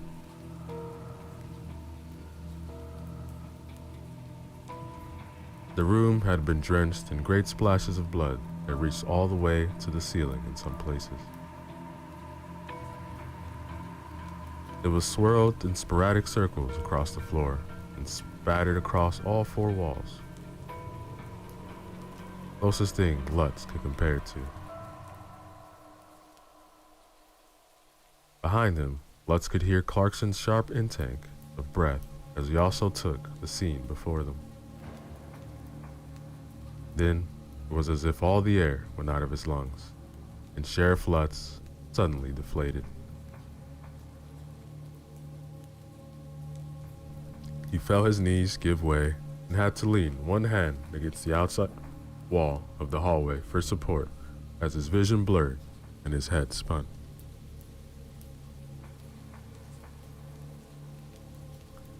He still had the flashlight in one hand and it was pointed into the room, shining onto the dripping walls. He felt more than saw Clarkson stumble backwards into the wall behind them. Billy stood at the doorway to the demolished bathroom, studying the mud on his boots. Lutz realized that the younger man had already seen all this. Billy, did you see any bodies when you were here earlier? When I saw the blood on the stairs, I figured maybe someone was still alive up here. But when I got up here, there was nothing. Batteries in my flashlight starting to die, and then saw that room. I got the hell out of here quick as I could. I didn't even check on any of the other rooms. So then, where the fuck are the bodies? Looks like Bud McGuire and his family in a salad spinner.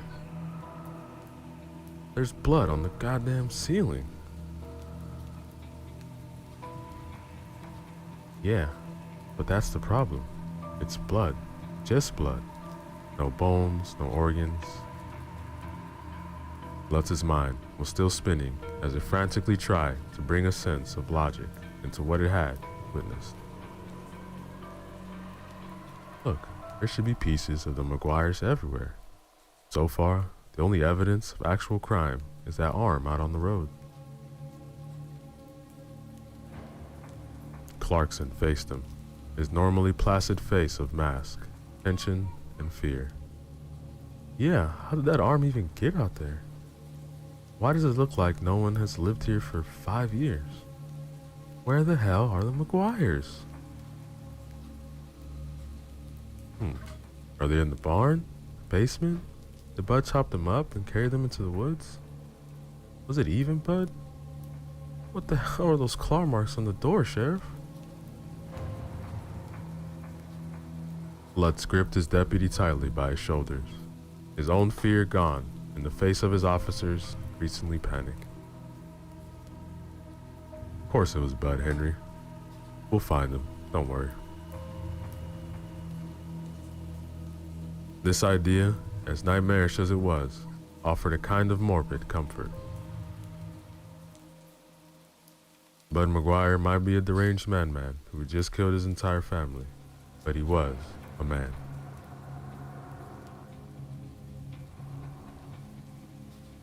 This whole time, Billy Hudson had been silent, his eyes fixed on the open doorway to the dingy bathroom. Now, Billy cleared his throat, almost sheepishly said, "Sheriff, you might want to see this." Lutz pinched his nose between his two fingers and reluctantly asked, What is it? Billy just gestured with the head of the shotgun. In the bright glow of his mag light, Lutz could see a thin line of blood slowly making its way from behind the open bathroom door. Immediately, his heart, which had just begun to resume its regularly scheduled heartbeat, started jackhammering wildly in his chest. Somehow, in that moment, Lutz knew. Whatever they had come here to find was on the other side of that door.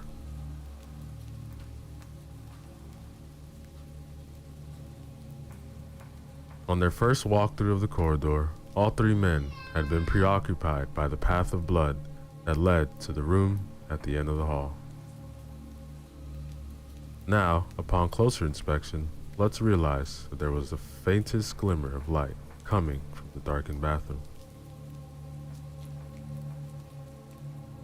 His mouth was dry as a bone, and Lutz swallowed hard, and then pistol was still at the ready.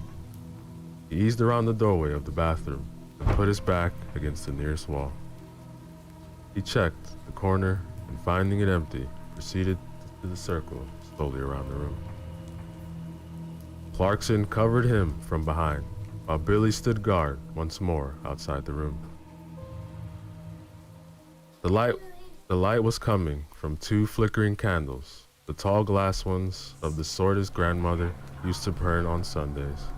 The flames were sputtering their last breaths, and two more candles had already drowned their own wax. How long does those candles burn? Lutz made a mental note to check and kept his eyes on a swivel, trying to observe as much as possible about the scene.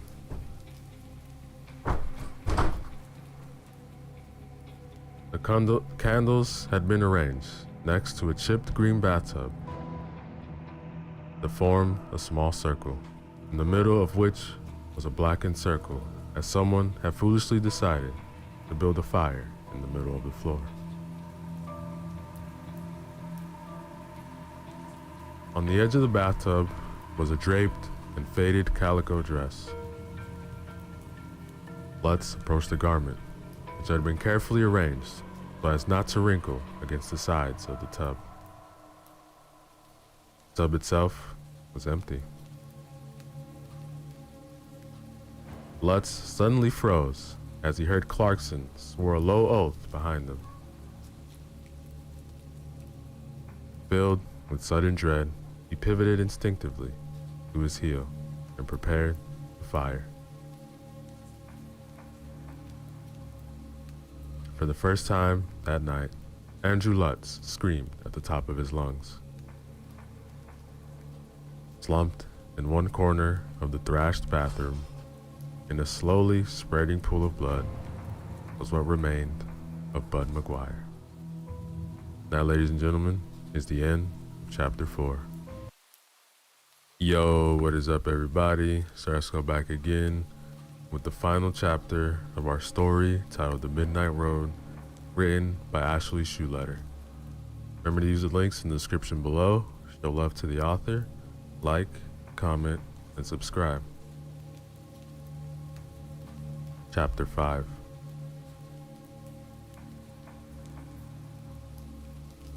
Lutz couldn't tear his eyes away from the gruesome sight. Bud McGuire's face was frozen in a silent shriek, wide eyes fixed, unblinking at the ceiling. His chest had been torn open crudely. The glinting white of ribs poked through the carnage. Bud's legs were bent at an impossible angle to his torso. It had been torn almost in two at the groin.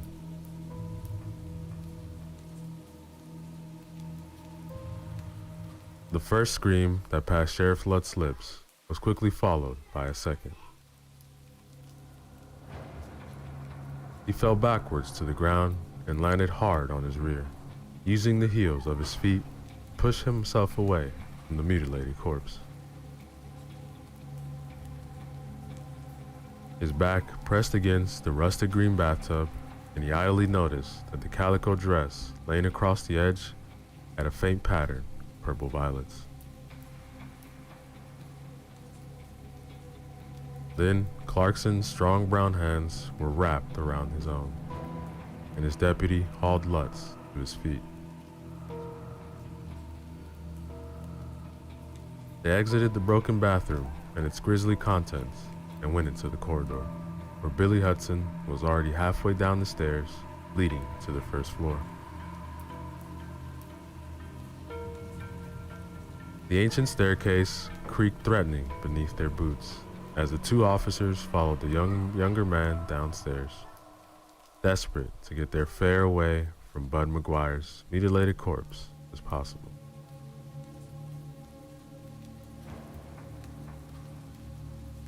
Lutz burst out still open front door and stumbled down the porch steps. The humid summer air was like a soothing balm against his skin. His lungs heaved with the effort to draw in fresh breath, and he sank to his knees, digging his fists to the hard gravel of the walkway. He could hear the footsteps of Deputy Clarkson and Billy sounding down the stairs and onto the front lawn.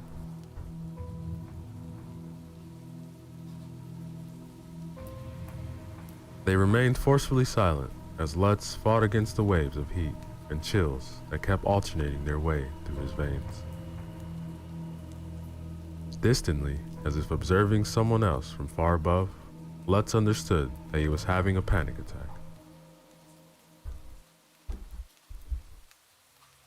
With shaking arms, he shifted his weight until he was sitting on the lawn bordering the front porch. Dry grass crackled as he brought his knees up to his forehead and sat there, breathing in the night air. Somewhere nearby, a cricket chirped, breaking the stillness.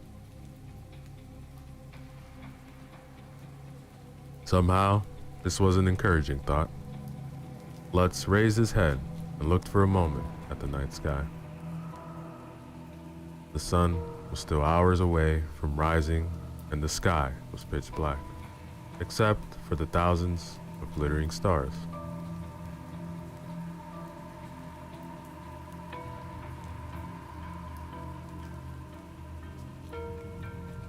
Lutz took a deep breath and held it for a long moment before slowly exhaling.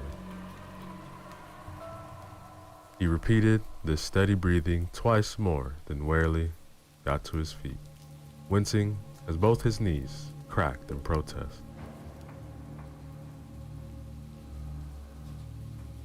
He brushed dry grass off the pants of his uniform and looked at his companions, both of whom had remained silently nearby this entire time.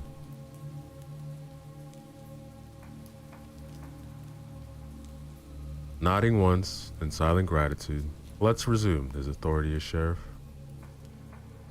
None of them would speak a word of his temporary breakdown. They could all feel a sudden shift in the atmosphere, as if a sudden bond of kinship had just been forged. Lutz knew that the three of them will forever be bonded by the events of this night.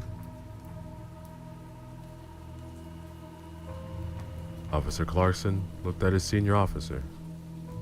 Do you want me to check the rest of the property? Look for the rest of the family? No. We found what we were looking for. This is officially a crime scene. It's also a 40-acre farm with 2 barns and at least 10 outbuildings. We need more men. Want me to call in Miller and Sanchez? Yeah, we'll call them in when we get back to the station. No radio signal out here, worth a damn anyway. Besides, I think we also need to get on the phone to the mayor's office. We're gonna need the forensic people in Iowa City or Davenport or wherever the hell. At this, Sheriff Lutz turned and began walking back the way they had come. He glanced back one more at the darkened windows of the McGuire farmhouse, which now seemed like looming eyes in the receding light of their flashlights. His boots crunched under the rough gravel of the long driveway as the 3 men headed back towards the car.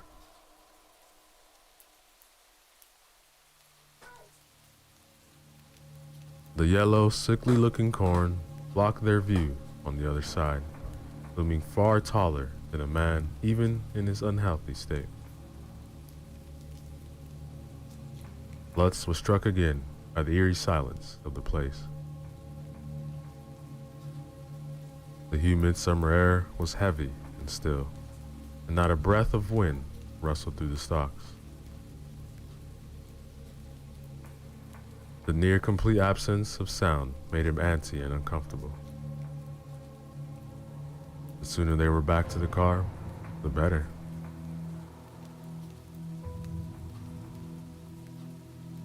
Billy must have felt the same way. He trotted up alongside Lutz, his rifle loosely grasped in one hand, now that they were out of the farmhouse. In a low voice, he said, "What will happen now, Sheriff?" "First, we're gonna go back to the station. I have a bottle of Lagavulin 16 in a locked box in my office. Sheriff Bradley gave me that bottle the day I took office. Now, he told me this whiskey was peaty enough and smoky enough to burn away the worst night of your life. Told me there would someday come a night where I would need it. It sat in its wooden box every night until I really started to think that day would never come. But come it did. And tonight, I'm going to open that bottle and drink deep. And you'll drink with me, if you like."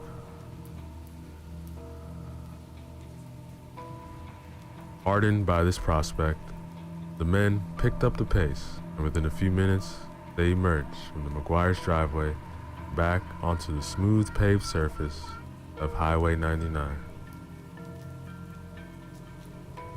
Like an angel in the darkness, Lutz could see the police cruiser sitting on the edge of the road, about 300 yards down.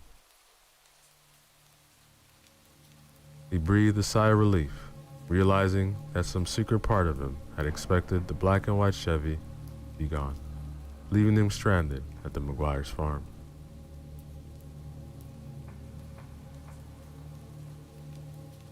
Lutz's palms were sweating, and he wiped them furtively on the thighs of his trousers. He checked his watch, then checked it again in disbelief. They had barely been gone 40 minutes. When they reached the car, Lutz fumbled in his pocket for his keys and unlocked the door and slid into the driver's seat. His hand trembled on the steering wheel, and he wondered briefly if he was fit to drive. Can't exactly ask Clarkson or Billy to chauffeur me home. Lutz unlocked the passenger and back doors, and his companions slid silently into their seats.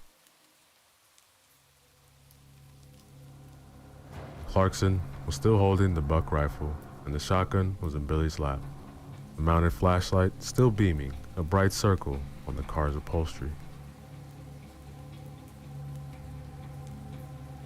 As one, the men fastened their seatbelts.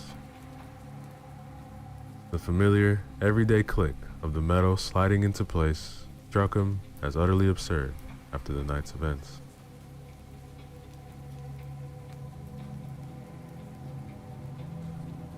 Lutz slid the key into the Chevy, and he had a horrible, crawling feeling in the bottom of his stomach that when he turned the key, the engine would simply refuse to start. This was ridiculous, since the cruiser was barely 3 years old and had never done anything but purr like a kid. But tonight, right now, the car wouldn't start. Because it couldn't be this easy to just drive away, now could it? The key turned, and the motor roared to life, just as it always did. The front headlights came on, casting 2 wide beams of light to the darkness around them. Reflecting back, impossibly high against the skeletal pines of the forest, were a pair of glowing red eyes. Clarkson screamed first, throwing his hands over his face, crying out in terror. Lutz couldn't scream. His voice seemed to have completely locked itself away. His mouth gaped open in horror, but the only sound that came out was a strangled choke.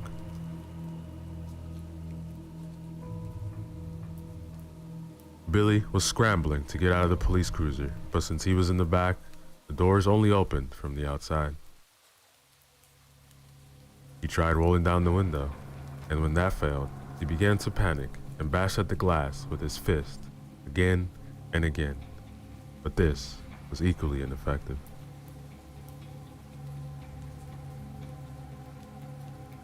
Billy raised the butt of the shotgun and drew back, preparing to ram it through the window of the car.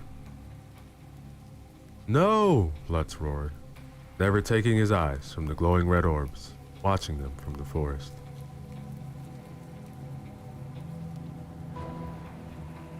He jammed the clutch in, praying to anyone who might be listening to that car did not stall. He shifted into first, gave the engine some gas, and the car began moving slowly. This entire time, he continued staring at the red eyes hovering 20 feet above them. He looked back unwaveringly, glittering with a malevolent intelligence. As the cruiser rolled past, his eyes followed their progress, but did not advance.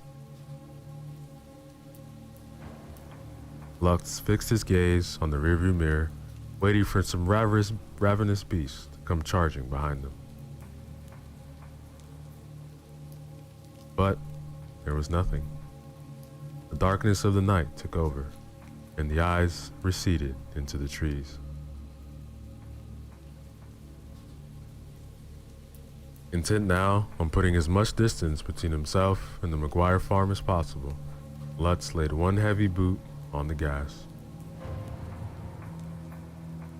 Only after 10 miles, when he could see the lights of Harry Gibson's fuel station, did he ease his foot off the accelerator and relax the hunched position of his shoulders. 10 minutes later, they pulled up to the darkened windows of the sheriff's station.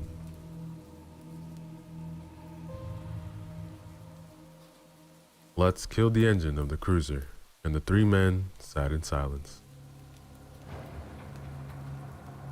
After a long moment, Henry Clarkson opened his mouth. "What the hell was that thing?" he began, but Lutz put up one hand and stopped him. Lutz shook his head, opened the door of the cruiser with a loud creak, and stepped outside.